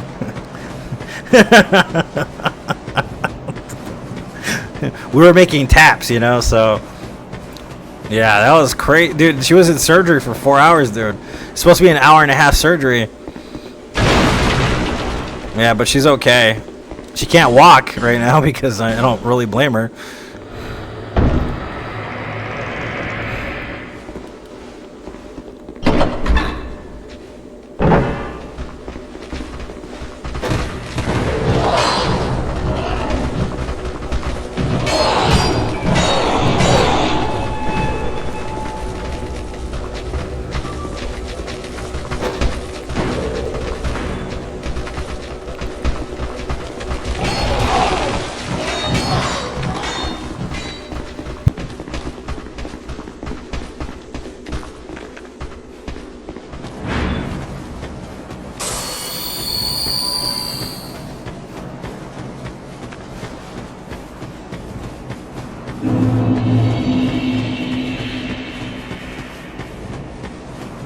Every secret society has that rule, though, man. You know, the worshippers of Baal, the Hollywood vampires. They all have their little rules. You know, I mean.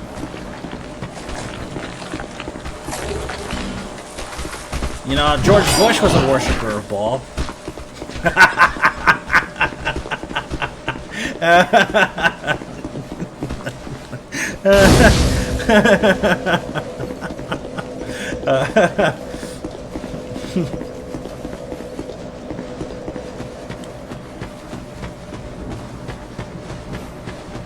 The Golden Dawn, you know, Hermetic Order of the Golden Dawn.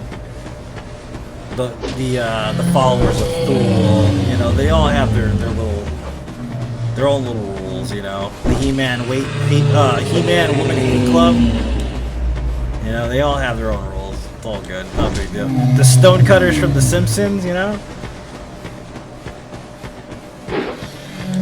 Who makes Steve Gutenberg a star? We do, we do.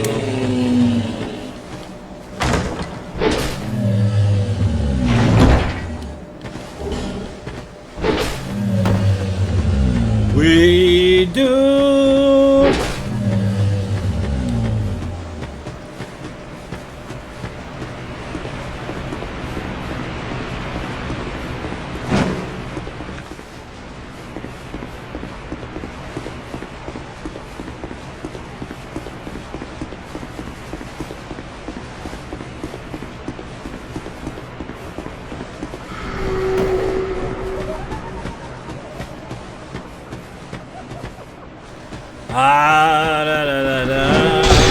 The Stone of Triumph, yeah.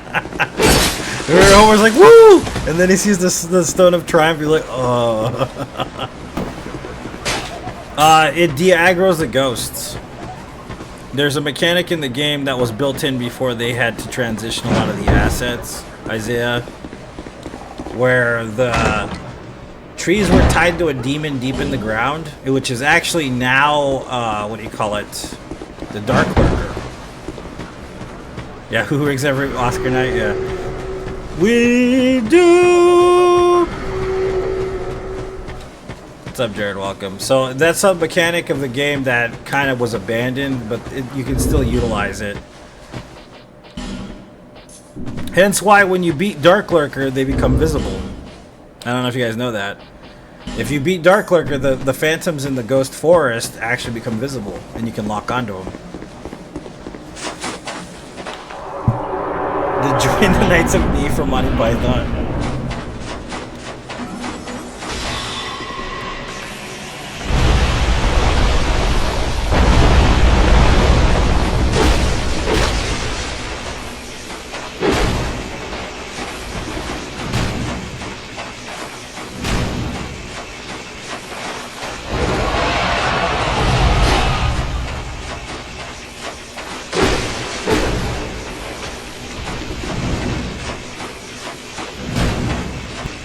One of the ways, Otto, yeah, but the easiest way to do it actually is just to kill the Dark Lurker.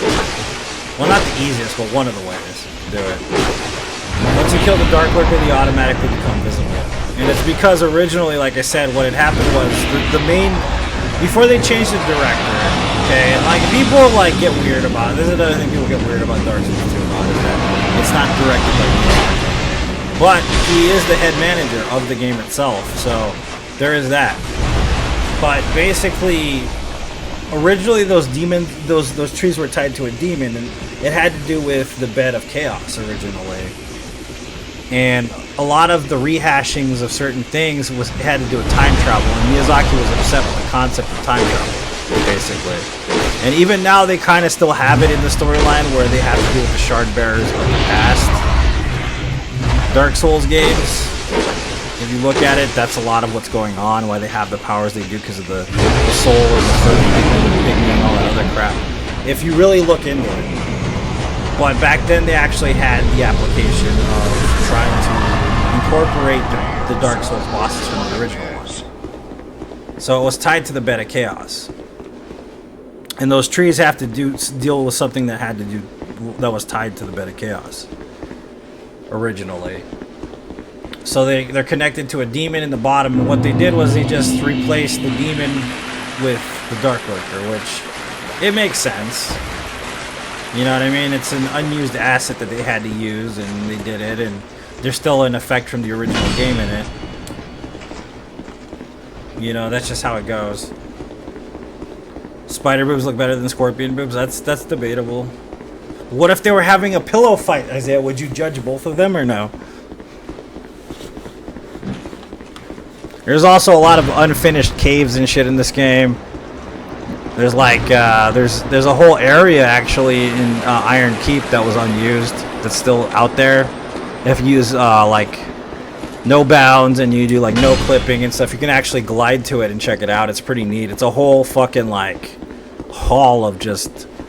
There's nothing in there, but it's badass. You'd watch, yeah.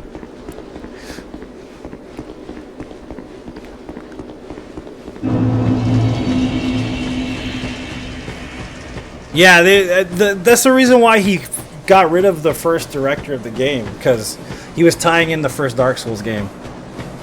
Because the automatic plan for Dark Souls 2 was always to deviate from the first Dark Souls game, no matter what. And see, that's actually what caused a lot of the schism in the community, because it goes away from the original Dark Souls game quite a bit. But that had always been the plan for Dark Souls 2, was to deviate from the main story specifically. And I don't even necessarily think that was the director's idea. I think that was just something they agreed upon. But that's one of the things, the negative strikes it has against it, because people think that had to do with the fact that he didn't direct it. But in reality, what it was always planned to be that way, no matter what. Yeah, we finished Dark Souls 1, correct. What's up, Mohammed? Welcome. If I hadn't finished Dark Souls 1, I'd be playing Dark Souls 1 right now. And like the original story, you've probably all seen this stuff. You probably already know all this, or are privy to the information of it. But like I said, the original had to do with time travel. That's why the memories of the Jai exist. Because that was the main inherent thing that Miyazaki didn't like about the original script, which was time travel specifically. And that there's actually Shalimar, what was her name? That's her name, right? The Green Maiden, right? Right? She appears to you as a child in the original version of the game. But when you see her again, she's a grown maiden. And the reason why is because she's been waiting for you at Majula since she was a child, so that she could help you level up, basically, and become a true maiden to help you on your quest. So there's actually in the game a coded version of the Firekeeper as a child, and she dances, and it's fucking cute as hell, dude. It is adorable. It still exists in the game files. It's still there, and it's pretty neat, actually, if you ever get a chance to actually see it.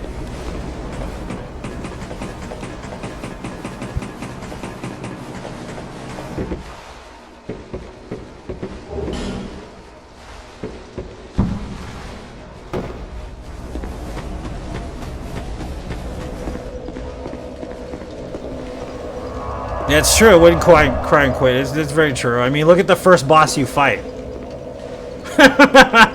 After the grafted scion, the first boss you fight is who? The Soldier of Godric. That would have never happened in Dark Souls 3. You remember the first boss of Dark Souls 3? The first time you fought that fucker? I do. The removed your child version, yeah, but there's also the whole plot device that was removed too, which is finding something so that you can time travel back in the past, either to ignite or extinguish the flame.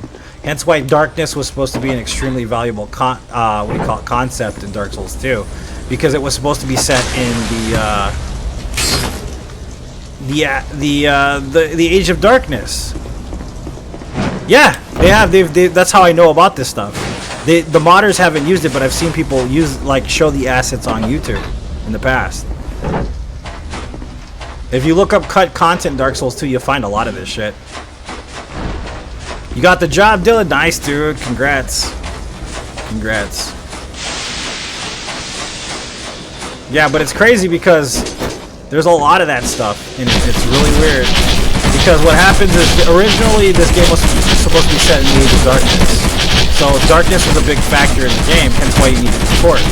And if you watch the first trailer of the game, that this game specifically, before it came out, you will notice how the darkness is amped up to like 30, basically, compared to this. And it was supposed to be a major concept of bringing the fire from point to point. And the whole point of the game was to either go back in time to ignite the flame or to destroy it from ever being able to be ignited again.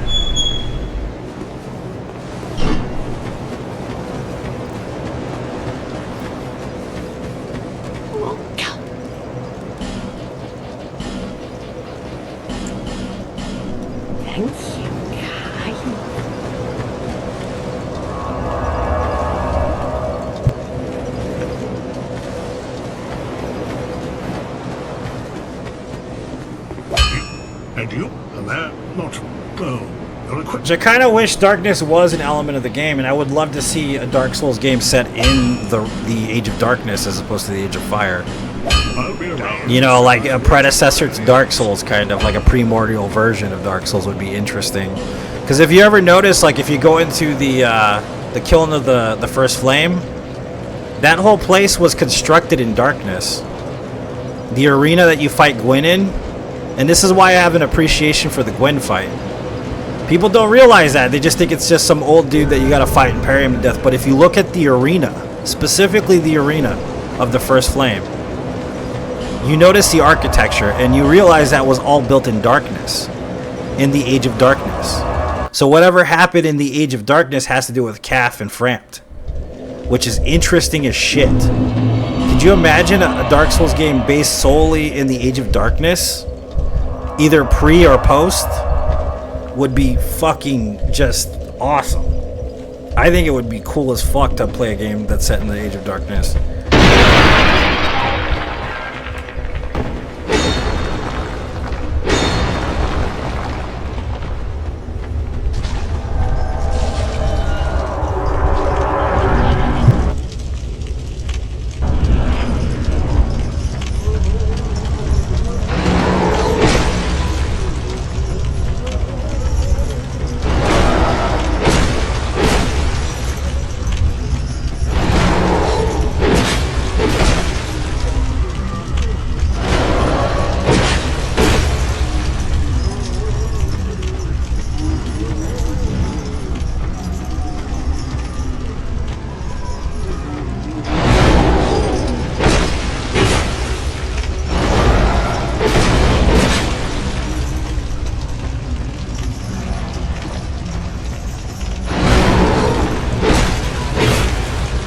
And also, like, I wonder about the reason why Calf and Frampt do try to incite certain things to happen. That's another thing that I find kind of out there. You know what I mean?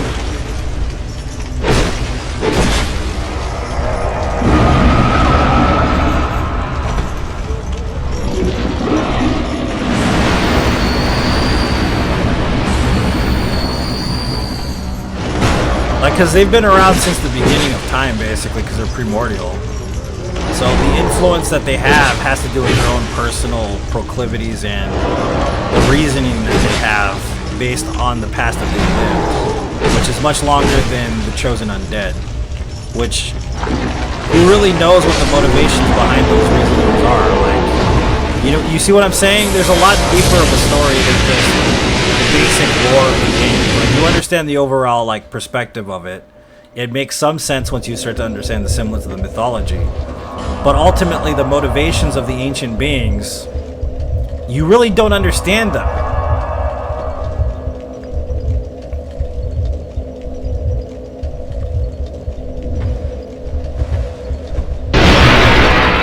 It's very impressive, yeah. It's extreme. Like, it's so thick and deep that you don't need a book to tell the story. You know what I mean? It's insane. It's so simplistic the way it's told, but I mean, that's part of what makes the games valuable.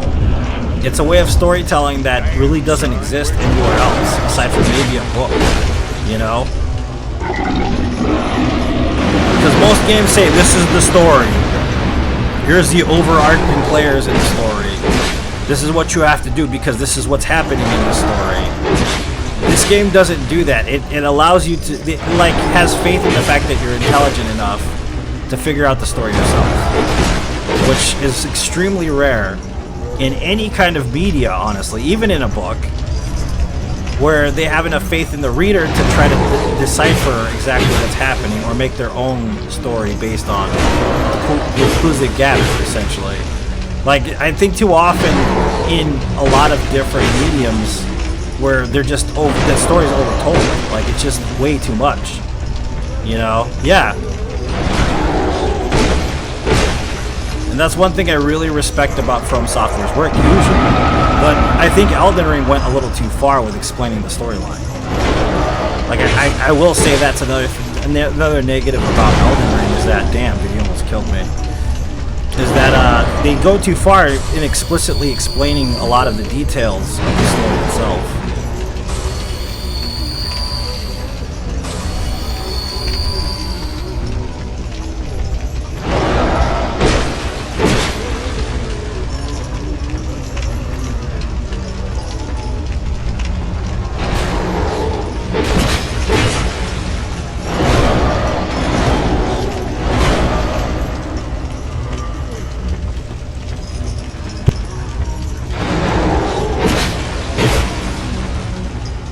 And that's part of what makes it immersive, and that's not the only way to immerse a player. And I know that, like Skyrim does a very good job of explaining the story, especially any of the older Elder Scrolls games.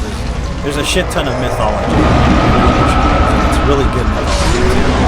But that's what makes FromSoft games unique. You know what I mean?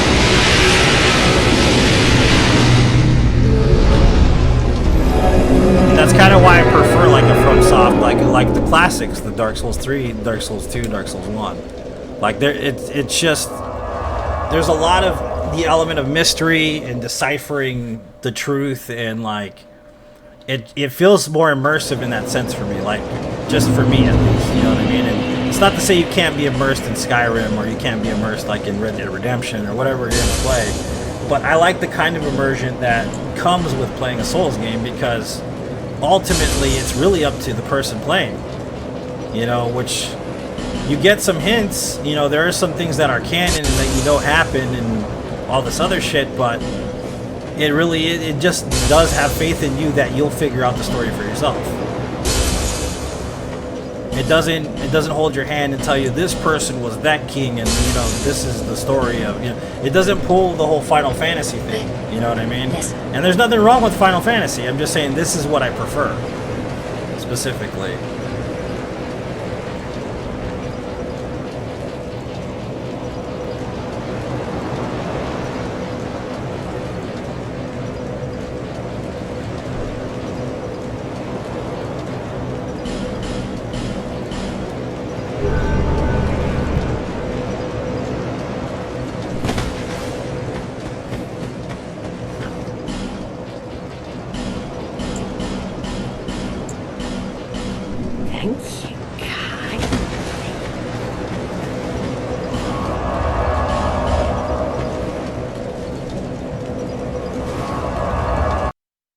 Final Fantasy 16, never. I'm good, man. I can't sit through 6 hours of cutscenes, dude. I can't do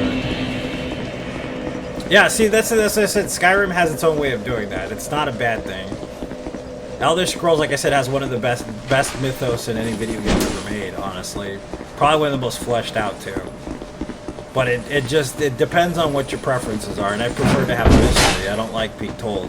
I like to figure things out for myself. I like problem solving and stuff like that in that sense. Specifically with history, I like to question history a lot of the time, which I do all the time actually. Like, even though stuff is written, 4 years of my life makes those cutscenes, yeah.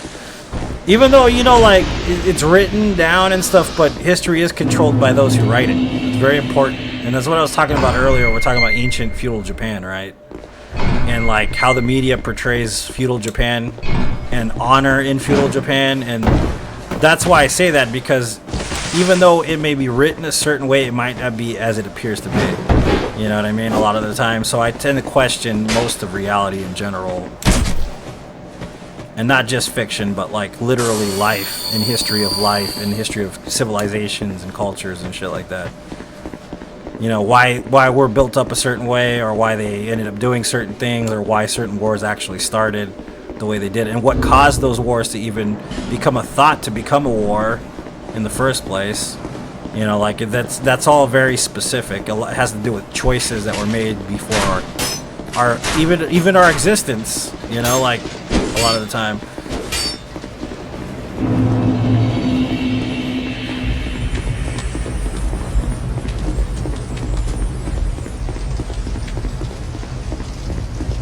You don't know because you weren't there, and you never will because you will never go there. Yeah, that's kind of what makes it interesting, you know.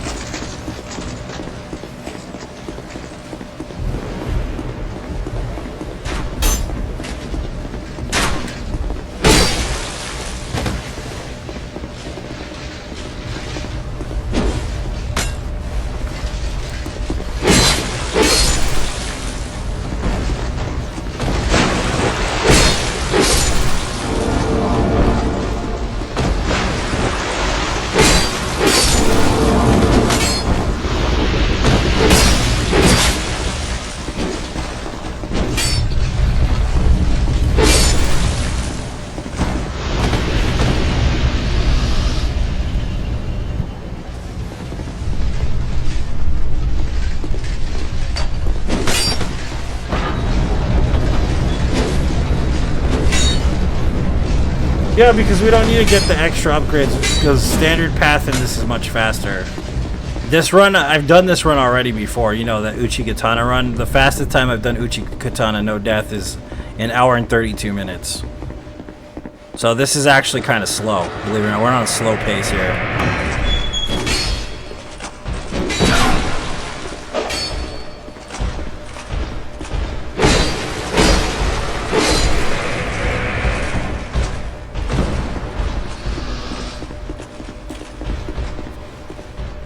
And that's glitchless, of course. If we use glitches, we could probably cut another 30 minutes off of that. Probably.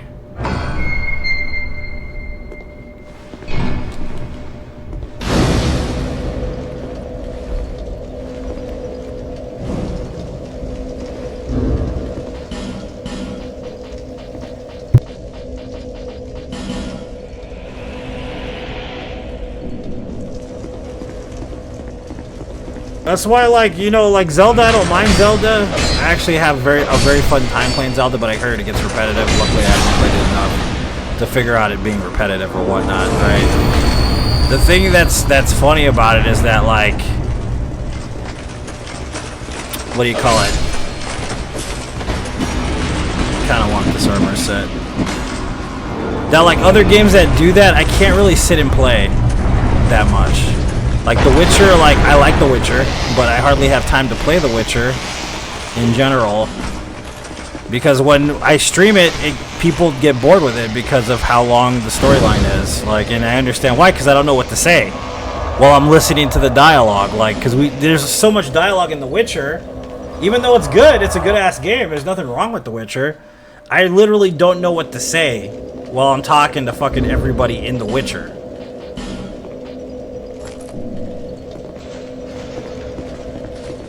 This is definitely a good-looking armor set, man. I love this armor set.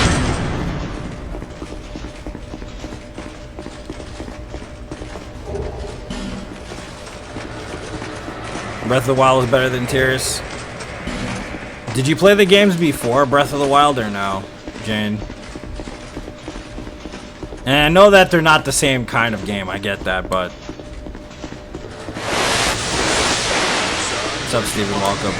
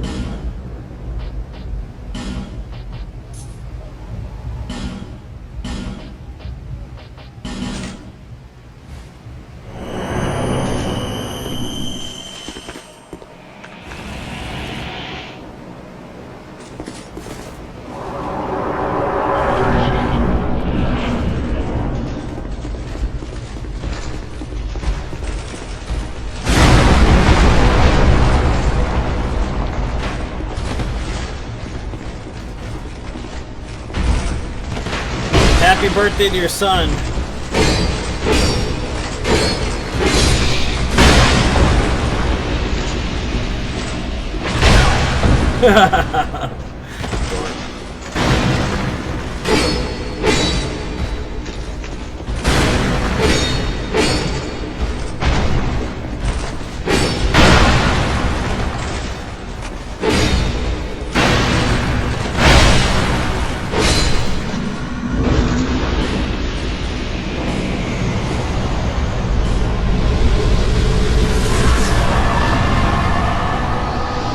Ocarina of Time.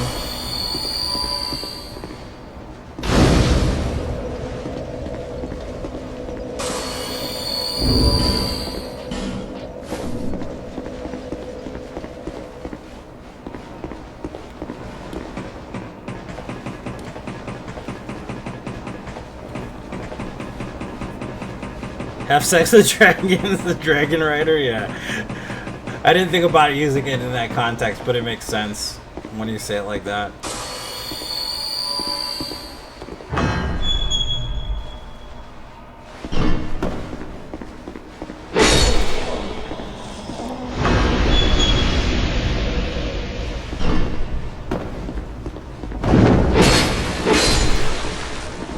That's pretty cool. Did the kid have fun? That's all that really matters. The bounce house, I'm sure that kid had fun.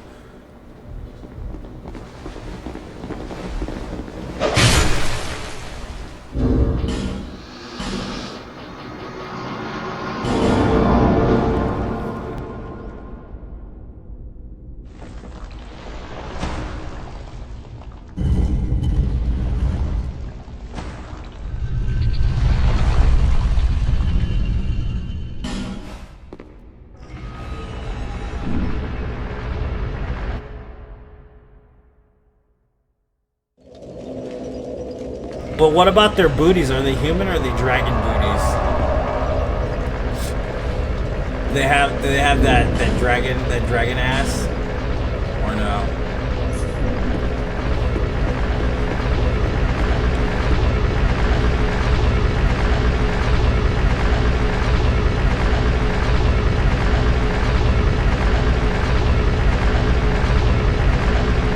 I don't even carry yum.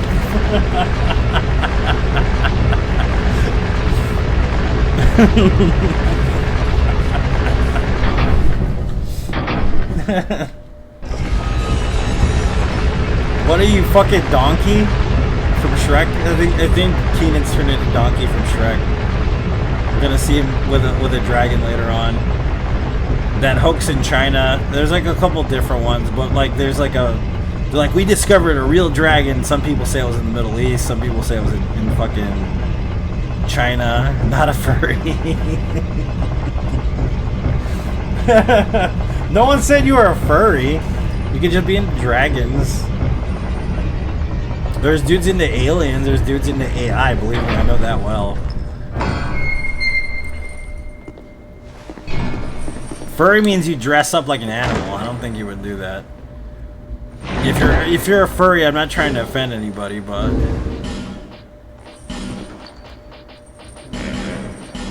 scaly.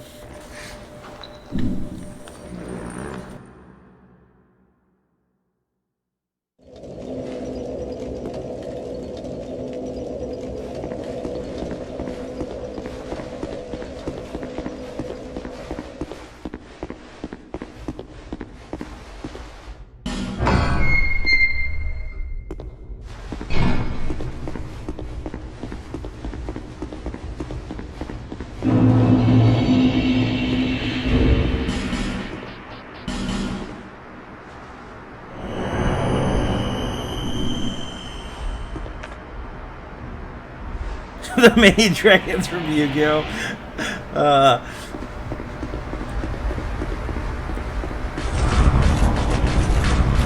Well, like I don't know if anybody's ever watched Tenchi Muyo and Tenchi Universe, but there's like the space demon Ryoko and like Ayeka, the princess of space, and like they're all hitting on Tenchi, and like he's kind of into it. You know what I mean? That's a thing in anime, pretty much, a lot of the time. Weird themes like that.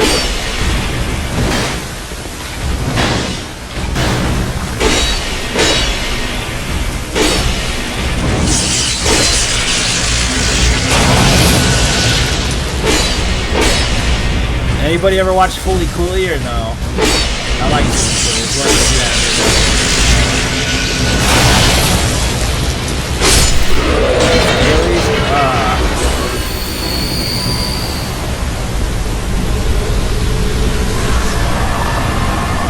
after fights.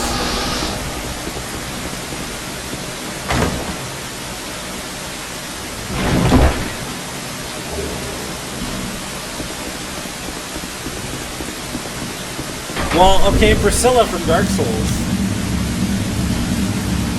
Yeah, Fully Cooley's amazing, dude.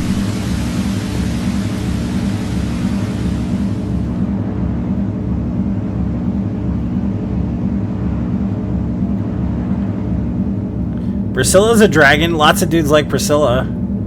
She's like part dragon. That's why Gwen cast her out. So she's just a lonely waifu surrounded by the undead, waiting for a brave hero to come rescue her in that cold, frigid place to bring some heat between them sheets. You know what I'm saying?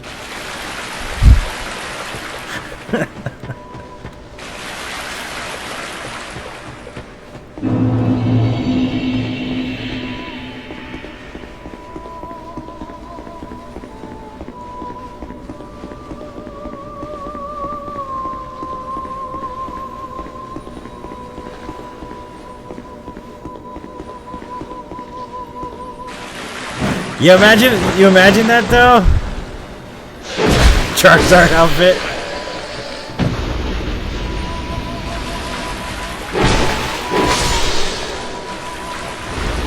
I know, right? It's messed up, dude. Oh yeah, grilled cheese sounds good.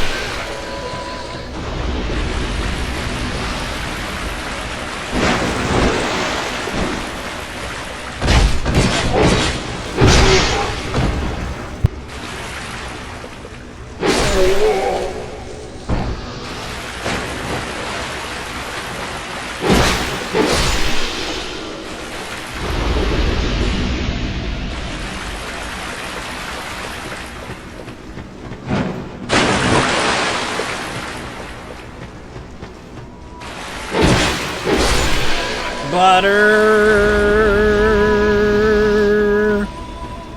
are peaceful, yeah. Yep, we're not hurting anybody. Don't hurt me. Like the first thing they try to do is kill you.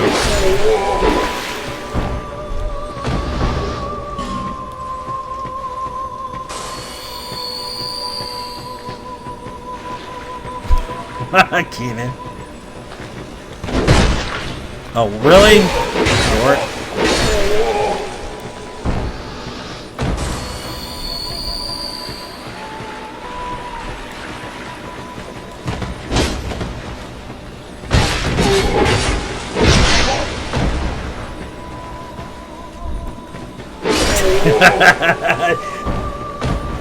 Jose.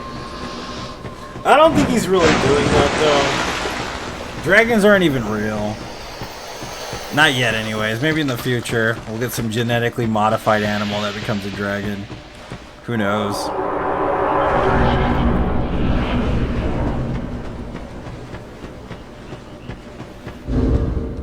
I'm unhinged today.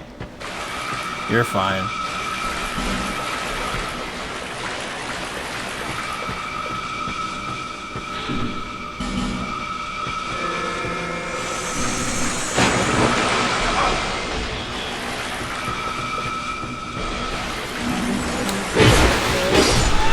Komodo dragons are pretty damn real. Yeah,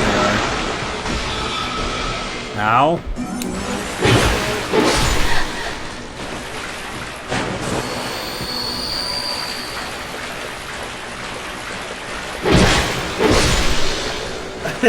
Donkey that boned the dragon.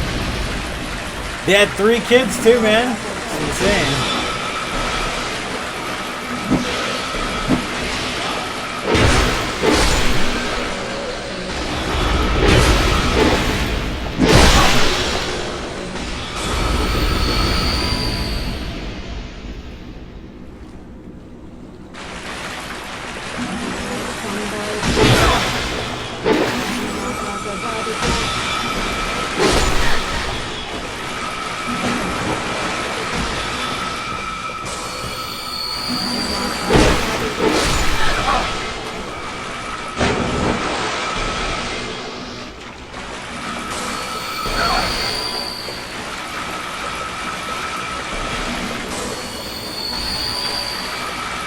have sex with? Well, you've done the research then. Can you have sex with a dragonfly?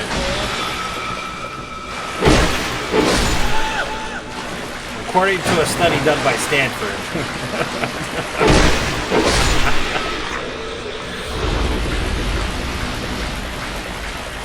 Where a group of young 20-year-old males tried to have sex with dragonflies.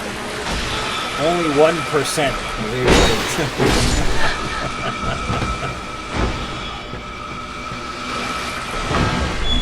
There we go. That's what we should be spending the government's money on. Research on whether or not a man can have sex with a dragonfly. That makes sense. That's a thing.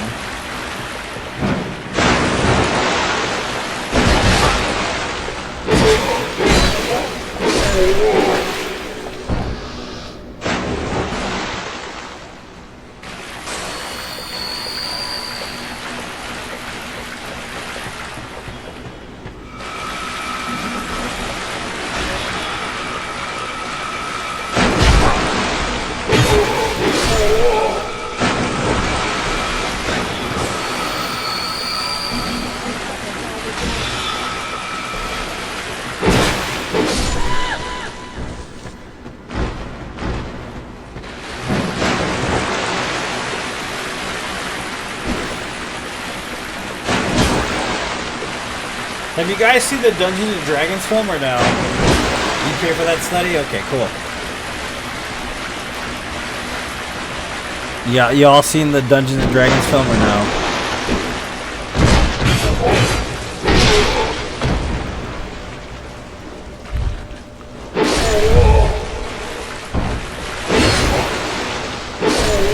True. True, Kanan. What's up, Michael? Welcome. The coolest character in the Dungeons and Dragons movie is the druid. She's amazing. It's like the way they put it together in that film is actually pretty damn cool.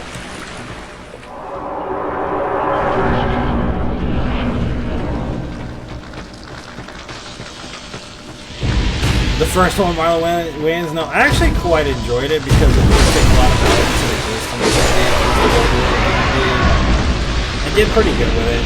Like, compared to the original Dungeons and Dragons films, which were far worse. The druid is definitely an awesome character in that film.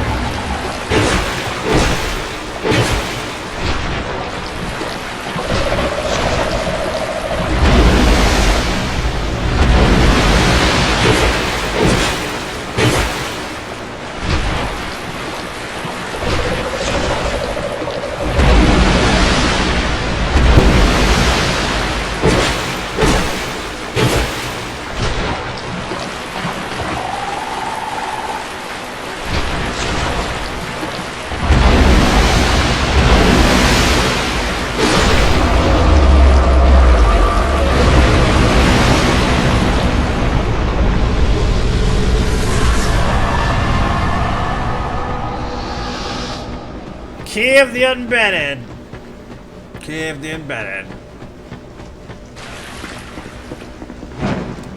Blah blah blah blah blah blah blah blah blah blah blah blah blah. I don't wanna set the world on fire. I just wanna start a little flame in your heart, baby. Yeehaw, buckaroo.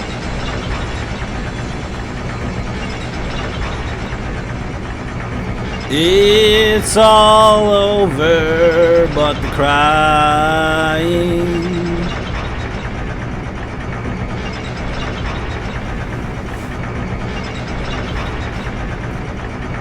So I want to see something from the Fallout. What do you call it? Show. Hopefully they show us something soon. That would be nice. But I don't know what they're doing because it seems like they're taking a long ass time to do that. Any of that for whatever reason. I don't know why. They're just really keeping it tight. Like they haven't released anything but like a few clips of things and barely anything really. It's kind of crazy to think about. I really do want to see some more stuff about Fallout, the show. Hopefully it'll be good. I hope so. Hold on. Fallout show, yeah. It's supposed to come out, I think, on Netflix, if I'm not mistaken. Or something else. Can't remember. It's either like HBO or Netflix. I can't remember which one. Yeehaw, buckaroo. Yeah, it looks pretty decent, yeah.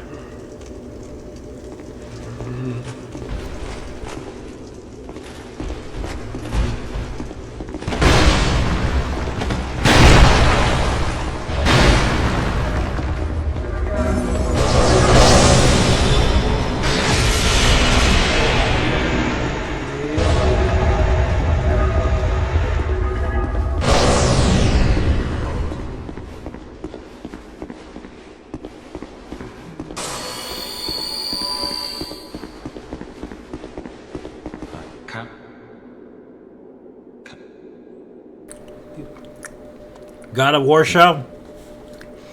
Yeah, they're gonna have Pauly Shore in it.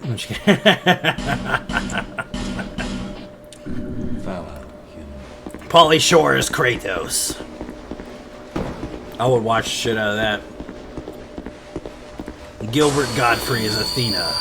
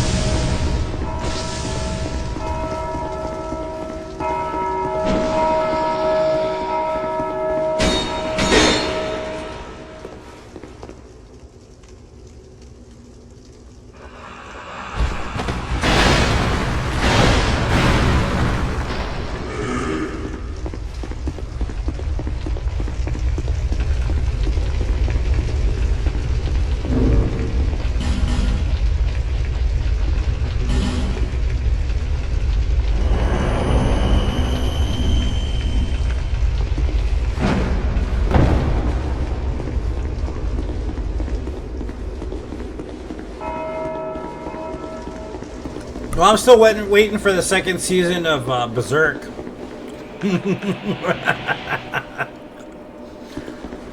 And I don't mean the Funimation version, I mean the 90s version of Berserk. It's never gonna happen.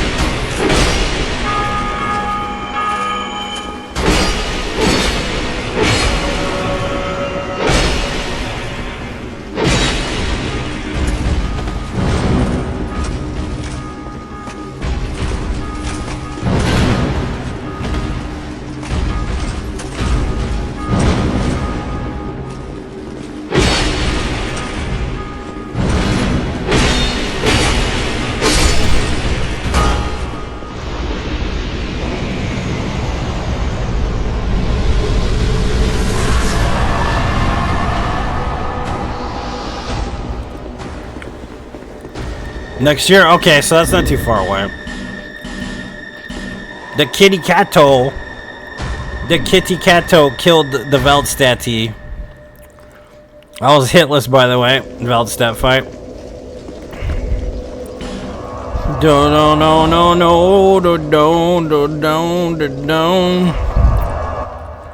That's where I want to go. Way down in Kokomo. I'm gonna buy a small island and call it Kokomo just to piss everyone off. That's where they went. They went to my island.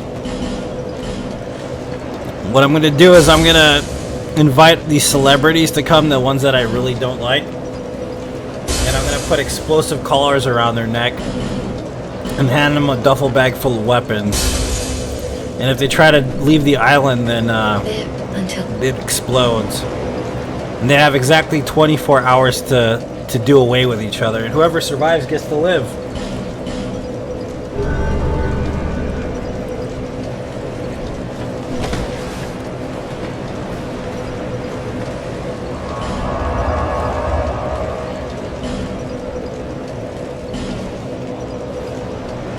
They get crumbling Farmazula. That's where I wanna go. There's a town called Kokomo. That's disturbing. It's pretty dark. You've never seen Battle Royale? Willis, or no? That's what that's from. It's from Battle Royale.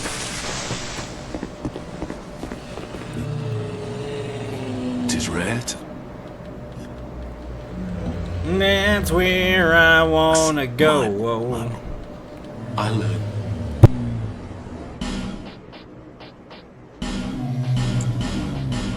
Farewell. May we meet again one day soon.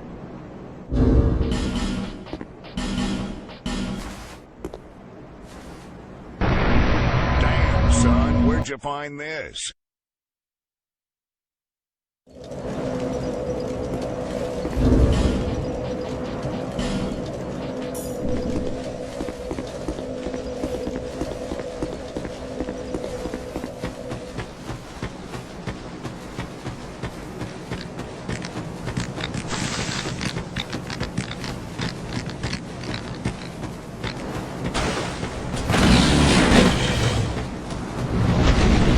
Room tower all over Nadia's ashes keep freaking sucks. Nice, enjoy, man. That's always fun.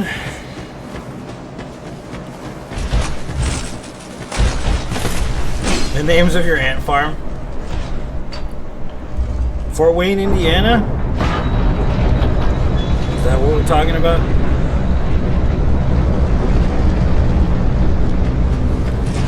Way down in Kokomo.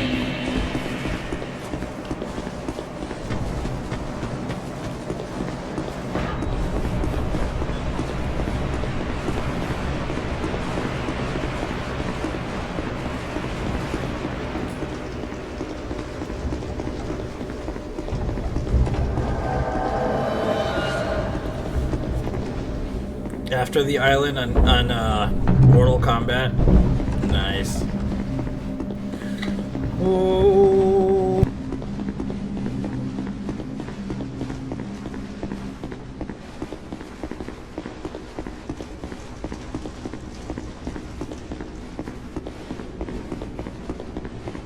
Fucking Facebook, man. Always. Welcome, Ariel. Welcome to the stream, dude.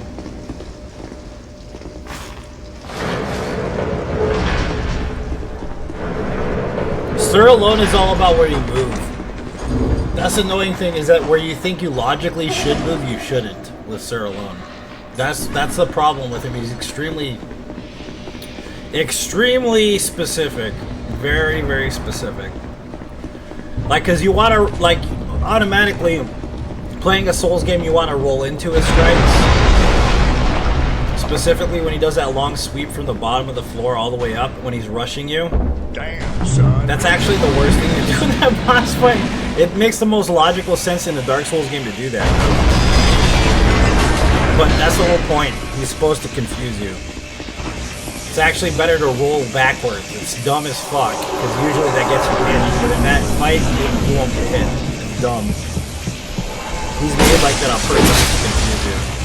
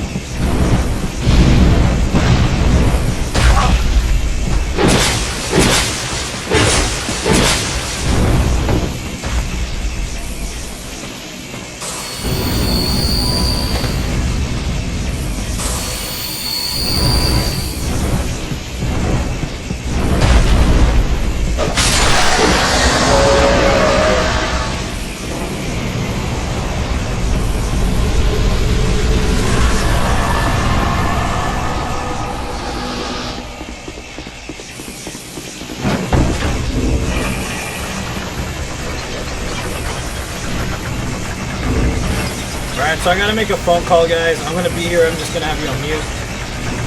When I can, I'll make a phone call real quick.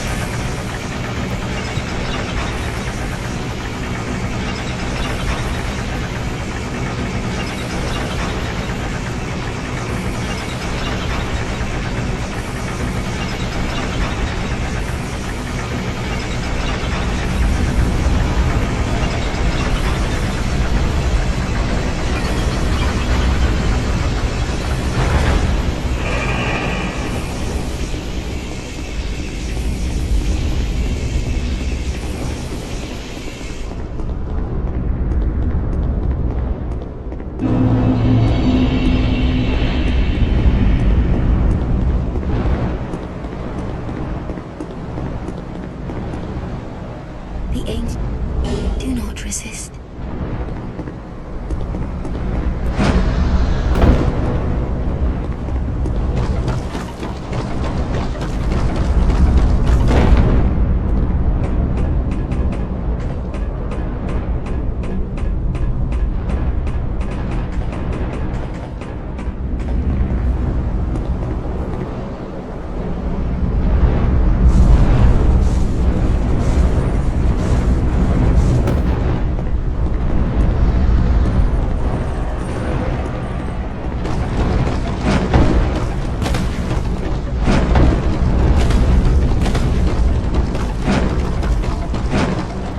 Alright, sorry.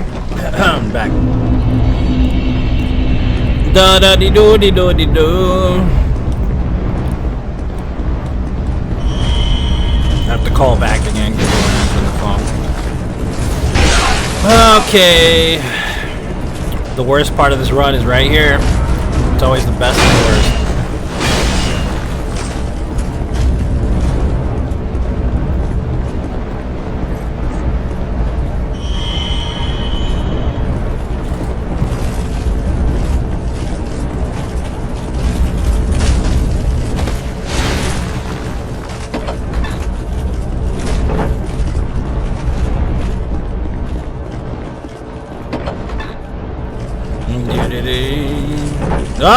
Oh shit!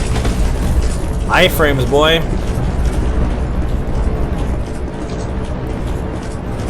Come on, don't backstab me, no backstabbing, yeah. Oof.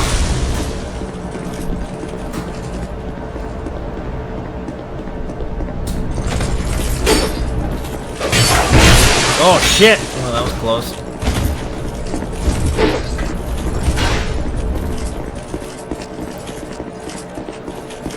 Yeehaw, buckaroo.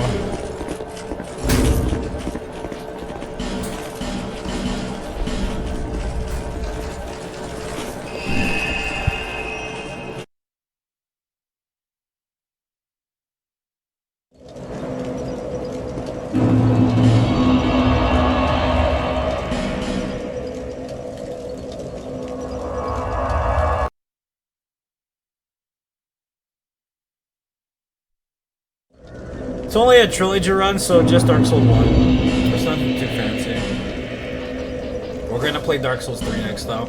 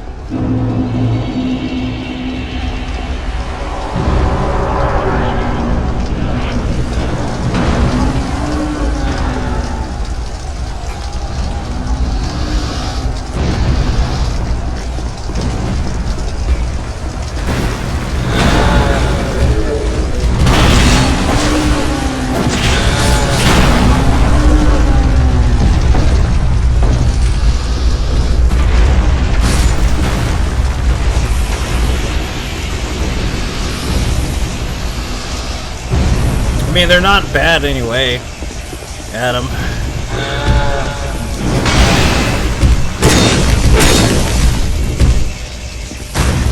Not anymore. They used to be at one point. See him do the twist? He did a crappy job running the door. He did the twist. He did the zombie giant twist.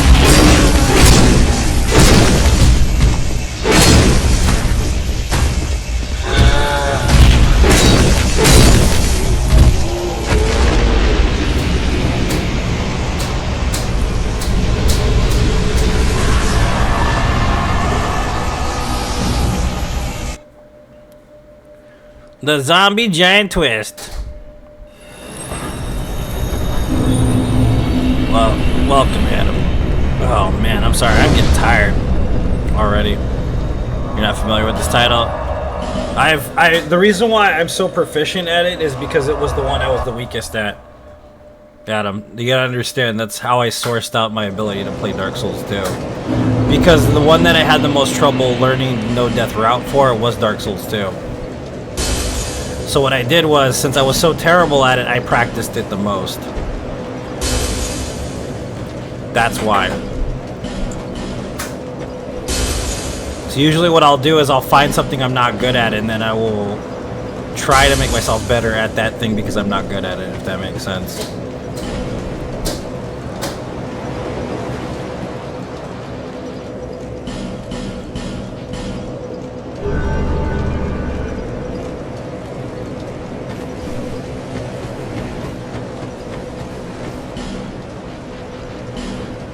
Damn, son, where'd you find this?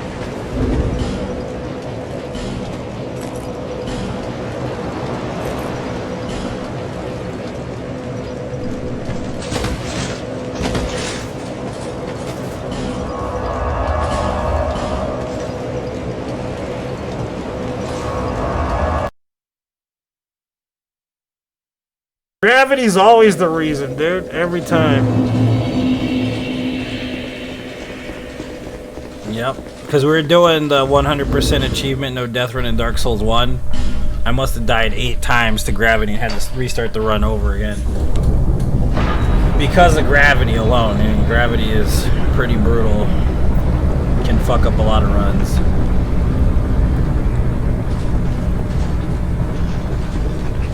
Yeah, definitely my favorite games to play too.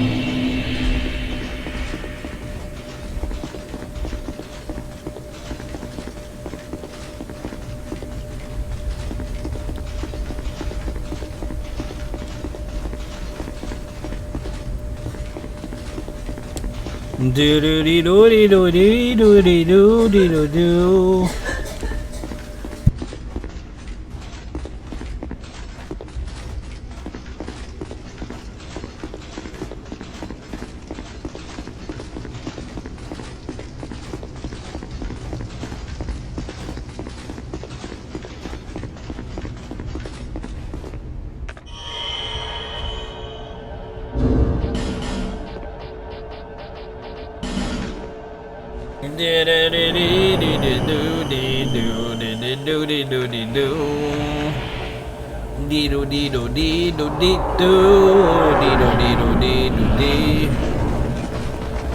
Spabby, baby, boo, boo, boo.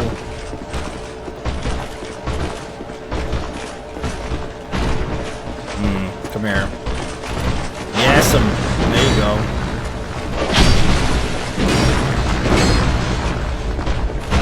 Well.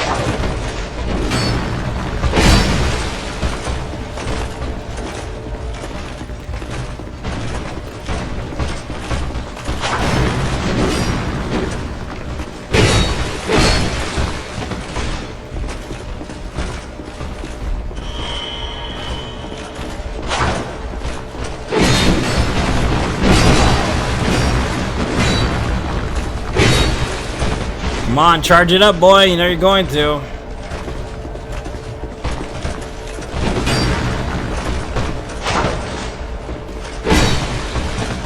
An hour and 30 minutes. At the longest, 2 hours and 30 minutes, depending on the run. My no-hit run took about 2 hours when I did it in Dark Souls 1. Because it's a little more preparation in a no-hit run than there is in a death run to some extent. This is actually a really slow run because you usually beat this game in an hour and 30 minutes too, but we're at almost 2 hours here on this run.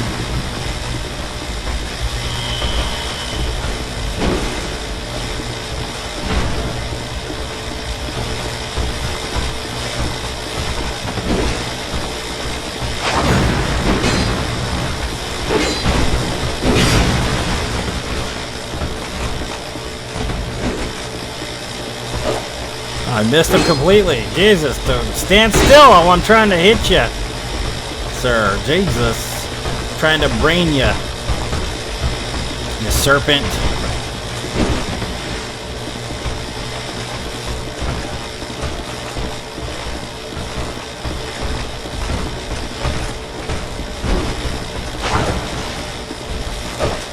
Really? Well, that dude's done. Sloppy, but it's done.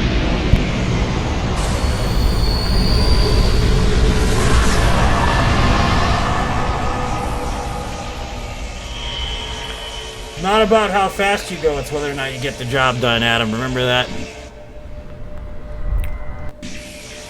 I'm sure the ladies like it that way too. Just saying.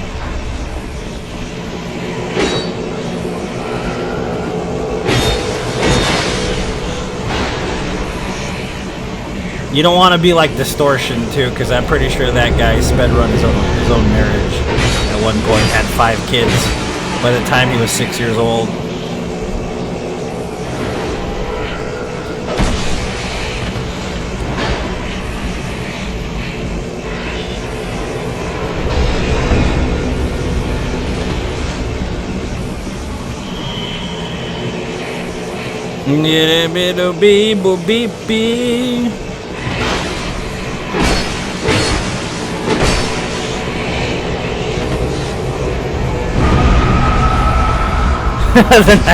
You and the Knights of Gwyn run. That was a fucking terrible run, sir.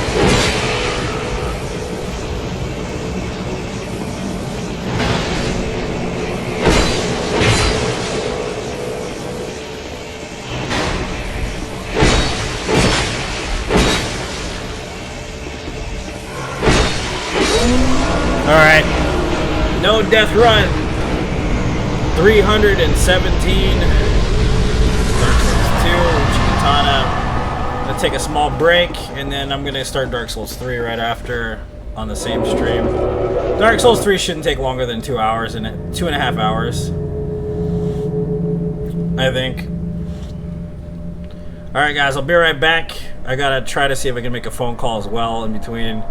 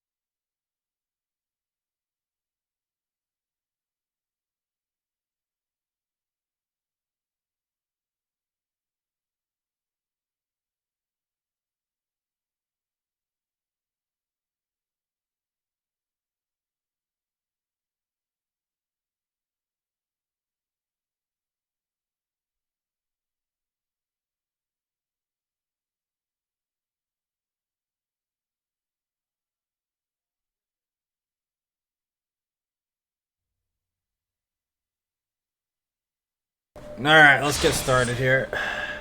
The Fire Fades Edition, Dark Souls 3. And the return of Duckman. Ducko Man, the man of Duckos. The mini Ducko Man. This game is so good, baby. It's gonna be like... I'm gonna say like probably my... like 10th? Yeah, probably more than 10 Trilogy no death runs I've done at least. I don't even know how many.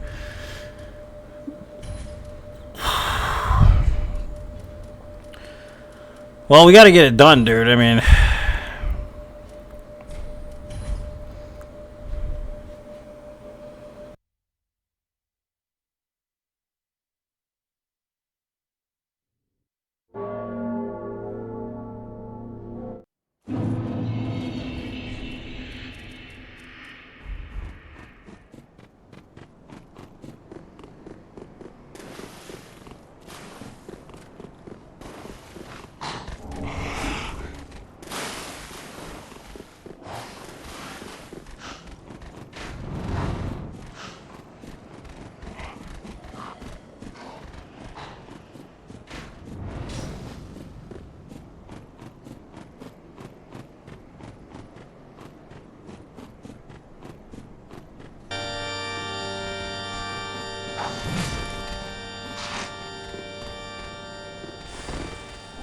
Oh, my music finally loaded in?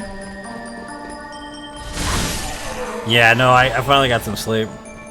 I've been waiting on that music to load in for like the last fucking 2 hours, dude. Jesus.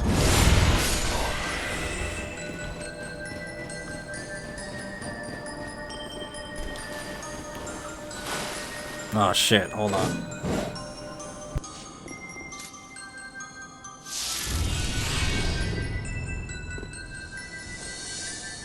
Yeah, I got some sleep, dude, finally.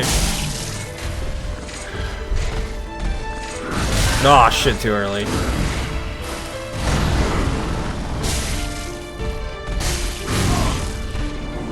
Excuse me, sir. Not paying attention, I need to focus, hold on. Yeah, alright, we're good. We're good, baby! I'm back.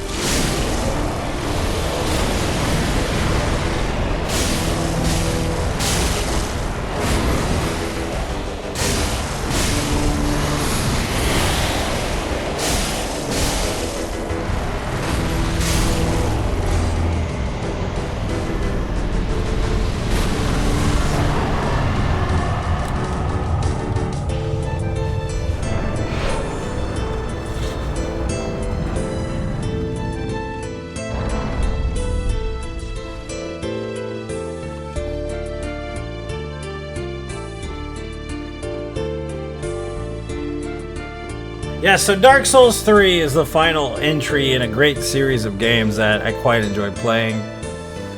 Definitely enjoyable to play all of them, honestly. It's been a while since I've touched this game, though. It's been a few months, so I'm going to be a bit sloppy. But I've played this game a lot. Not as much as I played Dark Souls 2, obviously, but still quite a bit.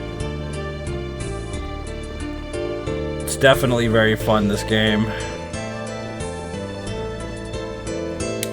Got one of the best PvP systems ever made in any video game, in my opinion.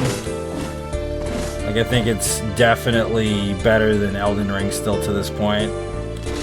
One of the most balanced anyways compared to like Elden Ring. Elden Ring isn't very balanced. Even now it's still not balanced, honestly. Come on, dude, give me the fucking shit. I need that Uchi Katana, you fuck.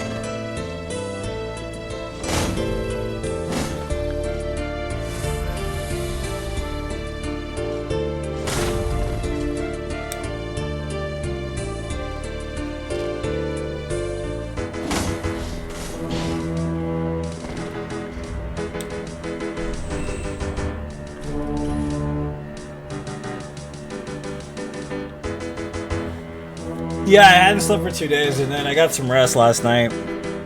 But I think I slept too much. Because I'm tired.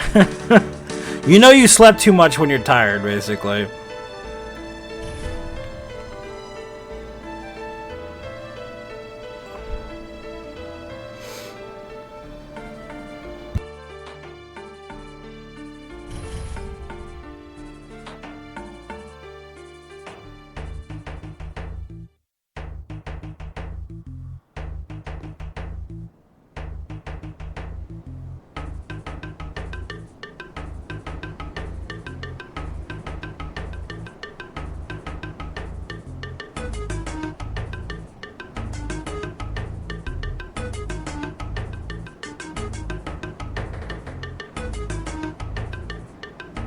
Yeah, man, we already did 1 and 2, unfortunately.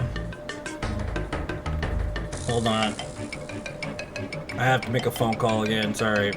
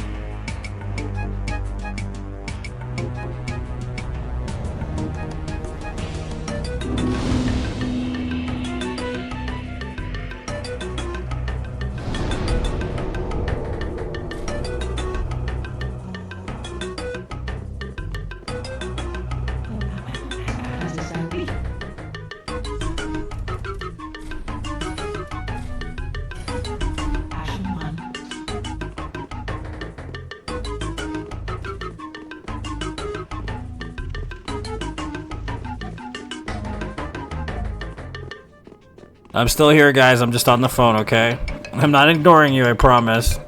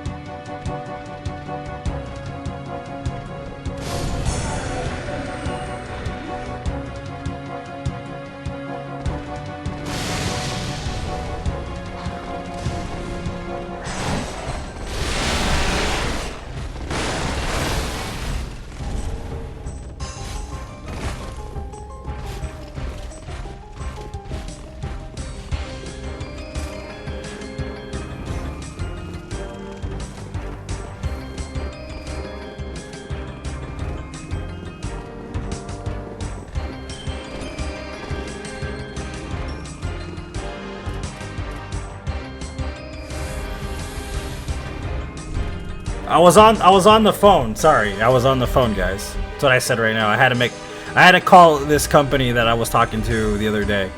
That's the only reason why. I'm still here. I promise. I'm not ignoring everybody. I love everybody in chat. I'm sorry. I had to make a phone call. I couldn't do it at any other point. Today, I didn't have time, and they close like in about an hour, so I had to call them.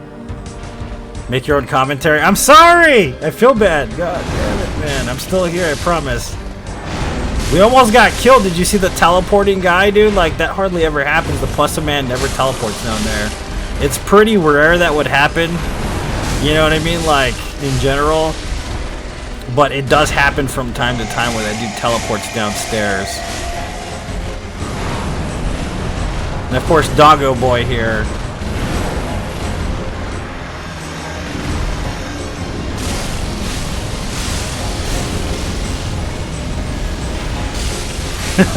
Shameful.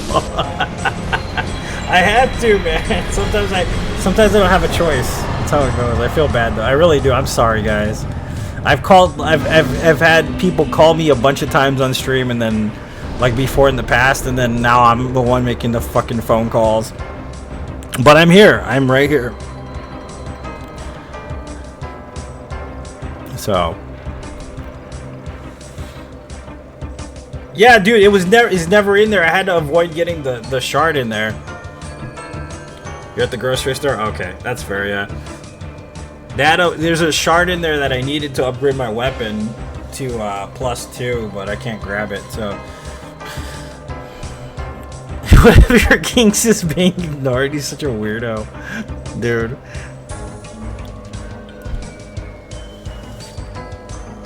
Yeah, but yeah, I'm tired. I mean, we'll probably finish this within the next 2 hours, but I'm gonna drag it out just a little bit, honestly, because I'm starting to get Ray popular. Whatever, dude.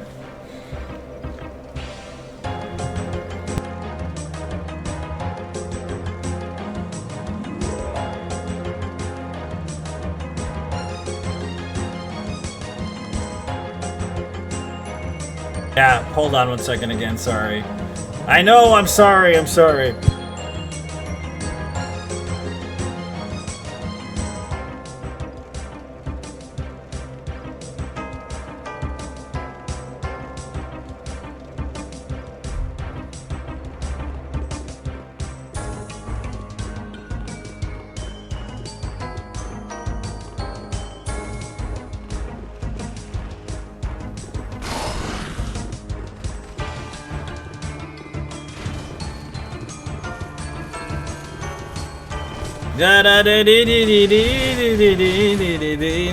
Well, most of it is fucking bill collectors. It's not even like I'm really popular, man.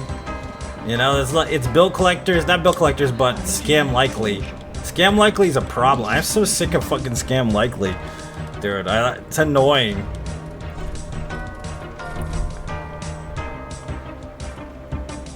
I should grill. I'm gonna grill some air so I can eat it, guys. Some flame sizzling grilled air. Sounds delicious.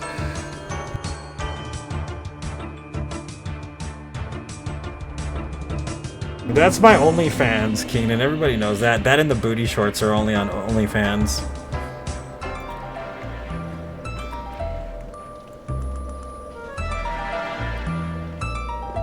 I'm so tired. Just gotta finish Dark Souls 3. That's it, baby. That's to finish Dark Souls 3, baby. Yeehaw, buckaroo. Yeehaw, buckaroo. Maybe we should try the... If I have enough energy, maybe I can try the Fallout no-hit run afterwards. That would be quintessentially me to do that, though. Keep it up. Thanks, man. Willis. No, that's the thing. It doesn't make any sense. At all. It doesn't make any sense.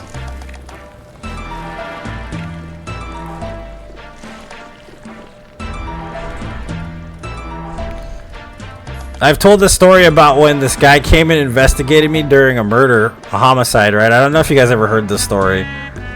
It depends on who's in chat. I think Jane's probably heard this story, but I don't know if Keenan and Dave and Willis have heard this story. when I was when they were investigating me for murder, like a few years ago. Like it was probably longer than a few. It was like a decade ago. It's kind of crazy. Has anybody heard me tell this story before? I need to know before I start telling it.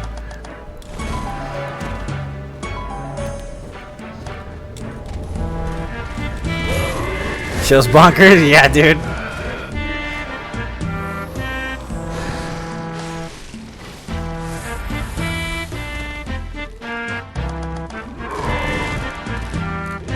You have it? Yeah. Never heard it? Yeah.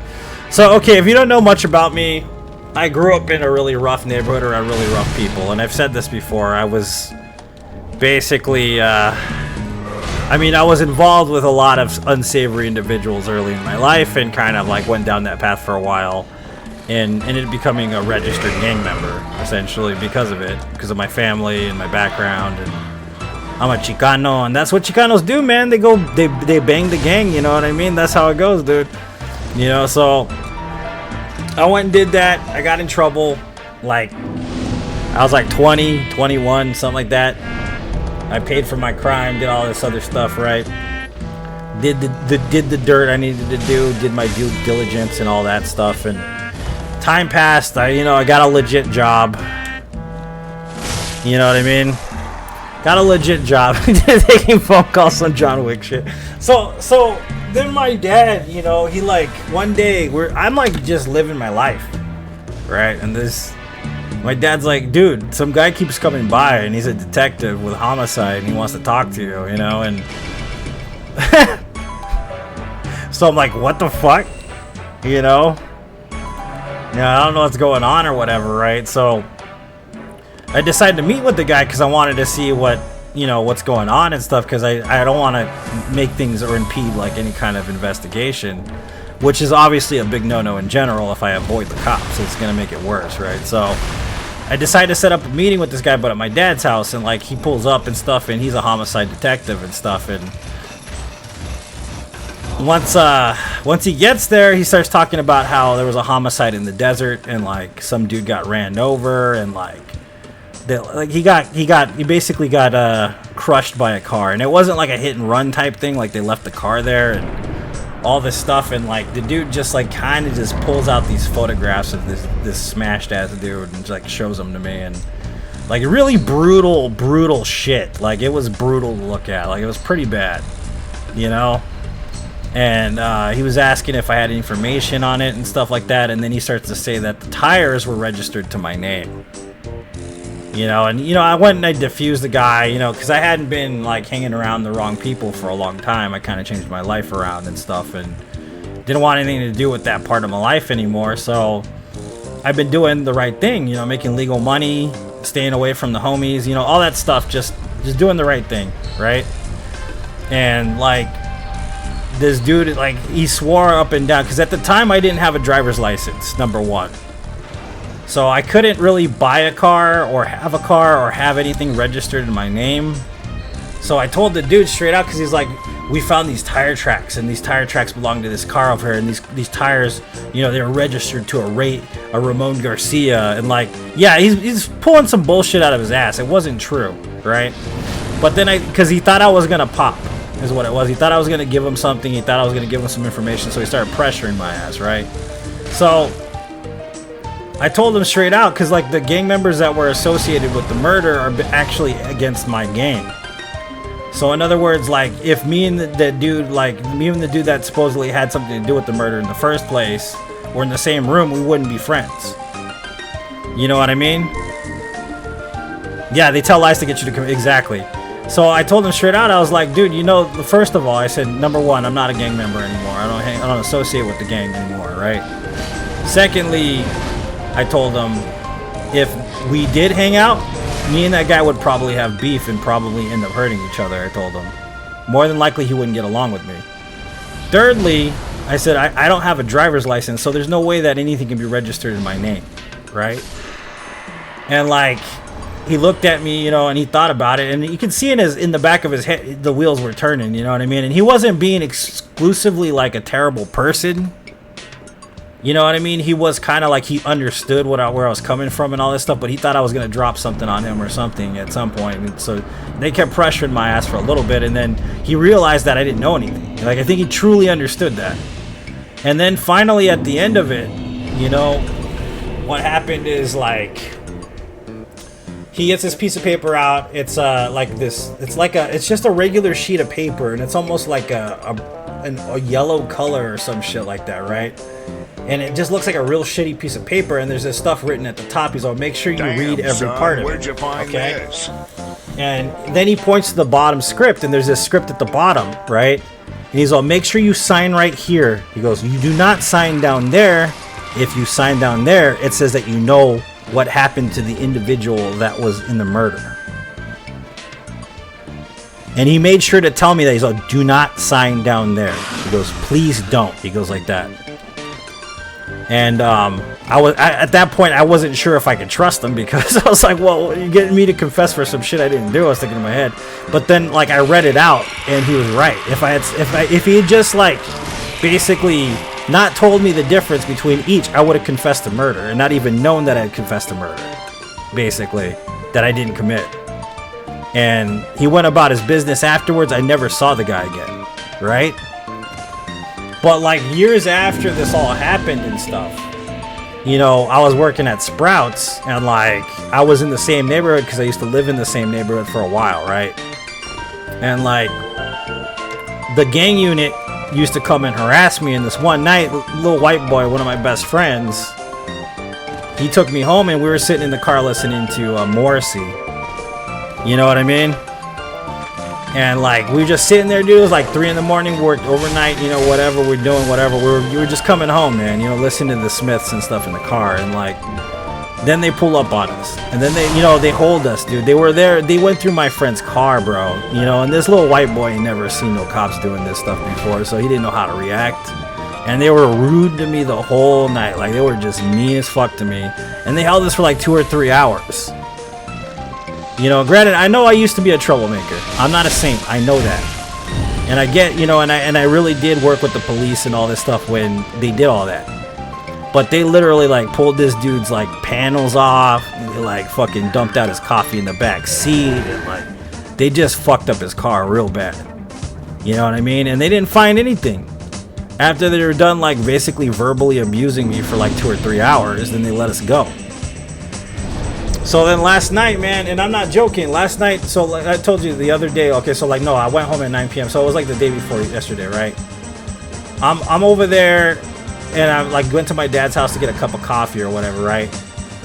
And I'm running out of gas, so I had to stop and I had to get gas, right?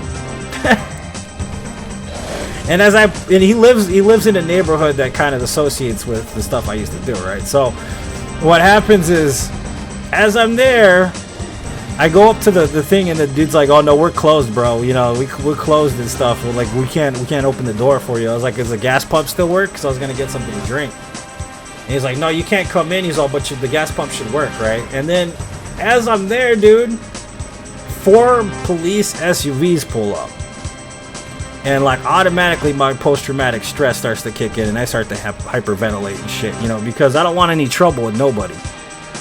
And like, I look, and it's the same motherfucker that harassed me years ago in that SUV, you know. And like, being a registered gang member, I mean, you can't leave the list ever, no matter how fucking old you get.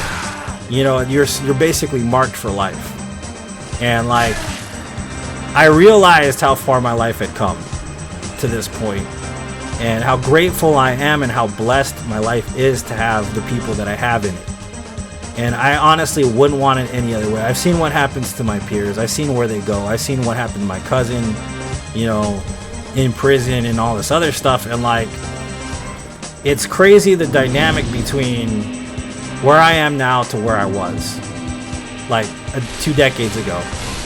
And I honestly, even though I know I'm just running video games and stuff, I'm living my dream, and I want to say that I know that I shouldn't feel bad that I answer the phone and talk on the phone, but I want you guys to really truly understand that I do appreciate everything that you guys do for me. I am grateful as hell that anybody watches me. I'm grateful that I have such good friends that are here to support me. Because I never thought I would be at this age in my life. So, thank you for watching. Thank you for being here for years and just chilling and doing whatever. So, enough of that shit. But yeah, thanks guys. I do appreciate it.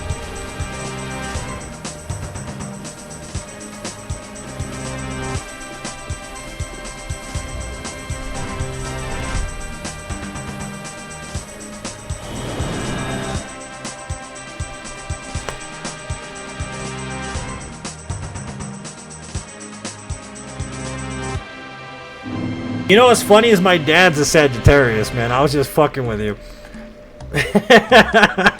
My dad's a Sagittarius. My mom was a Sagittarius too, Jeremiah.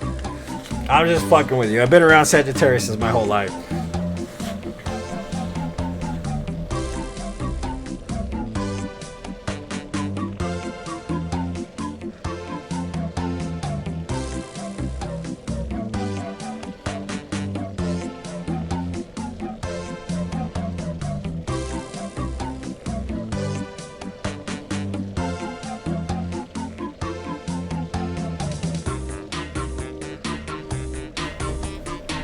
Yeah, but like I said, that's just kind of the thing, man. People don't realize how that affects you. You know what I mean? Even if you're not necessarily doing anything wrong, if you had done something wrong in the past, it haunts you.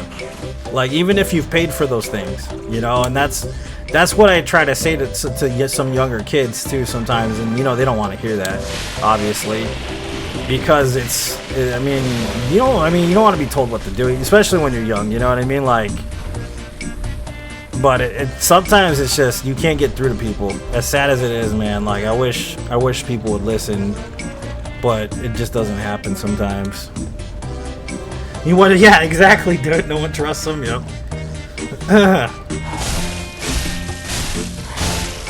I mean, it's kind of the thing, right? Like, I know, like the lady at the vape shop. I went to the vape shop too. That's another thing I did on Wednesday, right?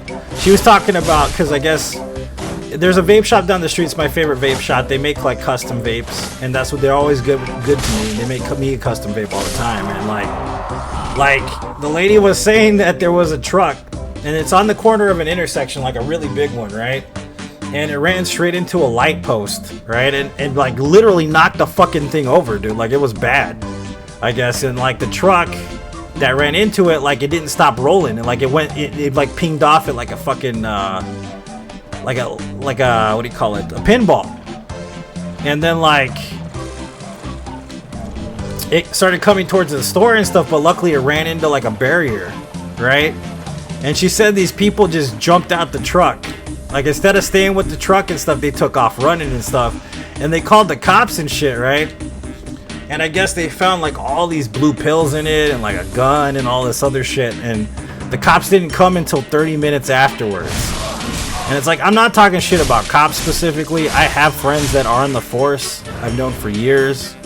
But it's like, for one, like, if you call the cops and there's an emergency and they don't show up, right? And then if certain cops harass you, like, it is kind of hard to trust the police to do like the job that they're kind of, you know, supposed to do. So yeah, there's all that, man. You know, the thing is it's just kind of one of those things, you know. It sucks.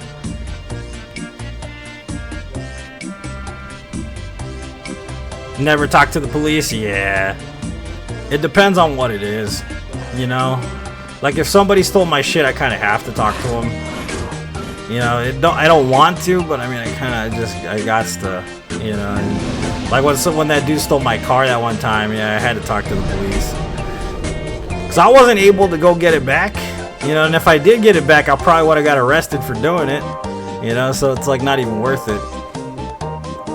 And even then, when they got it back, it was useless anyways because the car was completely fucked up anyways. Like, damned if you do, damned if you don't, man, you know? Yeah, it's true, Jane, for sure.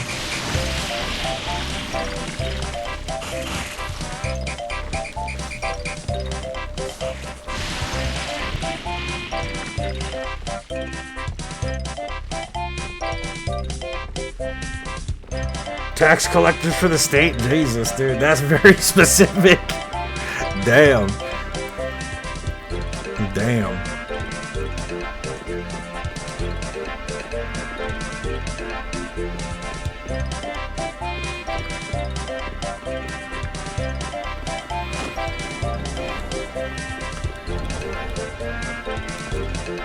But yeah, growing up in a bad situation is like a good way to make excuses too. That's what I think. They're going through the ladder, dude. You know, the thing is though, the thing about this game is it handles so smoothly. You know, like I forgot, dude, how smooth this game is. Like it is. I'm gonna say that this is better. The combat system in this is better than Elden Ring. Like it just feels better. It feels more comfortable and more relaxed, and like there's something about like just the fluidity of the game that just it feels more satisfying than Elden Ring. Elden Ring kind of feels a little clunky actually compared to this. I don't know why that is. Any cops in chat? Yeah, I have nothing against cops. I really don't. Like I really don't. And most of them are just trying to do their job. You know what I mean? But I've met a few that they aren't good apples. Let's put it that way.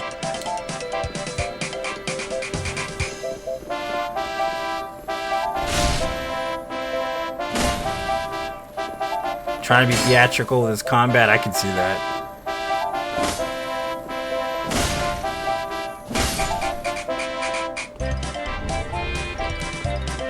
Trying to be undercover.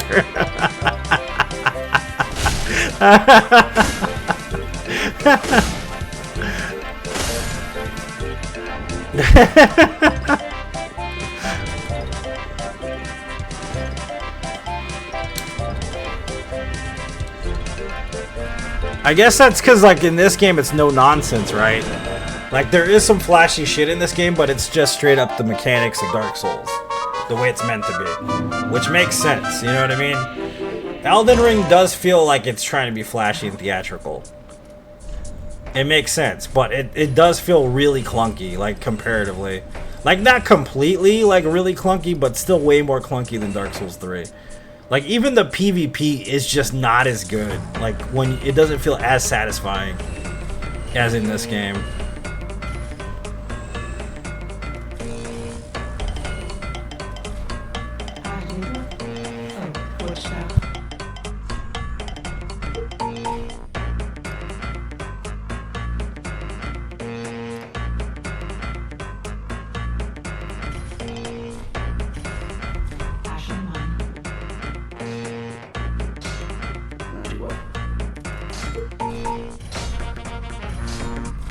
They said just straight up they weren't gonna come in. That is fucking messed up, bro. That sucks, dude. I've had several come see me. Undercover brother Eddie Griffin, yeah. Like, yeah, that's terrible, dude. See, the reason why I work with the police, though, and that's the thing about when something happens like that, because the alternative is worse. That's what I've always gathered, at least in my expertise of dealing with the police in the first place, is that if you don't work with them, it can go sideways. That's why if I get pulled over, man, I just do exactly what they say. Implying that they were busy, that's fucked up.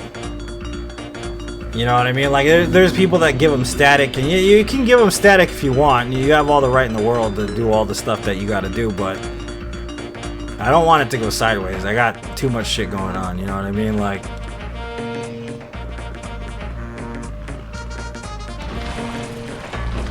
that's mostly what I get afraid of, too, is like it going sideways or something for some reason. Because what happens? I can't defend myself.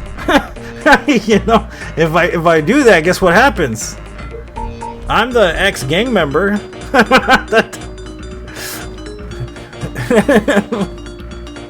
You know what I mean? Like, it ain't gonna happen. I'm just gonna either I'm gonna be behind bars or no one's gonna hear me ever again. You know? I just let them do their job and I just keep it civil and keep my patience, and I've had both bad and good cops pull me over or whatever, you know. The good ones you can always tell. The bad ones you can always tell straight out. You know, that's why I don't screw with them. Don't fucking talk shit to them. Just let them do what they're gonna do.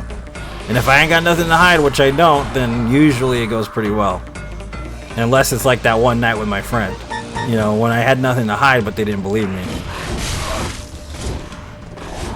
Let them get their quotas, yep. Dude, Dave, you're absolutely correct, dude. 1000%, yep. I agree with that one.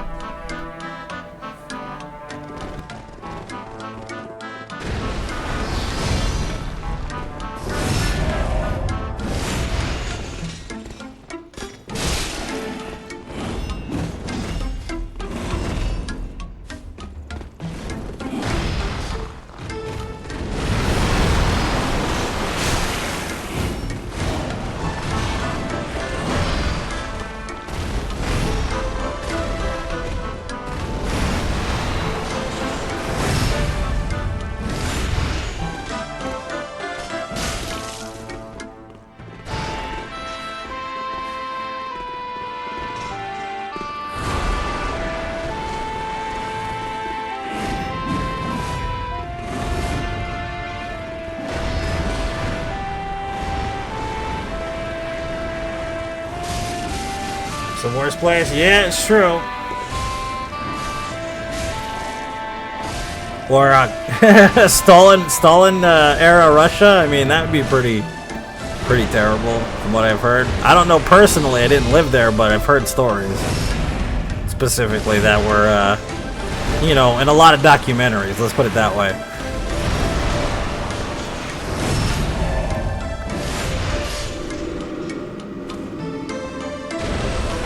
Iraqi police officers.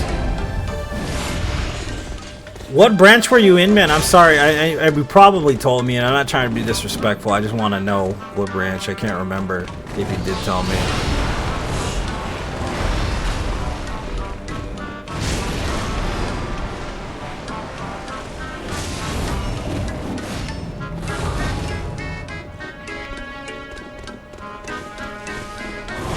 Oh, you're in the army? Cool, man.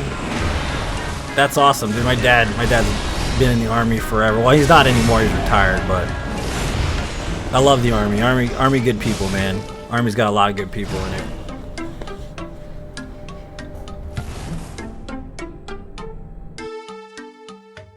Most of his battle buddies are some of the coolest people I ever met in my life, dude. I'm not gonna lie to you.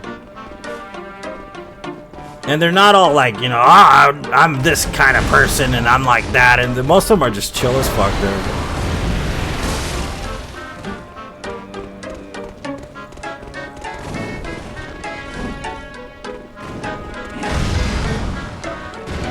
With only one pair of binoculars.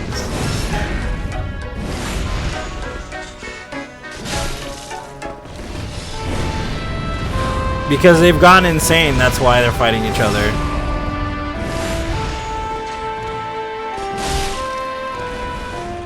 They're the ones that watch for the abyss. That's why the Dark Wraiths are outside the door. This is like post-Sif, post-Artorias. So, okay, we've talked about this before on stream. Like, the whole mythos of Artorias based on what happens with the undead.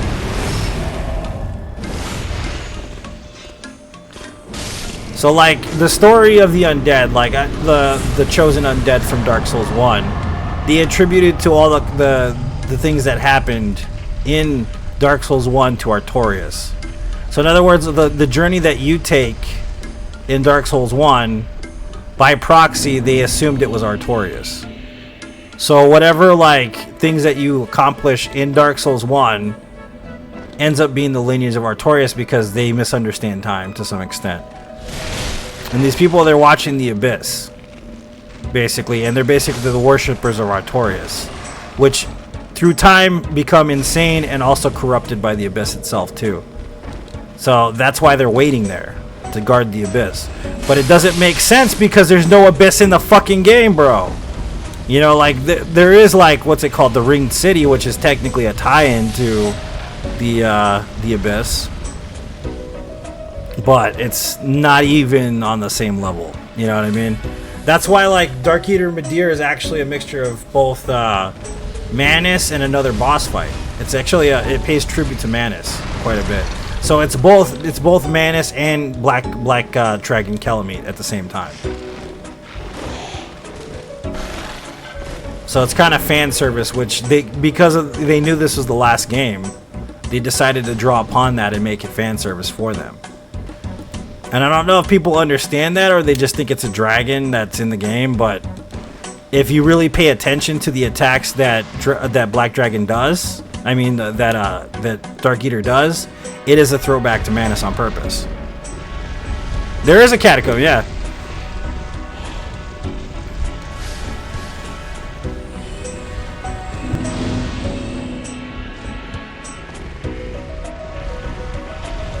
I decided to get out. That's fair, man. That's fair.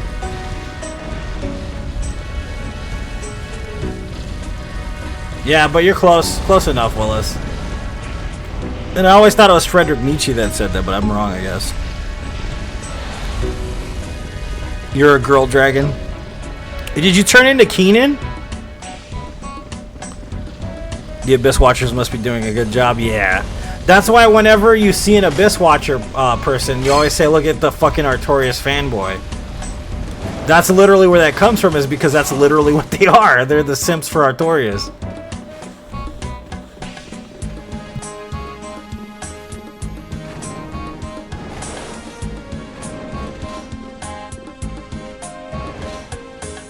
You got a Marine. Rodney's a Marine, dude. Thanks for your service. Same with you, Isaiah. Thank you for your service, man. Some people don't like hearing that, but thank you so much. I appreciate y'all, seriously, for your service to the country.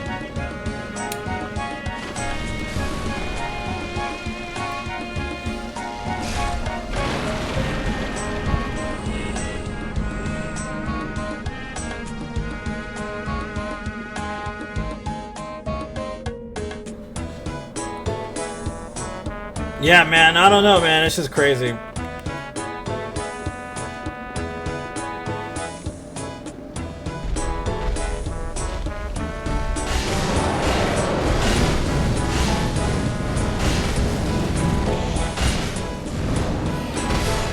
By the way, that will instantly kill me if I get hit by that. Which I didn't get hit by that, thank God. Maybe the skeletons will take care of this guy for me, though.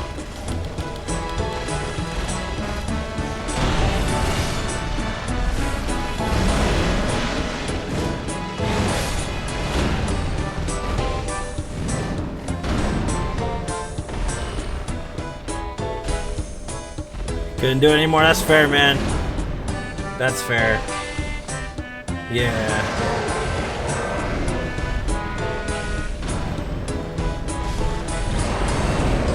Come on, guys. You should outnumber this guy, dude.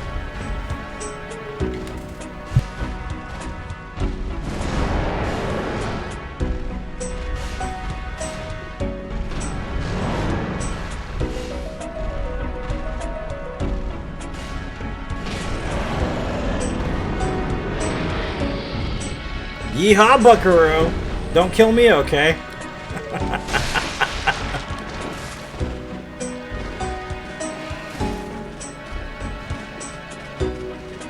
Oh shit, you retired. Yeah, my dad was regular for a long time, and then he just went, what's it called? The reserves for the rest. Like he went over twice. He was in Fallujah, and he was in, what do you call it, transport. You know, so like it's kind of interesting. There was a lot of periods in my teen years where I kind of wish he was here, but I kind of understand why he went, you know.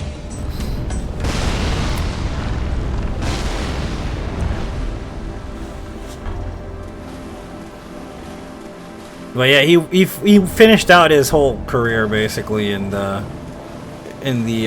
reserves, because he got tired of it too. The regular stuff is very specific, you know. So, but he was like, "Yeah, I'm too old for this shit." that's basically what he said, which is understandable. But yeah, he's a good dude. My dad's pretty cool. His friends are all pretty cool too, man.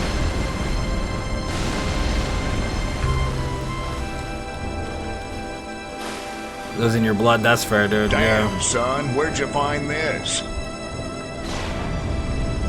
Pretty good, Mike.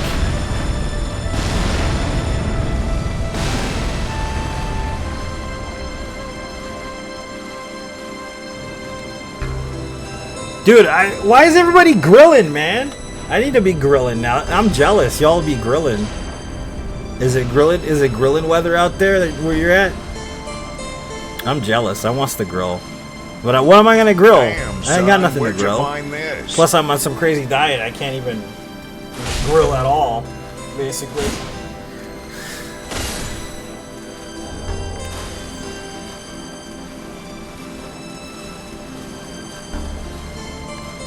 Alright, I'll come over. Sounds like a fun time.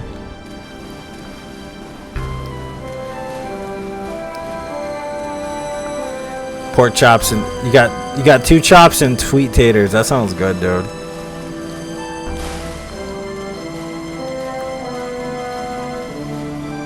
Yeah, but what's the point? Jeremiah, I could grill vegetables. You know, but that's why I like when my kids come over, because they eat meat. And I know it sounds weird, but it's fucking therapeutic, dude. You know that, right? Like, oh, it's National Grilling Month. That makes sense, yeah. If you think about it. But, like, honestly, I know that's weird, but I find it therapeutic to grill meat.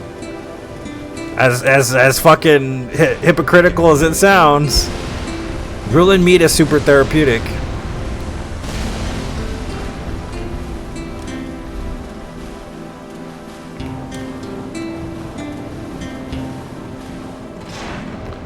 I'm vegan, bro. I don't eat I don't eat cheese. Damn, son, Yeah, I'm a where'd you vegan, find man. this?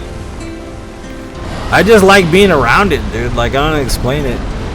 I think it's because it's carne asada. That's why I like the carne asada thing.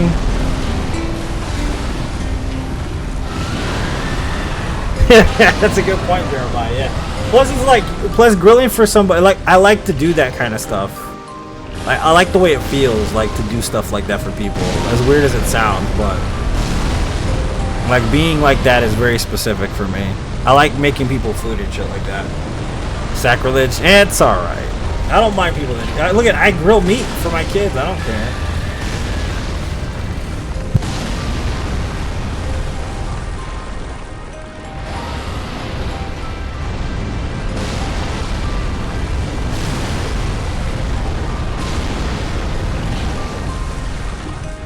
Yeah, but carne asada is also the thing you do.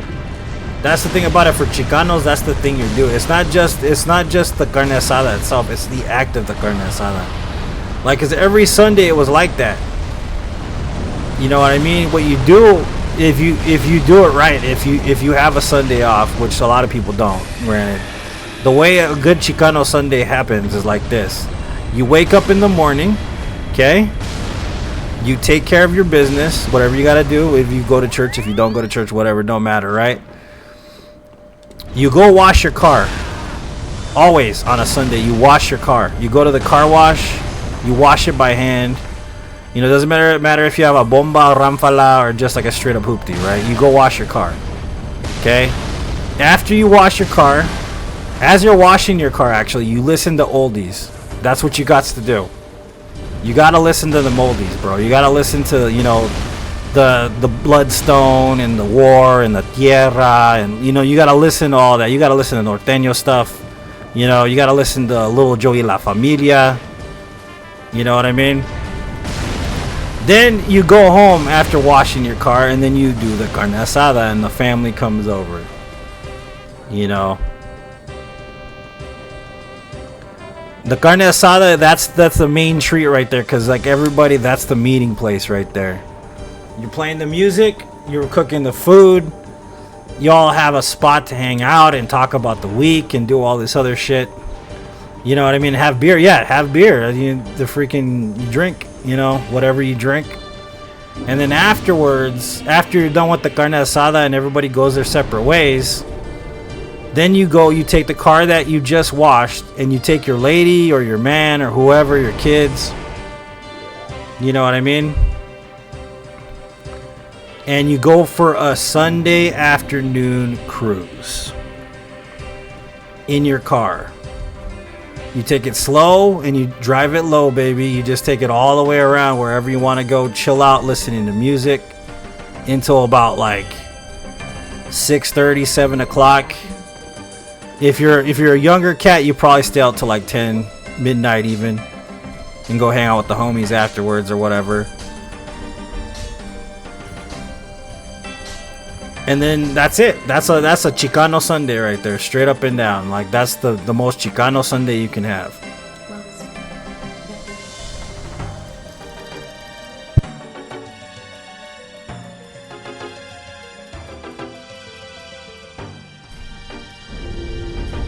Salsa singers, nah, man. Like most Chicanos listen to norteño, basically, or corridos. Like when we listen to like Mexican music.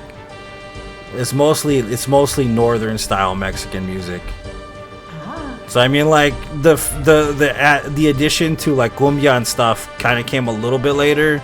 Traditionally, we listen to mostly corridos, which is like classic Mexican jams. You know, basically Javier Solis and like shit like that, basically.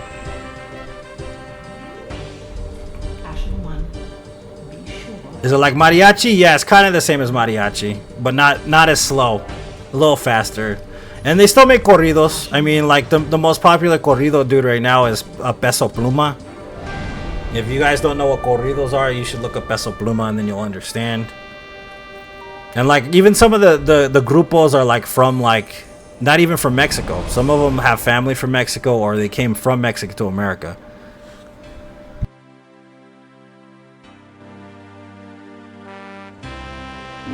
Like that song, Hey Baby, ¿Qué pasó?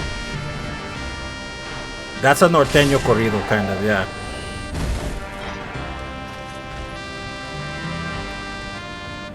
Yeah, that's where the cumbia came in, dude. AB was a genius, bro. Her brother, AB Quintanilla, he's the one that wrote all that shit, along with the other guy. That's when they started adding island noises to Mexican music. Buying cheap cigarettes from a gas station. Hey man, at least you got something. Y'all got macaroni and cheese, Keenan. Shut up. Don't lie to me. I know y'all white folks love that macaroni and cheese shit. There ain't nothing wrong with that. Macaroni and cheese is good, dude.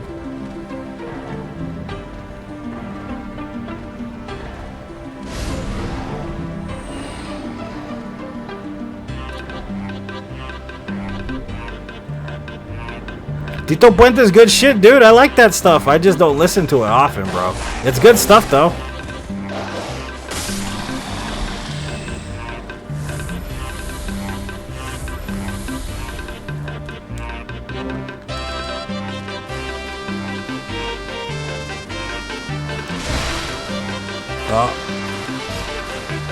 Wop, wop, wop.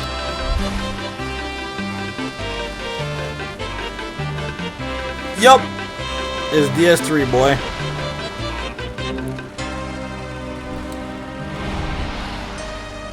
We got our beautiful little witchy hat. I look fabulous. Hey, baby, ¿qué pasó?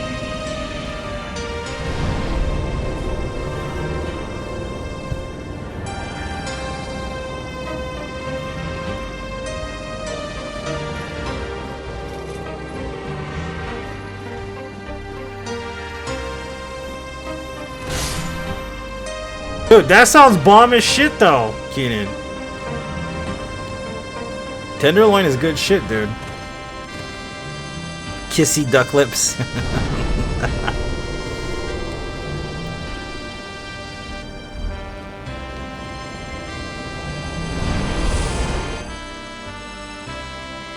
Nah, you're fine, man. No worries. Yeah, we're just on DS3. You played this one yet or no?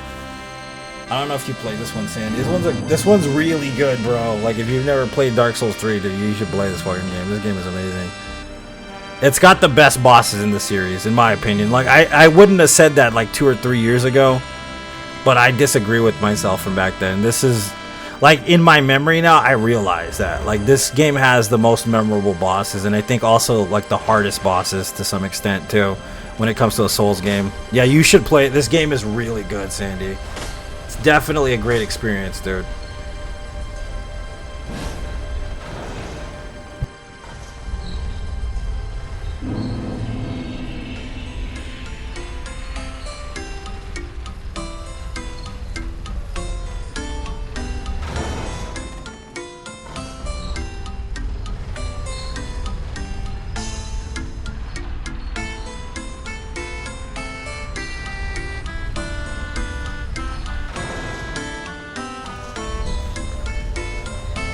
Does anybody agree with that? This game has the best bosses in the Dark Souls games, specifically. Am I the only one that thinks that? Because I think like I said, the bosses are the best in this game.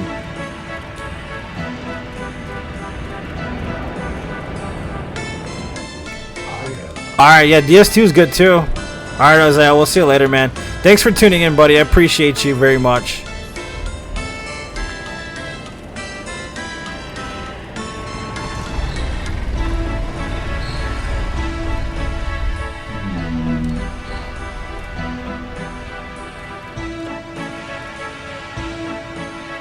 Best bosses for sure, yeah, dude. But which is the best though? That's not. There's so many good bosses in this game, dude. There's so many good ones, dude. Like this game it's just jam packed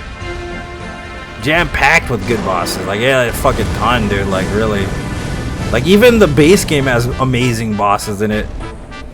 Yeah, it's my favorite. Yeah. That's the only gripe with the game, Robert. I agree with you there. The level design isn't up to par with the rest of the Dark Souls games, but the boss design is where it shines. Like, I say the best level design in general, though, is Dark Souls 1. For sure. The bosses are lackluster, kind of, sometimes. There are, like, maybe 3 really interesting bosses in Dark Souls 1, though.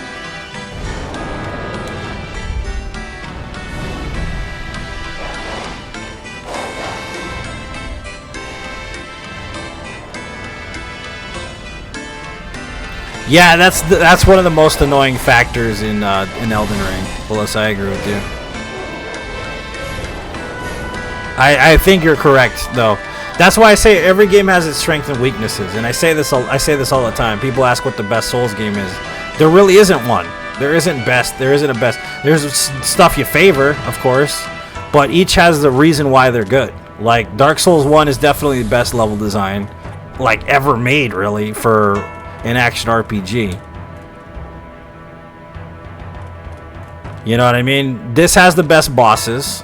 Dark Souls 2 has some of the best mechanics that were never incorporated in the rest of the games for some reason.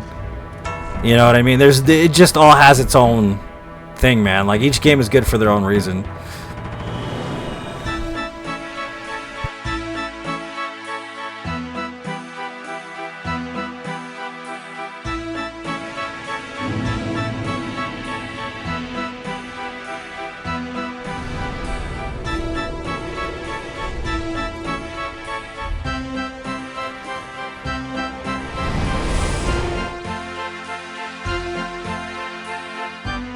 And I don't know if you guys remember, like, yeah, Demon Princes are great, dude. That's a great fight. I don't know if you guys remember playing Dark Souls 1 for the first time. I really don't. But even now, I can imagine myself. You know what I mean? Because of the interconnectivity of the level design itself, it's just fucking, like, surprising, isn't it? Still to this day, I find myself amazed at how they connected everything the way they did. It's such a masterpiece in that sense. Like, it really is, like...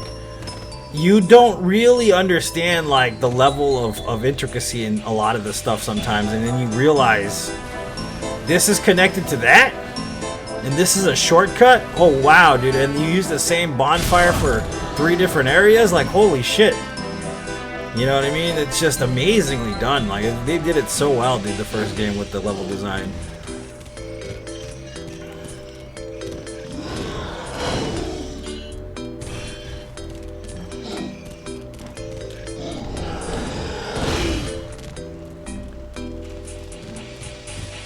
What, in Dark Souls 1, specifically? Jeremiah?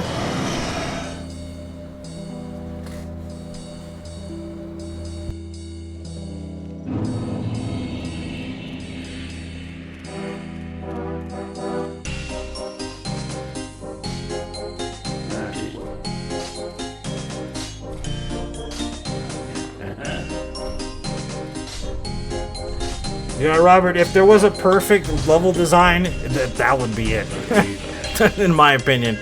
You know what I mean? And granted, people would argue, of course, you know, what is it, Symphony of the Night Castlevania, which is really good too.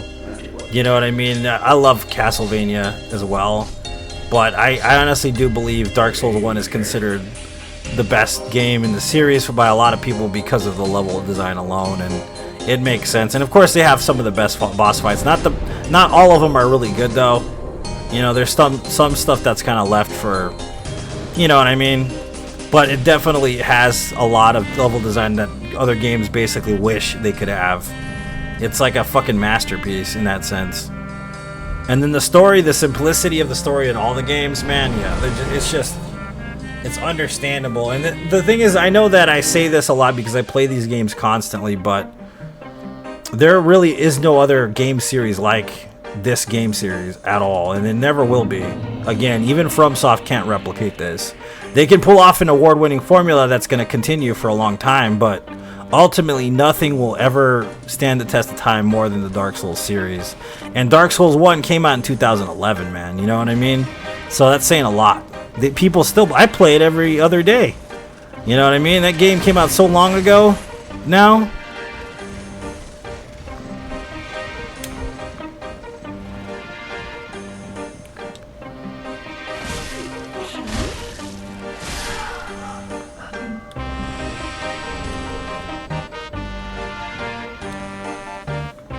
This is one of the good bosses right here, the Dancer of the Boreal Valley. Very intense boss fight. She will punish you if you are not precise. Very, very awesome boss fight. Definitely one of my favorite boss fights in the game, too. And one of the harder bosses because she's a gatekeeping boss. Mysterious, strange, hard to read, fluid as fuck. Definitely a fun boss fight. You know, like, I think Jane was saying this is one of her favorite bosses, too, because her what do you call it? Her son-in-law kind of forced her to fight this boss super early in the game. Or something like that. I think that was the story she told me a while ago.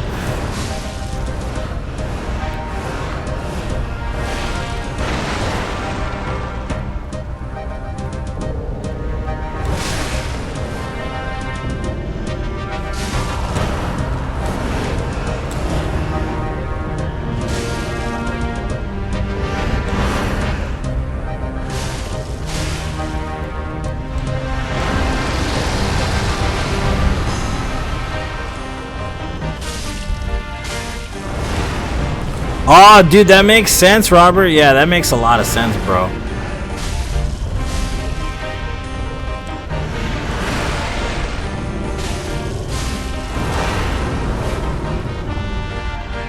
Yeah, Jeremiah, that's the worst possible place to end up.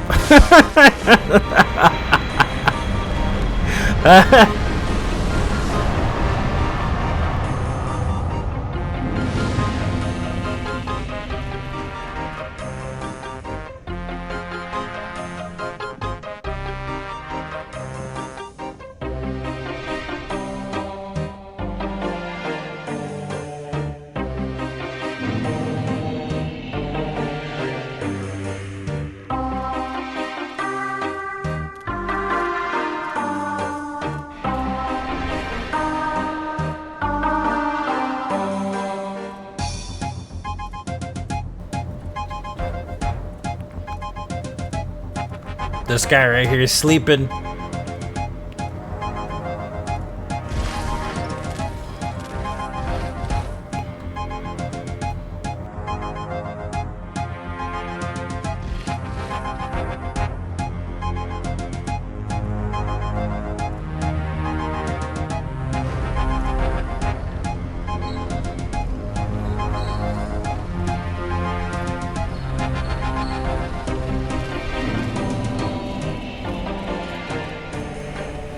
Dun, dun, dun, dun, dun, dun, dun, dun.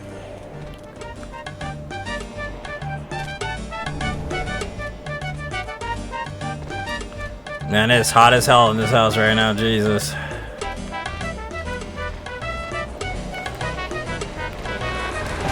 Oh shit. No, no, no, no, no, no, no, no.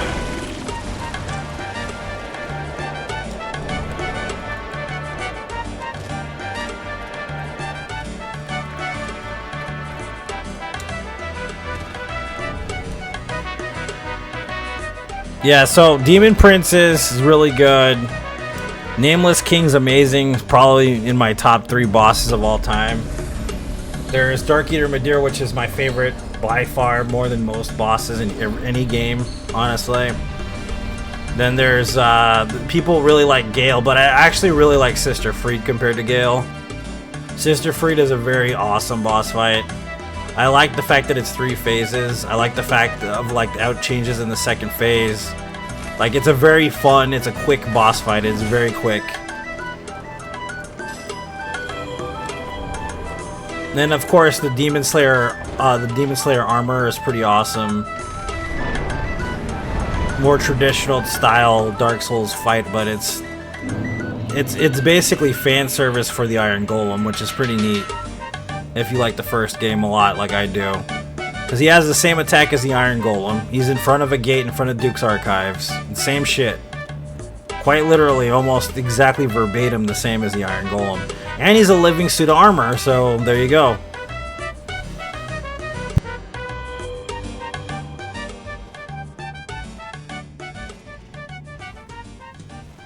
I'm not naked.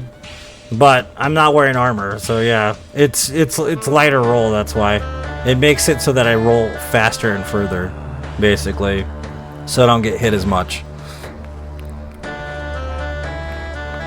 And at the same time, it's more punishing that way. If I get hit, then I learn basically not to get hit.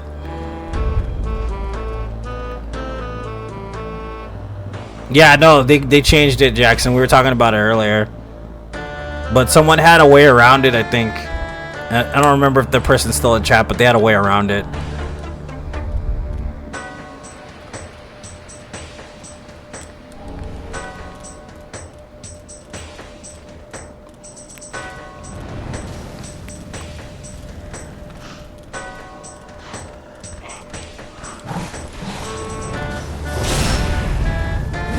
Because it's Facebook, bro, that's why.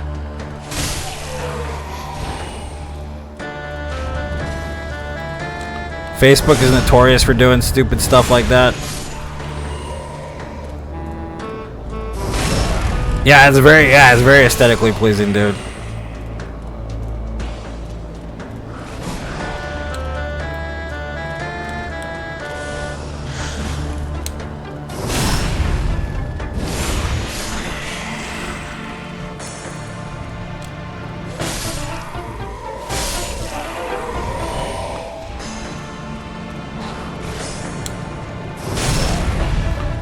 Sorry, man. It sucks, dude. Facebook be like that, though, dude. They really do.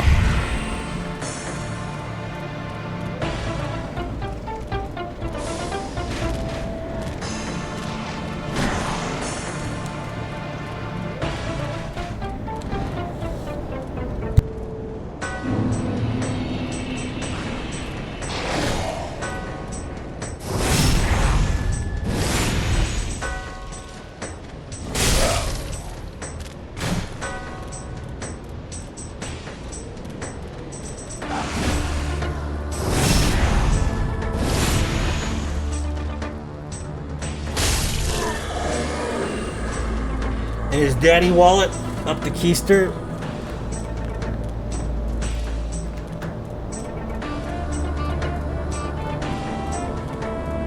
It's just reels now. Dude, they really don't give a fuck about streamers. It's stupid. Excuse the language, but I'm so sick of Facebook stuff, man. I'm so over it. I don't even want to talk about it. Sucks, man. Especially when you guys be doing that all the time, using casting this stuff, you know what I mean? Like, they don't even tell anybody. They just do it. Like, you can't even tell people, hey, look, we're gonna get rid of this feature.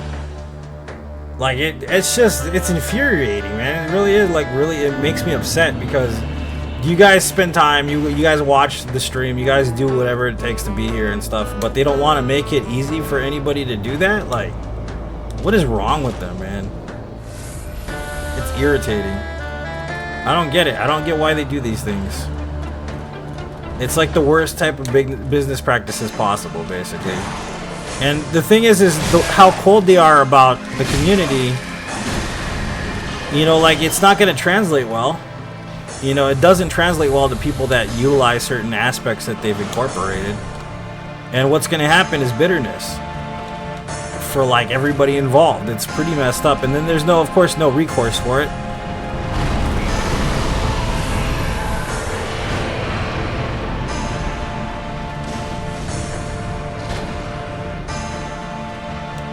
Musk took over Twitch? No way, really? I guess Kick is going to be popping even more now.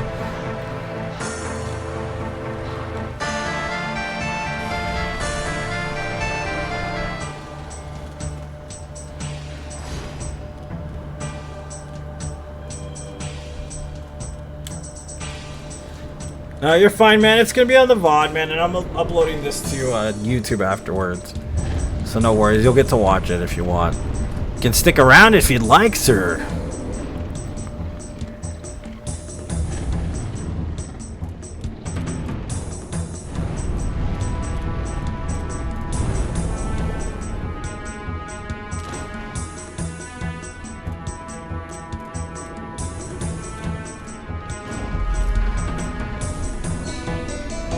No, Steven, I'm not live, dude.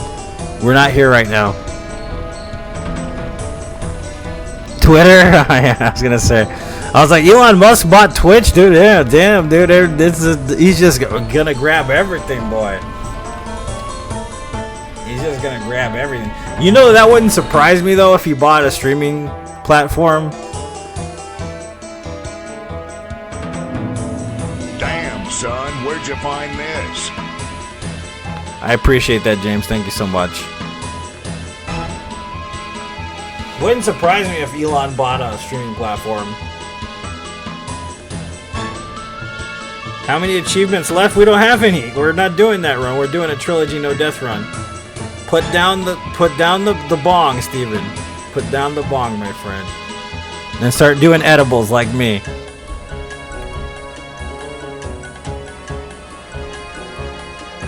Twitter, streaming on Twitter could rival Twitch. Yeah, I could see that.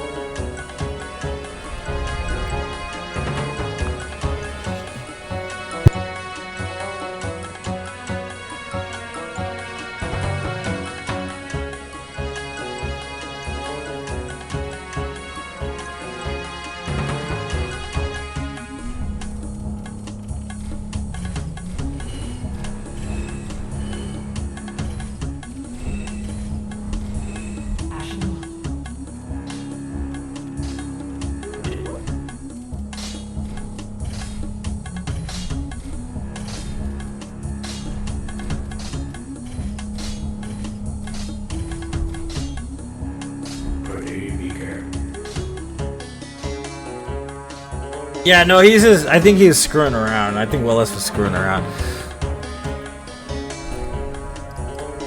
He'll do it. If the Simpsons make an episode of it, uh-oh. We'll totally be screwed then.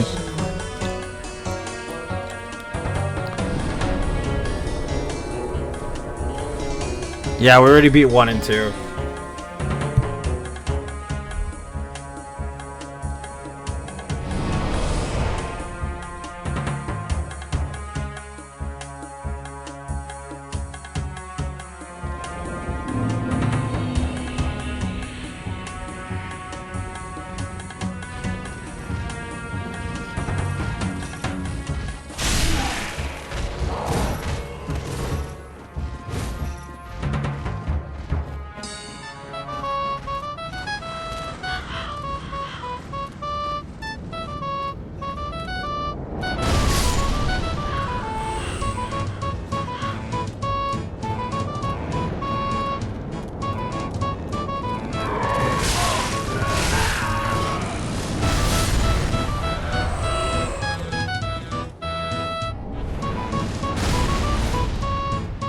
And my dad called me. Dude, stop hitting me, man. Shit. Hodrick.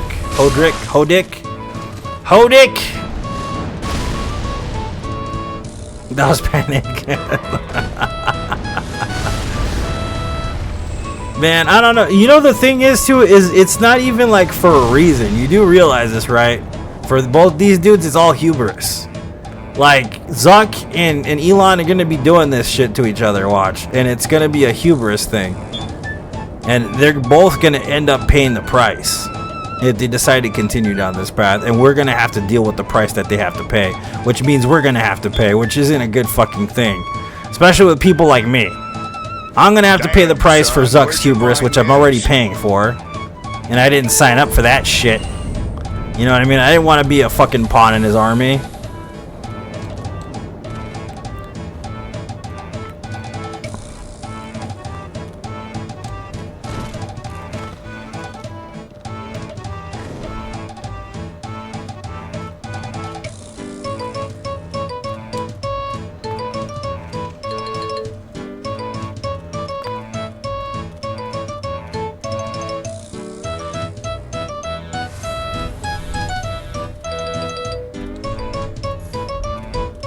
Yep.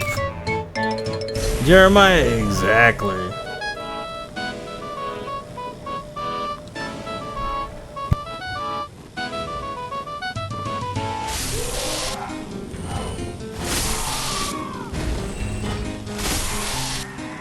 Nah, if you said, I'll pay you $5 million, Ray, for you to join the Zuck army, I'll be like, you know what? As long as you give me a pleasure button, I'll do whatever you say, buddy. Let me inject my my AI into the bot, sir. I'll do whatever you ask as long as Skynet wins. I'm just kidding.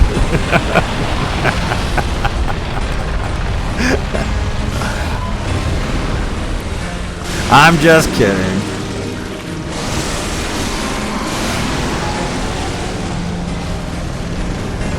Damn, dude, I tortured that guy's testicles pretty hard there.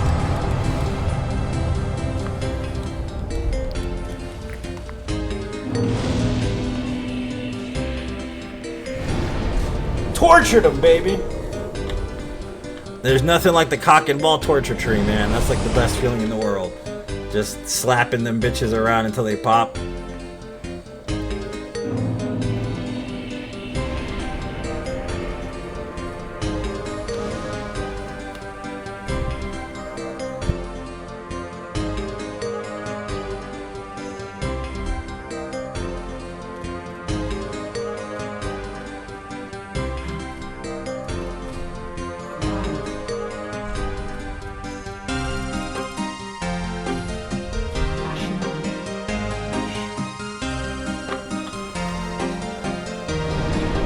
I find fighting that tree very therapeutic for me. I think about a person I really don't like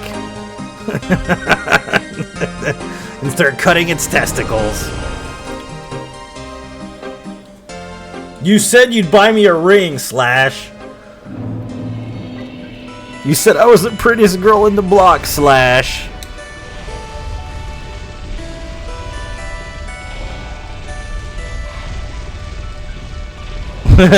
Dressed as a vampire mummy.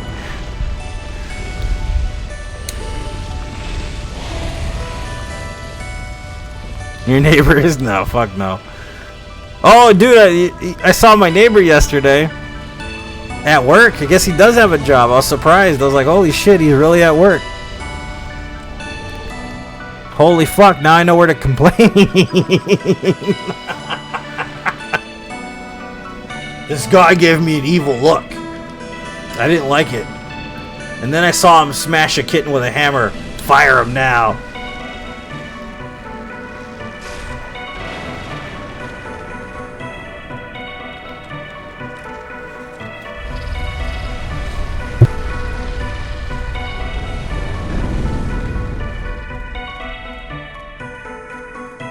Lady D. Oh, I pretended I didn't even see his ass, dude. I didn't even want to look over. That's how disgusted I am with him. I just didn't even look at him. I don't even want to pretend he was there. Like, I'm just pretending he wasn't even there. It's like that time I got paid $2,000 for butt stuff, and I sat in that room and pretended like I wasn't there. You know? Just kidding. I never did that. You can't prove it either. It's not on film, alright? Just saying.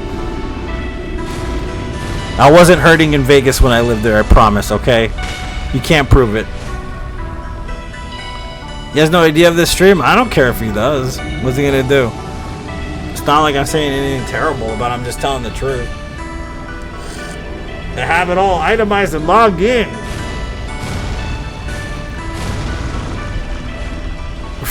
Saber for murder. Man, I can't do that. Knowing my ass, I'll get in trouble. I already know, dude, it doesn't work that way for people like me. I try to do something shady, dude, it backfires. That's how it works for me. Believe me, I've tried. I've been there, dude. I haven't thought about doing shit that I shouldn't be doing. And it always backfires, so I don't even try anymore.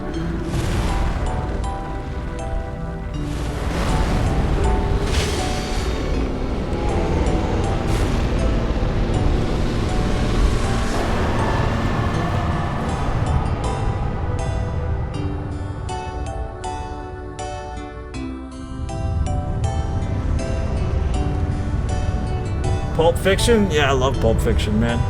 It's a good movie. There's so many stars in Pulp Fiction, too. It's ridiculous. I think that's back when John Travolta was still human, too, because after that, he became a space alien. If you've never seen Battlefield Earth, you know exactly what I'm talking about if you've seen it. Don't watch it. Don't ever watch Battlefield Earth. I'm just warning you. Don't ever watch that movie. That movie is pure shit.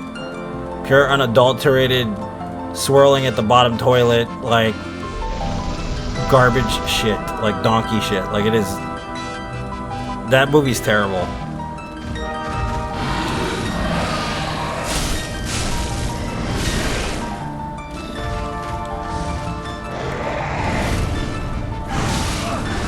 Ow.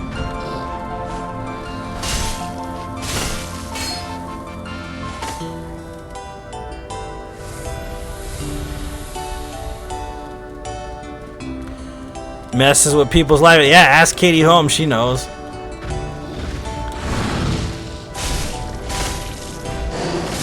I'm in love, Oprah.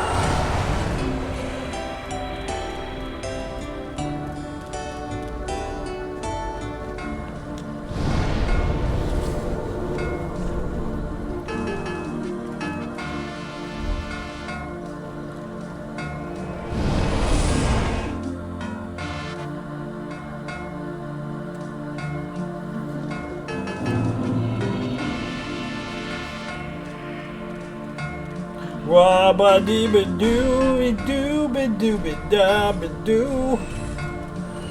Dabba-dee-ba-dee-ba-dee. I should do a stream with Ariana Grande. Let's make it happen, guys.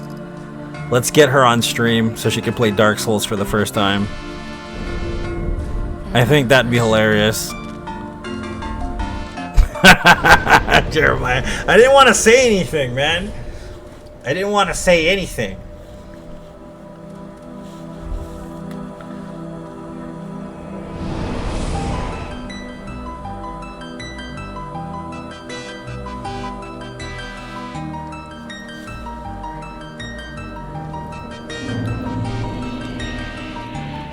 Ariana Grande to stream Dark Souls for the first time on my stream.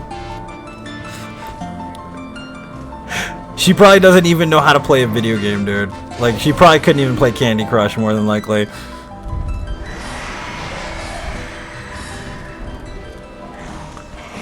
You're gonna watch both on the same day? I'm gonna watch Barbie next Friday. Oppenheimer I'm not gonna watch until it comes to the streaming device. It's mostly because I don't think I can handle it right now. I know that sounds weird. But it's like for instance, like I love Chris Nolan and he's a great filmmaker and his movies are really intense. But that's the thing, they're really intense, dude. And I don't think I can handle really intense right now, honestly.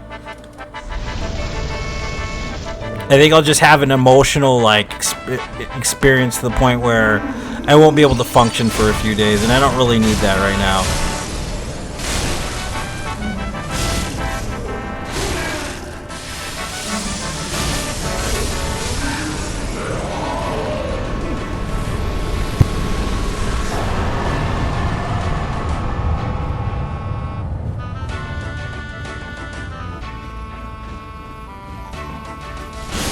Don't watch it baked. No shit.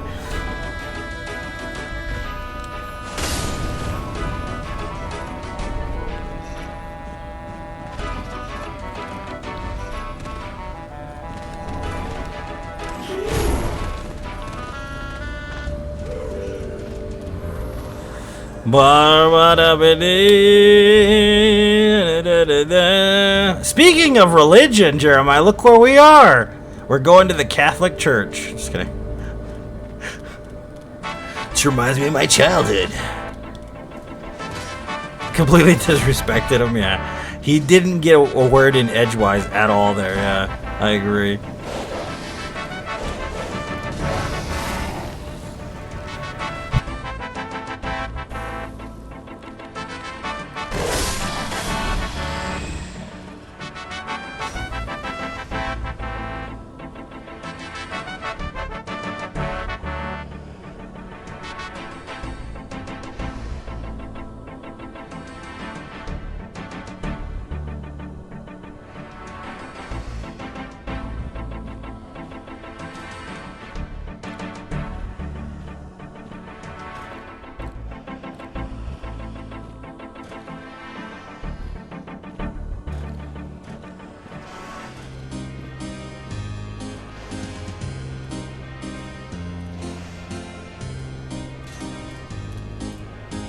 Yeah, I've only listened to it about 50 times since it came out, James, so I agree.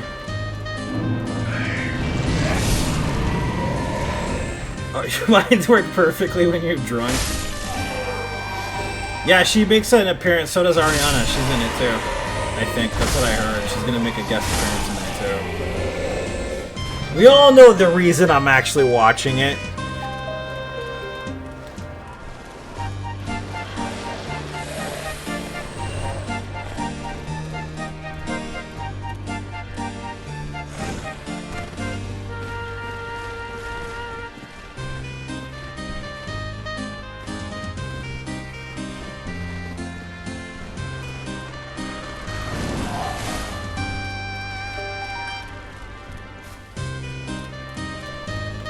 Because I like the color pink and I love blonde hair. My name is Barbie. Because I'm a Barbie girl in a Barbie world. Ronald Reagan made it affordable to have a convertible on the beach. So I decided to take it to the next level.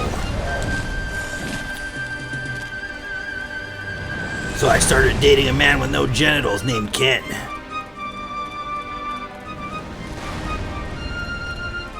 When the truth comes out.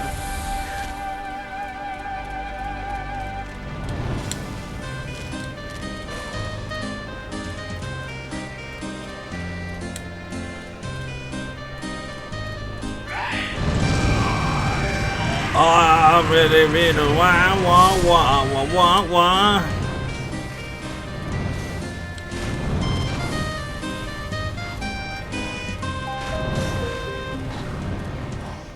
So the toys from like back in the 70s were pretty neat, some of them. Like not all of them had the same like stuff. But from what I understand, man, the G.I. Joe was badass as fuck from the 70s because they had like a real beard you could shave on him.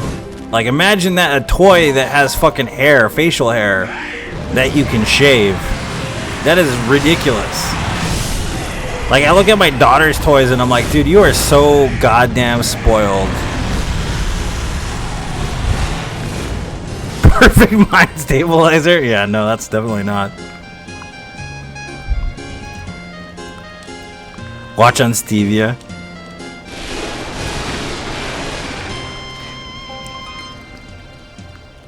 So my daughter has this set of toys that is just ridiculous. It's a pressure cooker. Okay, she's got a pressure cooker. And it comes with food, okay? Like fake food, of course, but... And like... You stick it in the pressure cooker. And you turn it on, which has a light, right? And the light cooks the food. And like what it does is this food that you put inside the pressure cooker changes colors because of the UV light inside of the pressure cooker toy. Then she has a rice maker that you put water in, and steam comes out of it like it's making rice. And I'm like looking at her, I'm like, are you serious, dude? This is a thing? When I was a kid, all I had was like those really shitty toys that they put out, man. Like, granted, we had some cool ass toys. We had, you know, Kenner and Mattel, and, yeah, don't get me wrong, but like the original Ninja Turtle series toys I had, you know?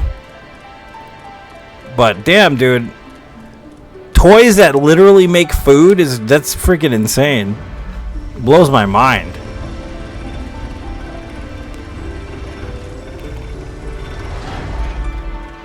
I think Lotus is gonna be a doctor, though. I get that vibe from her because she loves to, like, what do you call it? Like, she has a doctor's kit. She likes to take care of people, and I have a vibe like she's gonna be a doctor. Like, I really do feel that. Like, she loves to take care of people. So I think she's gonna be a doctor. She has that caring personality, that kind of person, and she has bedside manner too. Damn, son, She loves where'd you doing find that. this? And she's like obsessed with what's her face? There's a doctor cartoon on the TV, and I can't remember what the fuck she's called. Oh, Doc McStuffins. She's obsessed with Doc McStuffins. And I'm like, dude, if you're a doctor, buy me a fucking house. If you're gonna be, I look at her in my head, I'm like, dude, you better become a brain surgeon, man. I hope you do, because shit, daddy needs a new pair of shoes, baby.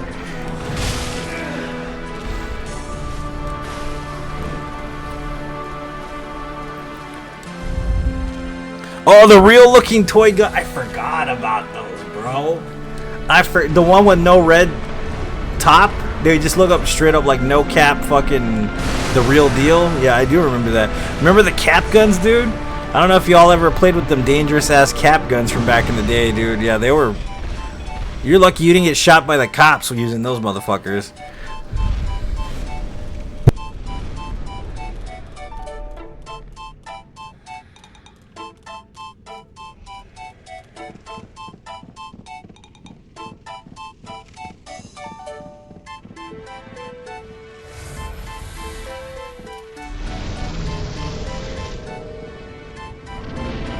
They don't even let kids into Comic-Con anymore with weapon replicas anymore.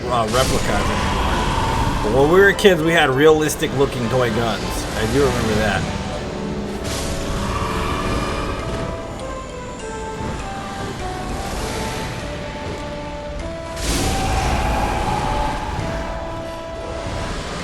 And then, of course, remember the playground equipment, man? From back when we were kids, they're all safe now. They have like all the padding on the floor, and they have like tarps up so the heat doesn't get to the kids. And when I was a kid, it was a metal slide, yo. That's what we got, a metal slide. It was like a fucking, like a grill for your ass. And you know, when you hit the floor, there wasn't any sand where I was. It was just straight up floor. You fell off the monkey bars, you felt that shit. And then monkey bars didn't have some like polyurethane over them either, man. They were straight up metal too. You could run into them bitches and hurt yourself, or fall into them and hurt yourself.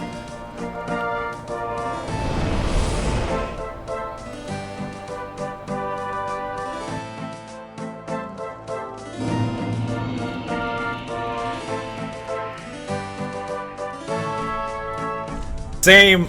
Hard same, Michael. Hard same. Yep. Yep. Yep. Hard same.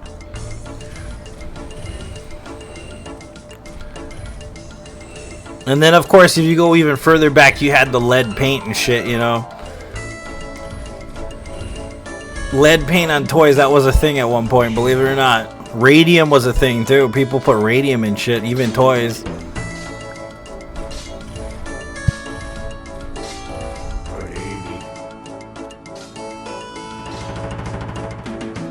It's Dark Souls 3, Dylan. We're on Dark Souls 3 right now. And we probably got about another 40 minutes in this game. At the most. If something doesn't go right, it probably a little bit longer. But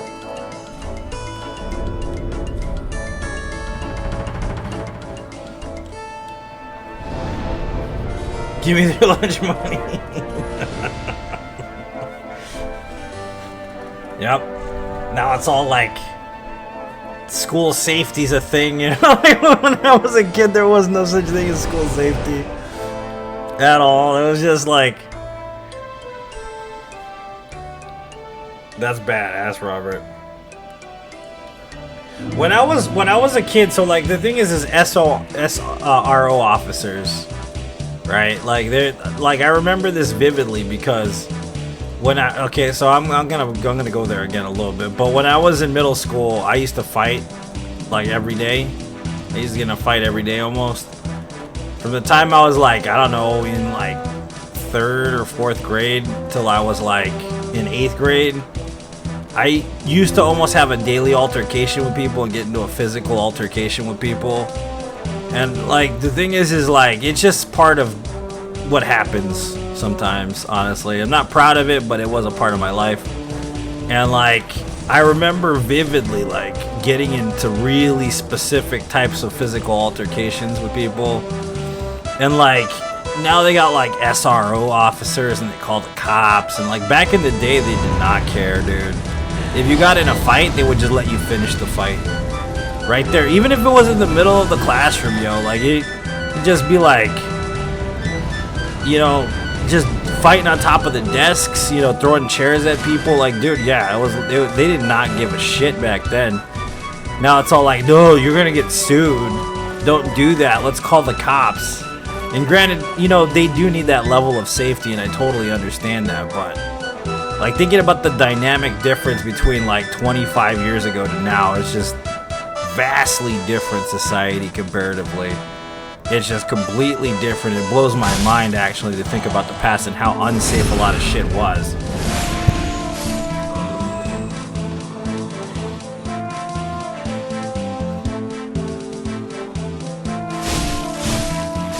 School bar fight? Yeah, dude, I remember being in 6th grade and I got my ass whooped so hard, dude. Like, there was this kid, man, and he was like, I don't remember.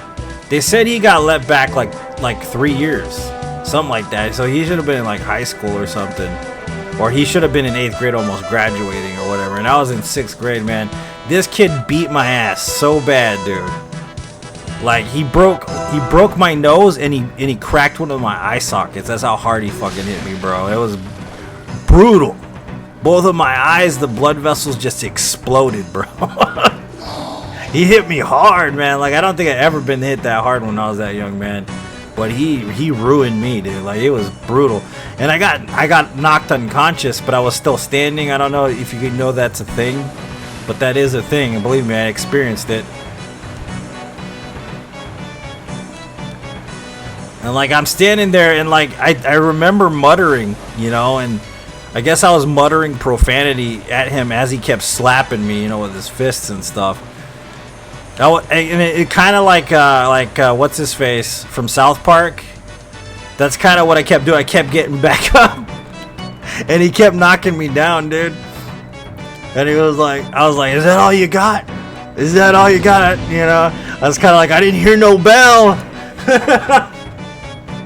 And that was like the worst beating I got when I was a child. That was like that was a brutal fight, dude. My freaking nose hasn't recovered, dude. I still have trouble breathing through my nose. That's how hard that kid hit me. Yeah, I didn't hear no bell, yeah. Like my nose is like I still whistle through my nose because of it. Like the bones never healed properly.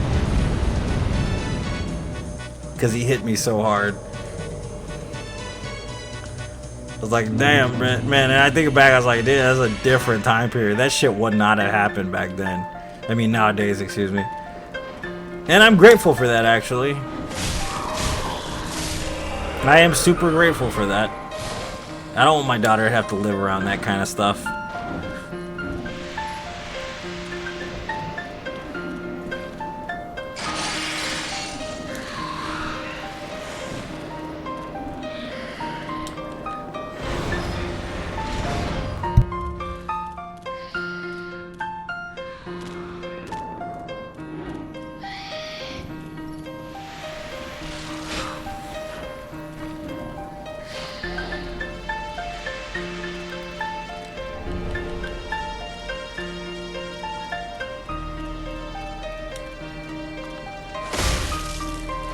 But at the same time, I kind of think that learned me some manners a little bit. You know what I mean? If you think about it, I know that's a sadistic way to look at it. You know what I mean?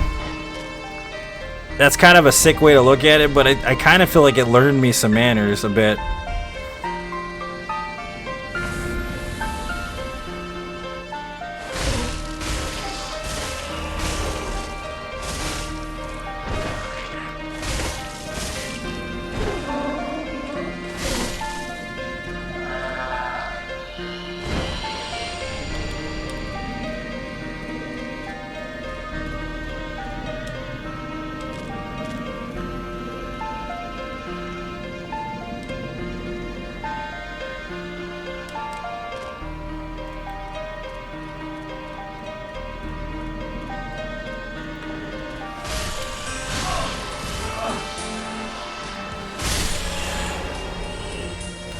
But it's cool. There was a lot of cool toys though. Like honestly, when I was a kid, there were cool toys. They're just not to the extent.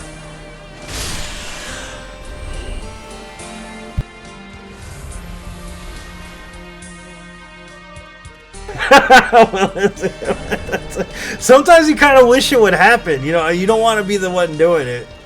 You know, but you're like, dude, that dude needs his ass whooped. Like you think in your head, you don't actually say it. You know, unless you've got enough balls to do it, and you know, I feel like it causes more confrontation than it solves to talk like that a lot of the time. But sometimes you kind of just like, dude, I wish that dude would get knocked the fuck out. Like, you know what I mean?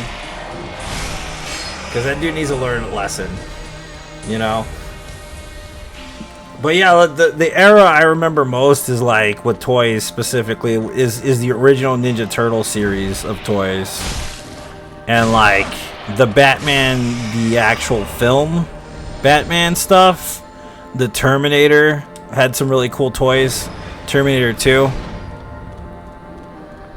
I definitely watch, yeah, exactly.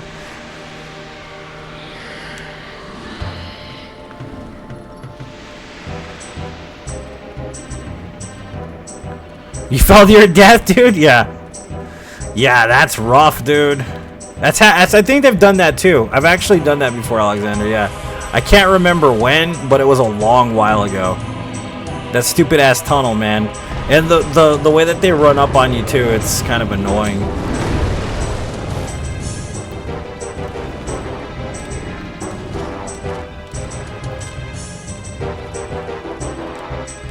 But yeah, the Batman, the film, was pretty cool stuff.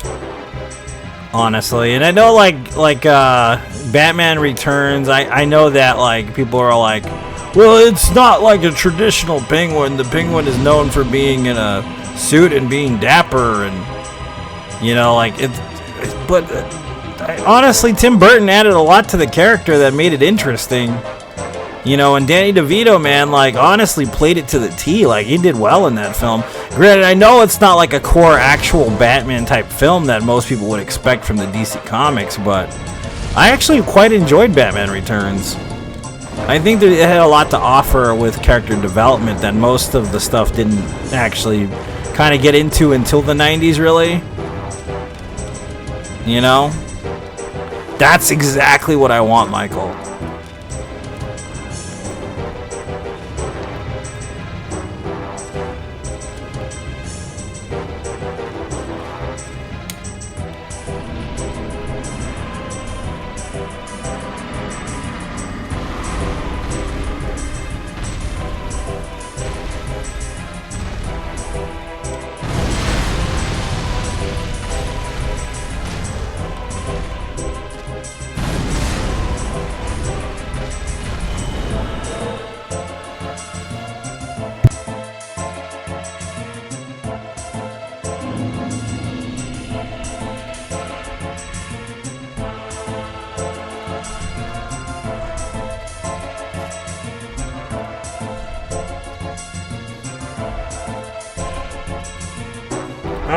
I'm gonna, honestly, yeah, no, you know what? Jose saw the new Flash.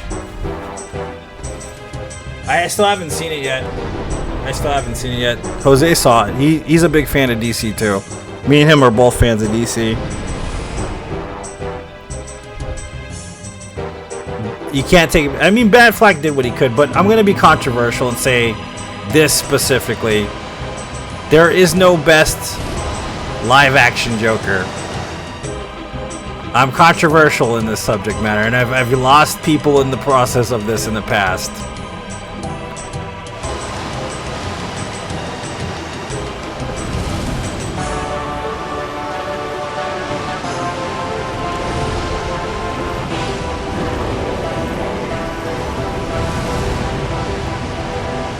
And when I say that, I mean no best live-action Joker, and I really do respect Heath Ledger and what he did for the role. I really do, and I love Heath Ledger, one of my favorite actors who's ever lived. But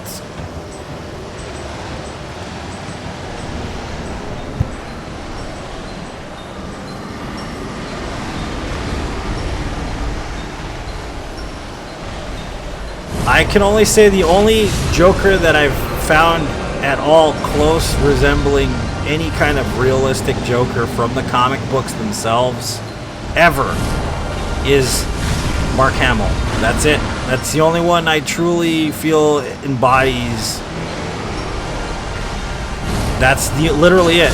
That's the only one I can say actually kind of fits the bill for it. Mark Hamill's the only one I truly feel as though he had the reins properly as the Joker. And Mark Hamill never did it physically, so...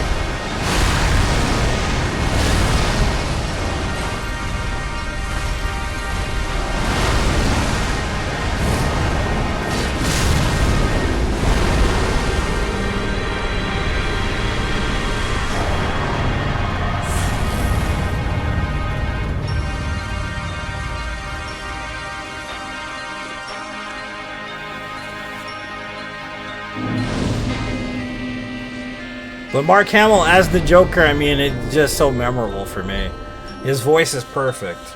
And like him in the Arkham games, perfect. You know what I mean? Yeah, exactly what I just said. Yep. Him in the Gotham games and all, in the Arkham games and all that stuff, and him in the movies, like the animated movies, the animated series, like I think that's the best personification of the Joker in his traditional trope. Specifically, Joaquin Phoenix, what he did for it was kind of like an Elseworlds kind of thing, which I don't mind, but it's definitely not what you would call the canon super regular Joker type character. So like if you were gonna like do an Elseworlds Joker, I think that's probably your best bet is Joaquin Phoenix. But as an actual physical present Joker, like physically present Joker, I have never seen it on film. Heath Ledger did well. And I really, really respect him, and I love his acting ability.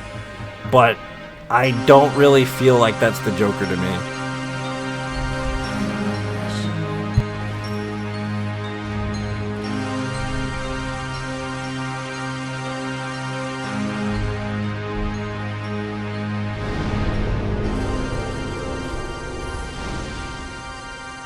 Now, the worst Joker is for sure as shit Jared Leto.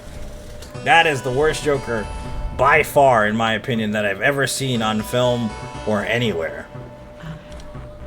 Definitely the shittiest Joker. And I'm sorry, Jared Leto, I love you in Requiem for a Dream, but you are a douche.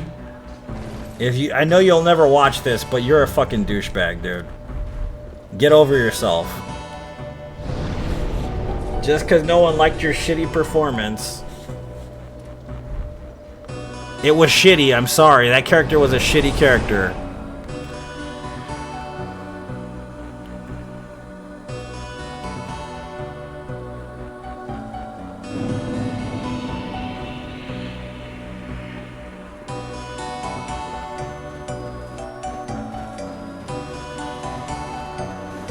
He speaks up on stream. I know, right? But yeah, that's the thing about it. Like, he's great. He's great in Requiem. I loved him in Requiem. He's amazing in that film. You know what I mean? But maybe it was just the movie. Maybe it wasn't really him, too. I actually really liked him in American Psycho, too. He was pretty good in American Psycho. And I love American Psycho. It's one of my favorite films, too. Like, but yeah, they cut most of his shit out of the film. They really did. You didn't mind Jared's joke? I don't like the way that they portrayed him specifically, like the route they were going with him.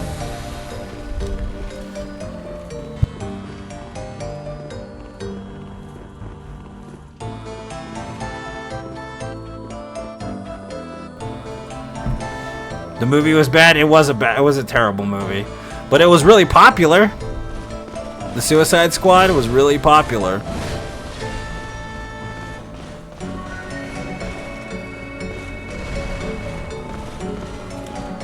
But see, the thing is Requiem is a Darren Aronofsky film. If you know anything about cinema, Darren Aronofsky is fucking brilliant too, man. Like, Chris Nolan, Darren Aronofsky, if you want to have a nervous breakdown, put those two together and take some drugs, basically. You will definitely end up in an institution afterwards. What's up, Marcel? Welcome back. I saw the Batman with... It was kind of like a Detective Batman story, yeah. It wasn't too bad, but... It's pretty much the same trope that Detective Batman's had since Detective Batman started. You know, and I also don't like that they made the Riddler a murderer, which doesn't make any sense to some extent. But other than that, film wasn't too bad.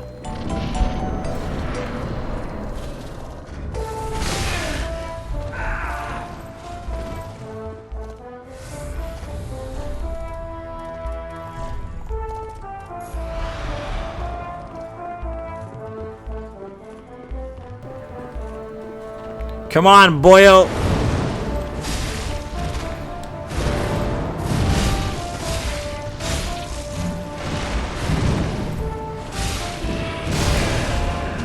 I actually do miss parrying this guy. It's actually really fun to parry this guy. Shit. Watch out here. Fucking caca curtains, man. I forgot the used 20s are in this fucking room. Those curtains will get you killed. You see those curtains in the side right there? Because the camera goes behind them.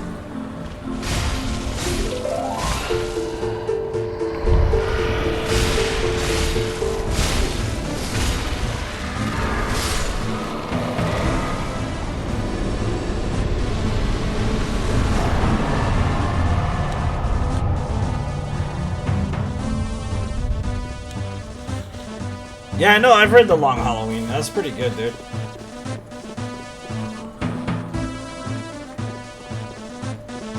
Yeah, he did good, man. The thing is, his Batman Young, though, is, I mean, that's something that either has been overdone or not done enough, depending on how they do it. Like, Year One Batman is kind of an overdone concept or trope or whatever. I think they just need to put Batman to bed for a few years. You know what I mean? What they need to do is bring out Nightwing, dude. I know they have a show, but Nightwing is awesome, bro. I love Nightwing. Nightwing's a great character. Nightwing is amazing. I don't know if you guys know Nightwing, but Nightwing is one of my favorite characters. That and Red Hood. Red Hood is fucking interesting, too. Just put him to bed and bring out Nightwing, man.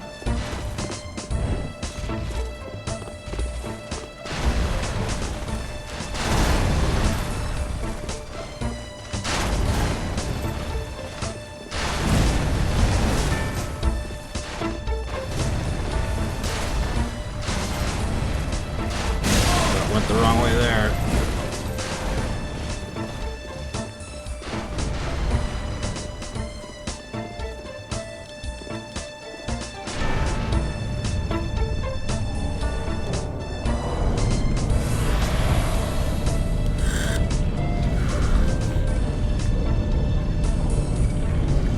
Yeah, man, Alfred's been played by so many different stars. It's crazy, though. Think about it.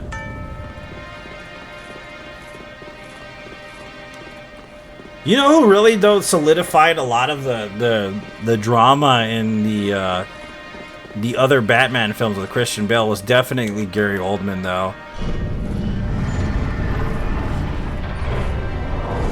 Yeah, creepy avant-garde. He's not really like that at all. And then, like, the last scene where he meets the Joker in Arkham really irritated me. That was literally the only scene I couldn't really stand in that film. Death in the Family is so good, yeah. It's definitely a classic, dude.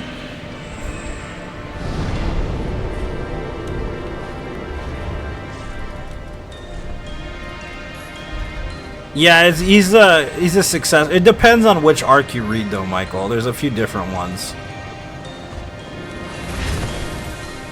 Another one that's really interesting, but I don't ever see it working on film well, is the Teen Titans.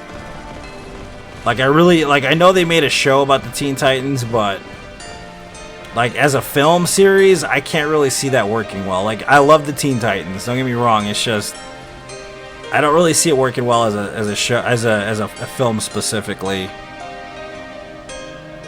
I love the Teen Titans though. I really do. It's like one of my favorite books. And Deathstroke is great as a nemesis. Why did he jump? Whatever.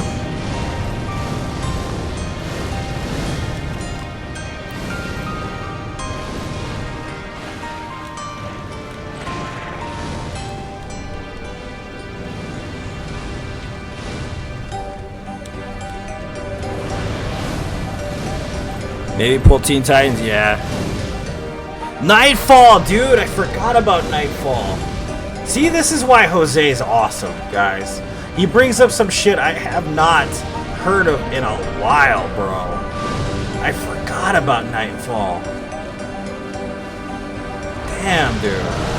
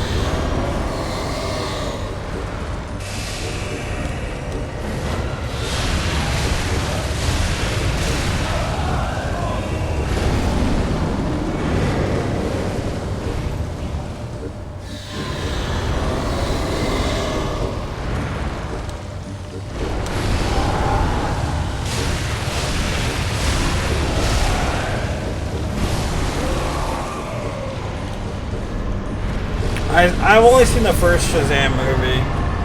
I haven't watched Black Adam yet. I've heard it's just The Rock, though. It's not really Black Adam. It just should be called The Rock instead of Black Adam.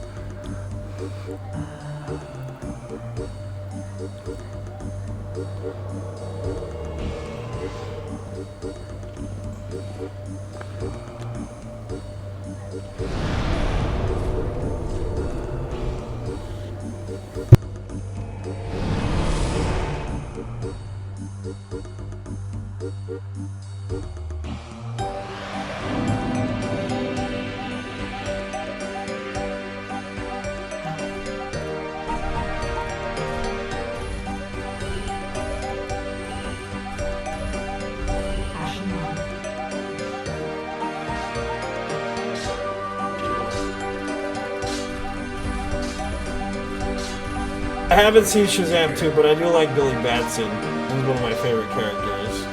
So, but like by far my favorite character of all time now at this point, because it used to be Batman. I used to be a hardcore Batman fiend for the longest time. Oh, dude, I forgot about Blue Beetle. That's coming out, right? My favorite character though is the Flash, Barry Allen, the Flash, and that's why I'm kind of afraid to watch the Flash film.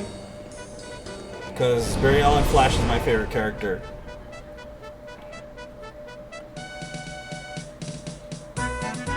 Well, see, the thing is the reason, like, it's kind of the reason why I can do challenge runs like this, Mark, is that I don't get frustrated. Like, they're difficult, especially the first times you fight them, but I always kind of, like, take it with grace, I guess. Like, if I fail something, I will kind of take myself in a different direction emotionally than being frustrated, and I focus on what I can do better next time, kind of. And I will sit and I will fight a boss. Like, if I have trouble with it, I will fight a boss for hours. until I figure out the best possible strategy for it. So I play the long game.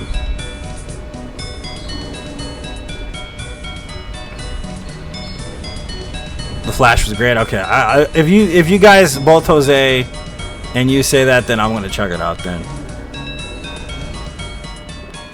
And my favorite Flash arc is Flashpoint. So, and that's supposedly what they do with it, right? It's Flashpoint.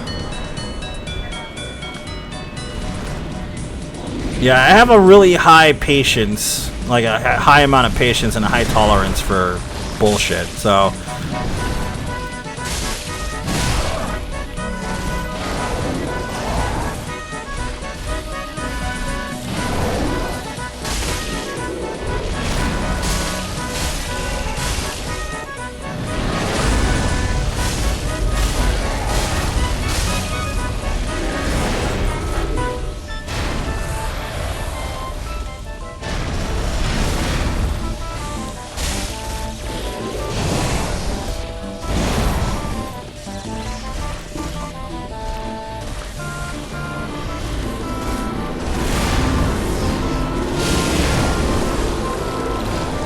Alright, we're gonna get meatball attacks right now. There they are. Just don't want the big meatball from the spaghetti monster upstairs. That thing is hard to avoid when it's right next to you.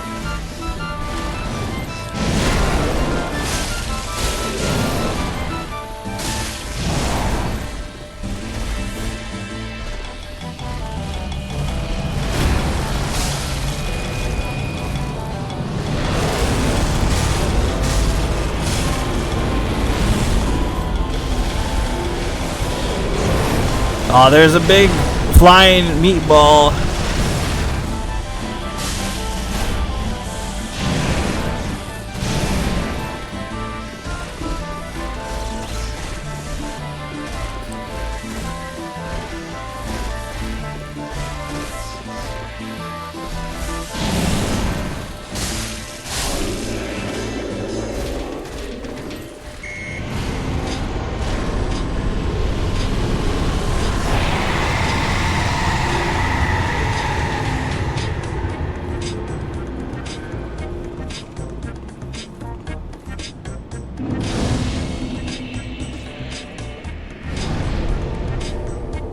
Yeah, the end of Flashpoint was like that too, man. It's pretty crazy. It's freaking only time you see Batman cry ever. Like, it's fucking insane. Thanks for the GG.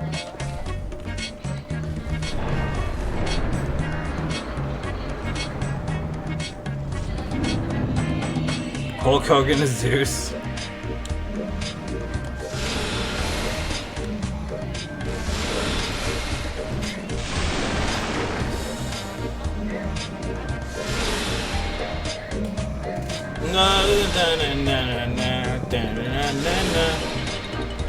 Thanks for the GG.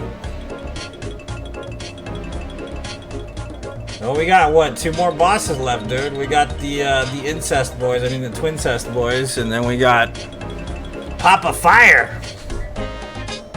Papa Fire. So we got 3 games in about 7 hours so far.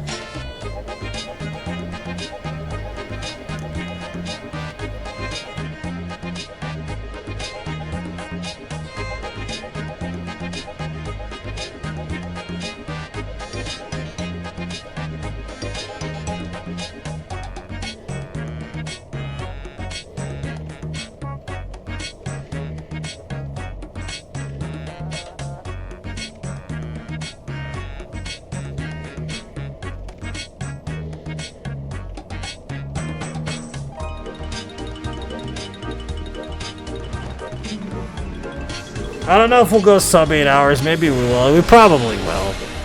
More than likely. I don't think this will take more than 20 minutes to get through the rest of the game because there's only 2 bosses left.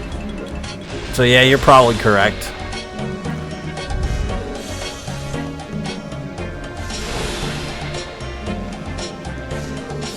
No, I haven't seen the trailer for Wonka.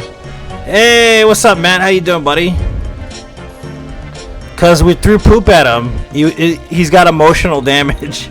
He's dying from emotional damage. That's why.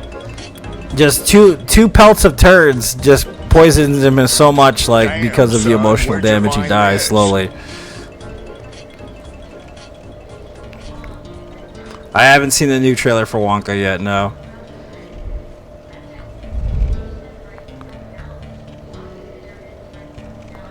Smell you later. Smell you later.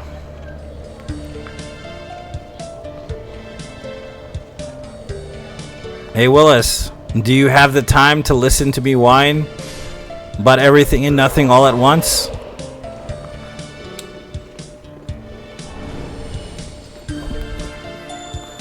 I'm just one of those melodramatic fools.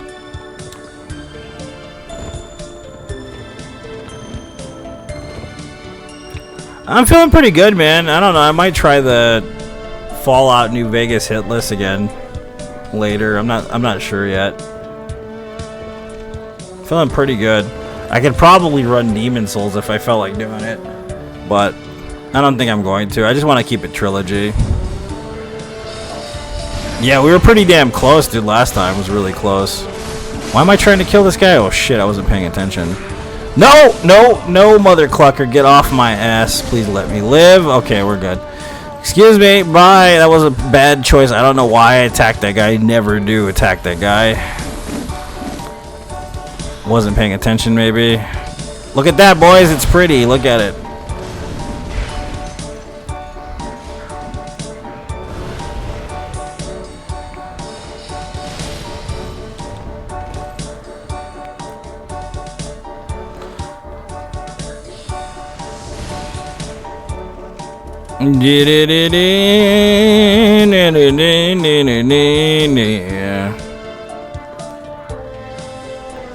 He took a savage beating. A little man with a little hatchet tried to slit his throat, and Duckman continued, even though pressing on.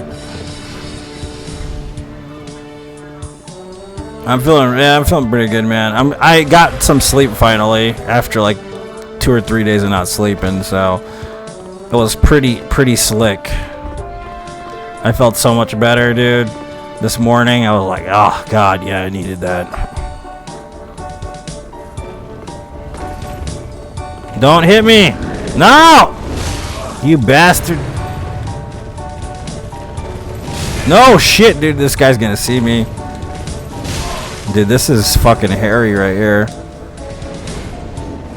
Oh shit, yeah, he saw me. I'm not here!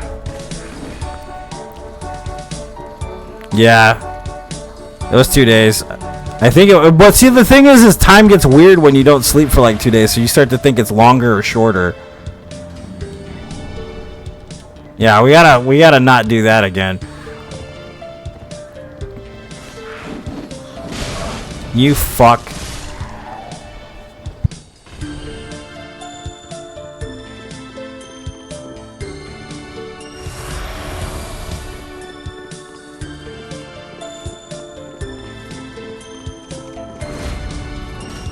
What would you do?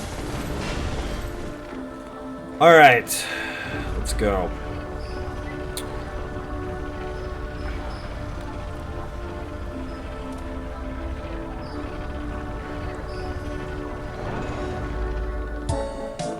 I like how they recycled the AI just to put in Elden Ring. For those guys, it's just the same as it always is with them.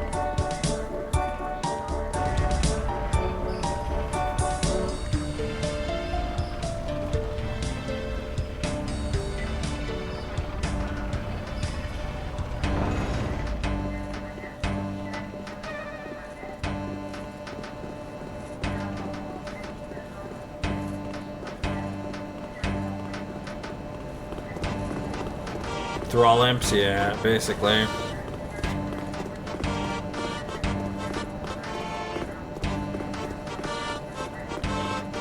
Am I the only one who misses invasions in this game? Man, invading in this game is so much fun compared to Elden Ring. Like, it feels like Elden Ring, like, builds in general just always have a gimmick of some kind. Like, in this game, it's, like, very pure. Like, there's always a very pure vibe to fighting people in this game. You know what I mean? Like, and then you miss the community stuff. Like, hanging out by Pontiff's room, like... feels so good, dude. You know what I mean? Like, it's just such a fucking satisfying feeling just hanging out there on an afternoon with people. You don't really get that in Elden Ring, you know?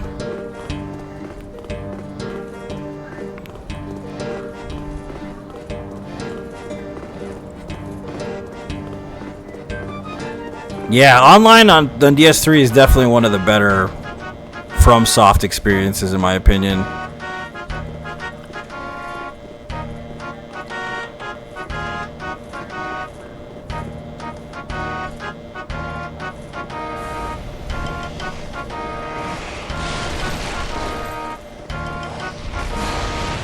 Yeah, PvP in that spot all day. Yeah, dude, good times.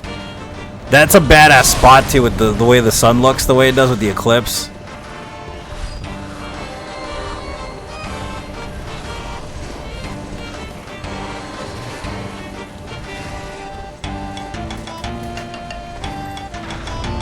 I have to disagree.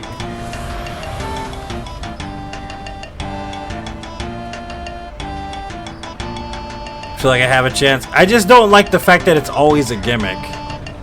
Like, it's not even like you don't run into the sword and board gentleman anymore. You know what I mean? It's always a gimmick. That's what I'm saying. Like, I don't mind fighting the cheesers. There's nothing wrong with that. But I mean, you would get those not like often. You know what I mean? In this game. But like literally everybody you run into in Elden Ring is a cheeser. Like, quite literally. It's always the same cheese. So there's not really anything special about it. Like, in this game, you find people that have really unique builds to the point where you have to be skilled a specific way in order to accomplish a desired outcome in a fight. And it takes a lot of baiting and specific, like, strategizing to use in PvP. But, like, in Elden Ring, it's just like, oh, we got this spell, we got that spell, we got this weapon art, and it's like... then we're going to maximize the damage output by getting this ring, you know? It's very simple. It's very simplistic. In this game, you have to, like, I'm going to bait this guy forward after attacking, throw what do you call it, a firebomb. He's going to roll through the firebomb. As he does so, he's going to attack. Therefore, he's going to do a rolling attack. Therefore, I can parry him. Then I'm going to pull out my Chaos Dagger and one-shot him. That's a lot of thinking. Do you see what I'm saying? The difference between that? Like, you're gonna use the Barker method just to get a parry off, just so you can use you have the Chaos Dagger and you're fucking with them, kind of pretending like you don't. You see what I'm saying? There's the difference. Elden Ring is like, I got this weapon, I'm using the L2. It's like there's none of that. There's none of the old school mentality from these games in Elden Ring. Not a lot of it anyways. There are a few people that do it classic style, but it's very few. Pray be careful. Welcome. Very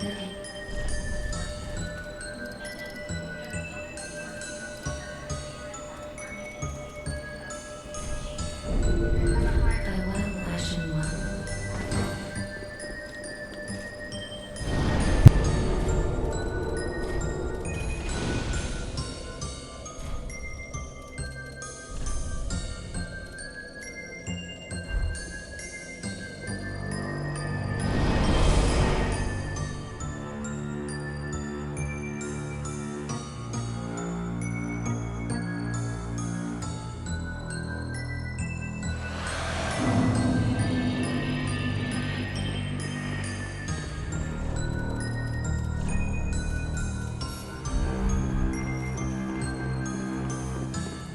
Yeah, exactly, and figuring out how to bait distance and close that distance and create gaps and not create gaps and where the hitboxes are and exactly what the move, like a follow-up move that works. Like you can kind of see it with the pros. The pros do it. Like the like offhand great axe with a great sword. You know what I mean? Well, that's actually a pretty interesting build in Elden Ring that people do it, but it's kind of hard to find. You see what I'm saying? In this game, that's all you had was that ability to try to figure out what the most effective true combos are. In the other game, you can just spam whatever willy-nilly bullshit, even if you have no skill, and win. You know, so it's one of those really annoying ass mechanics about Elden Ring I don't necessarily enjoy, especially in the PvP.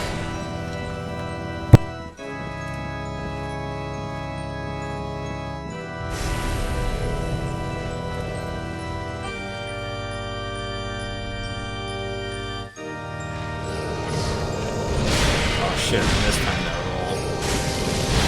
I gotta be careful see if I remember the timing on this fight.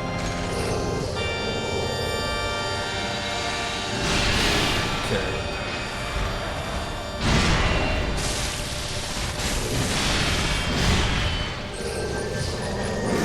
Oh yeah, too early. Hold on, I'll get it. I swear I'll get it, dude. I'll get it. I forgot how to fight this guy. Hold on. Okay. Whoa. Hold on, Buckaroo. I'm trying to remember. Oh, shit. Well. Oh, my goodness. Really? Fuck this guy. Alright, I'm good. You're gonna get fucking wrecked, dude. Screw you. You and your brother are gonna die.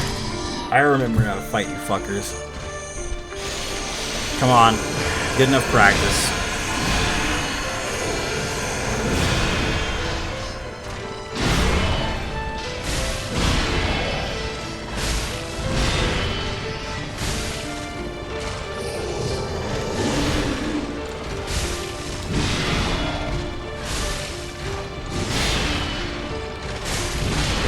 You can't be as aggressive in this game. That's what I forgot.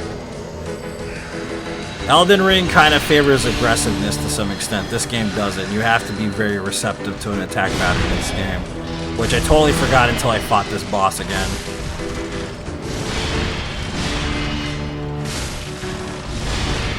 Because poise doesn't exist like it does in the other game.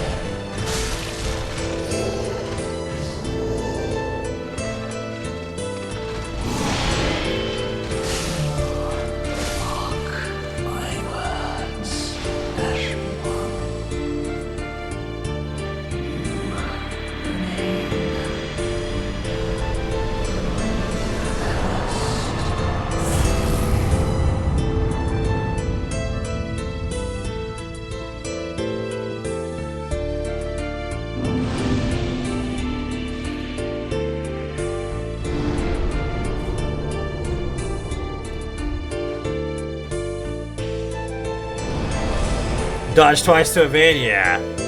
It's been like, what, how many months since I've played this game? It's been months, dude. It's been like, shit, at least 3 or 4 months, maybe?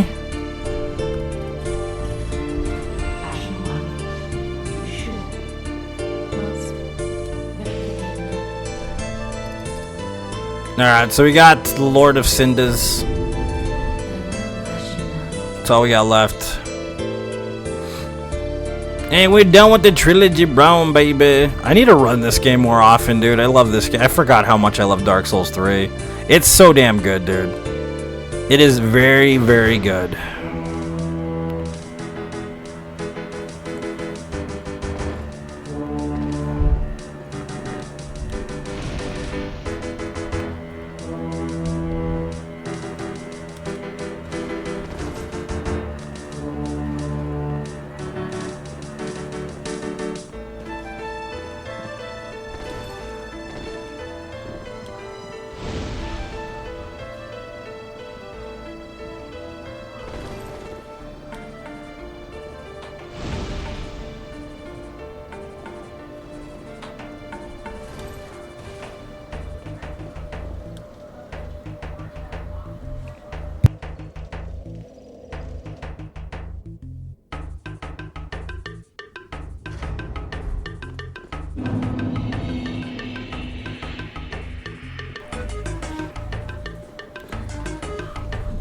Do.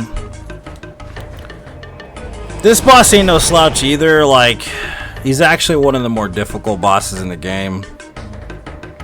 And you guys probably already know, like, level 1 hit list against this boss is pretty rough. Especially no roll is like a complete fucking nightmare.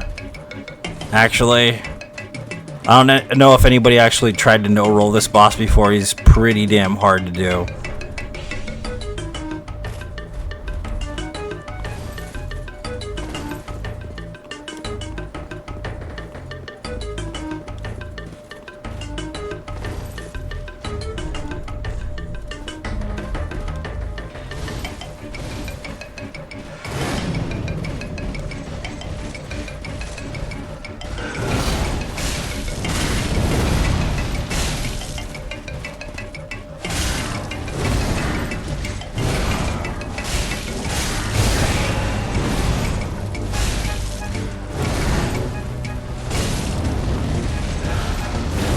Fuck, too early.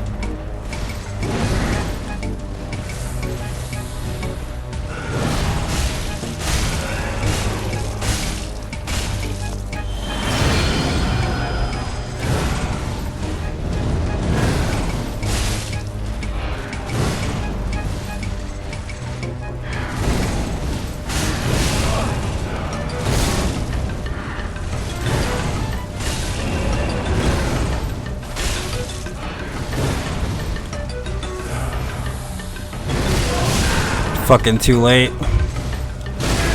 God damn it, bro. Leave me the fuck alone, sir.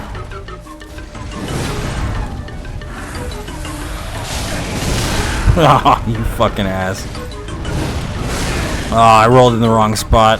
God, I'm getting my ass whooped. Don't do it, you shit! Fuck you. Of course. And then he's a fucking pyro. Yeah, here we go.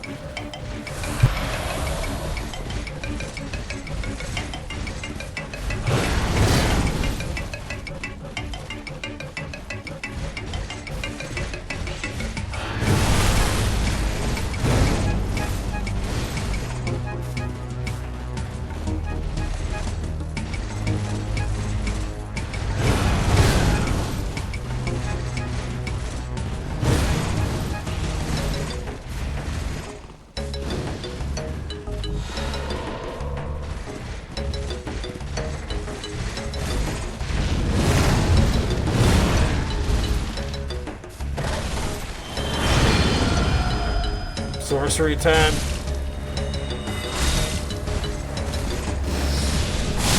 early. I should have got closer.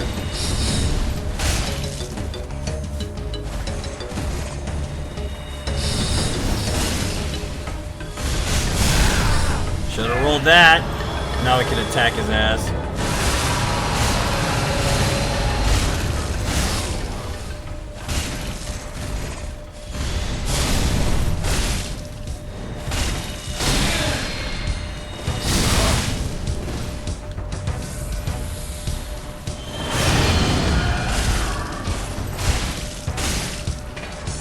Damn, son. Okay, Where'd you second find phase this? is pretty much the same strats as Dark Souls 1. Quite literally the same.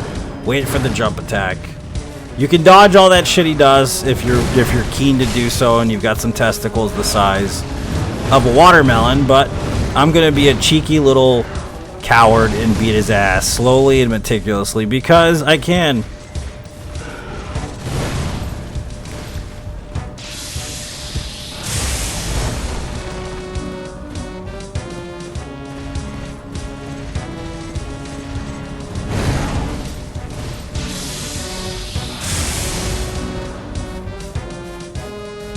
Give me the controller, son.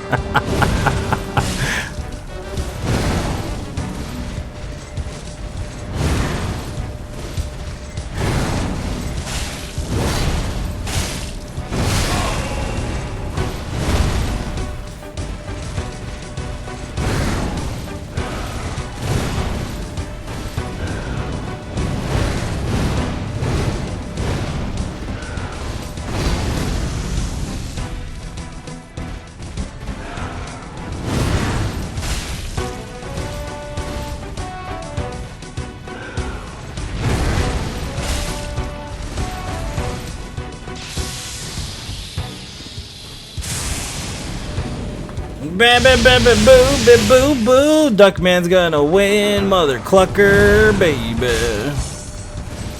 No, you shit.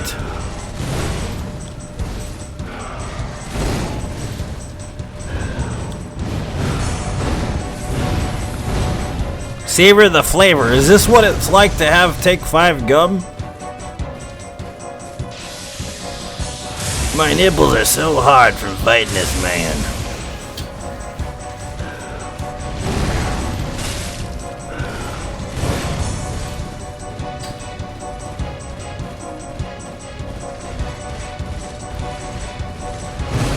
Yeah, Robert, probably, man. After I eat some papa, as my baby calls it. I must eat the papa.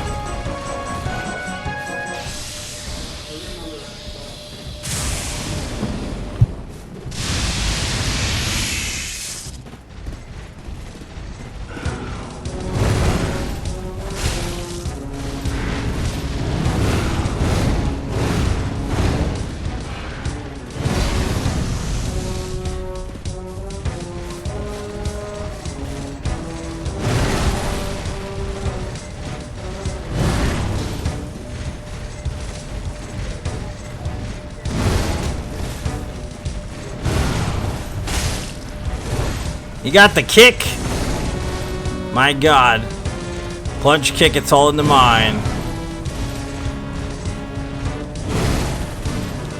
You can't catch me, I'm the duck, the gingerbread duck. Yeah, that's right. I said it. Come on, boy. Yeehaw, buckaroo.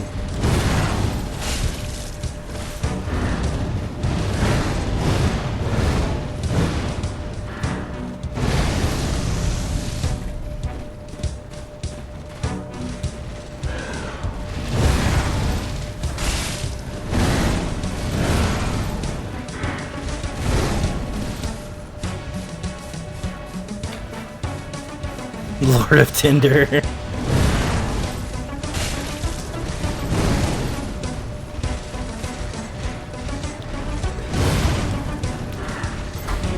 You're right though, Marcel. Like, what is it, Gurman? Kind of the same shit.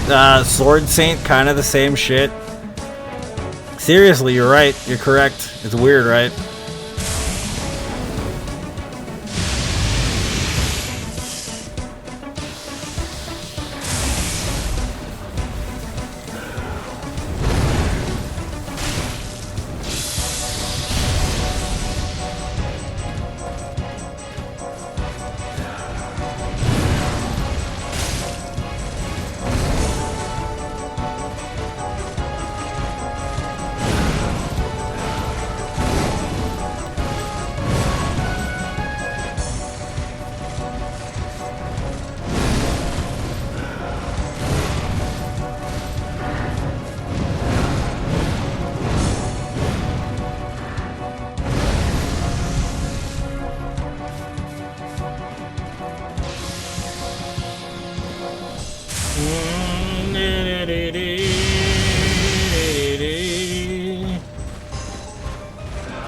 I should have put out my pedometer before we started this fight.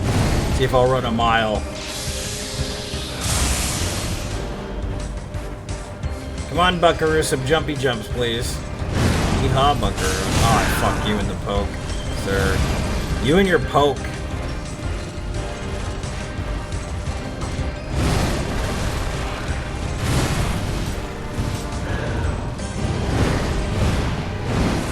That's the biggest bait ever, dude. Like, I'm warning you now, Sandy. When he starts swinging his sword, run away. Don't even attack him because it's the biggest bait for damage to you, like, ever. Like, it is a weight. Damn, I hate when the camera does that. Because you think, oh yeah, I get all these free hits, but guess what? He can kill you doing that.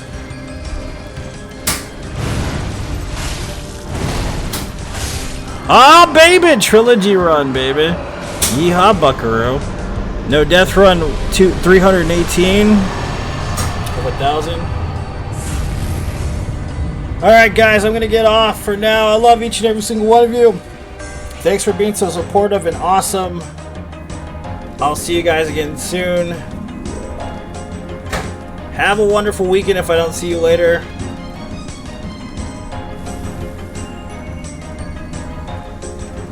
Take it easy, guys.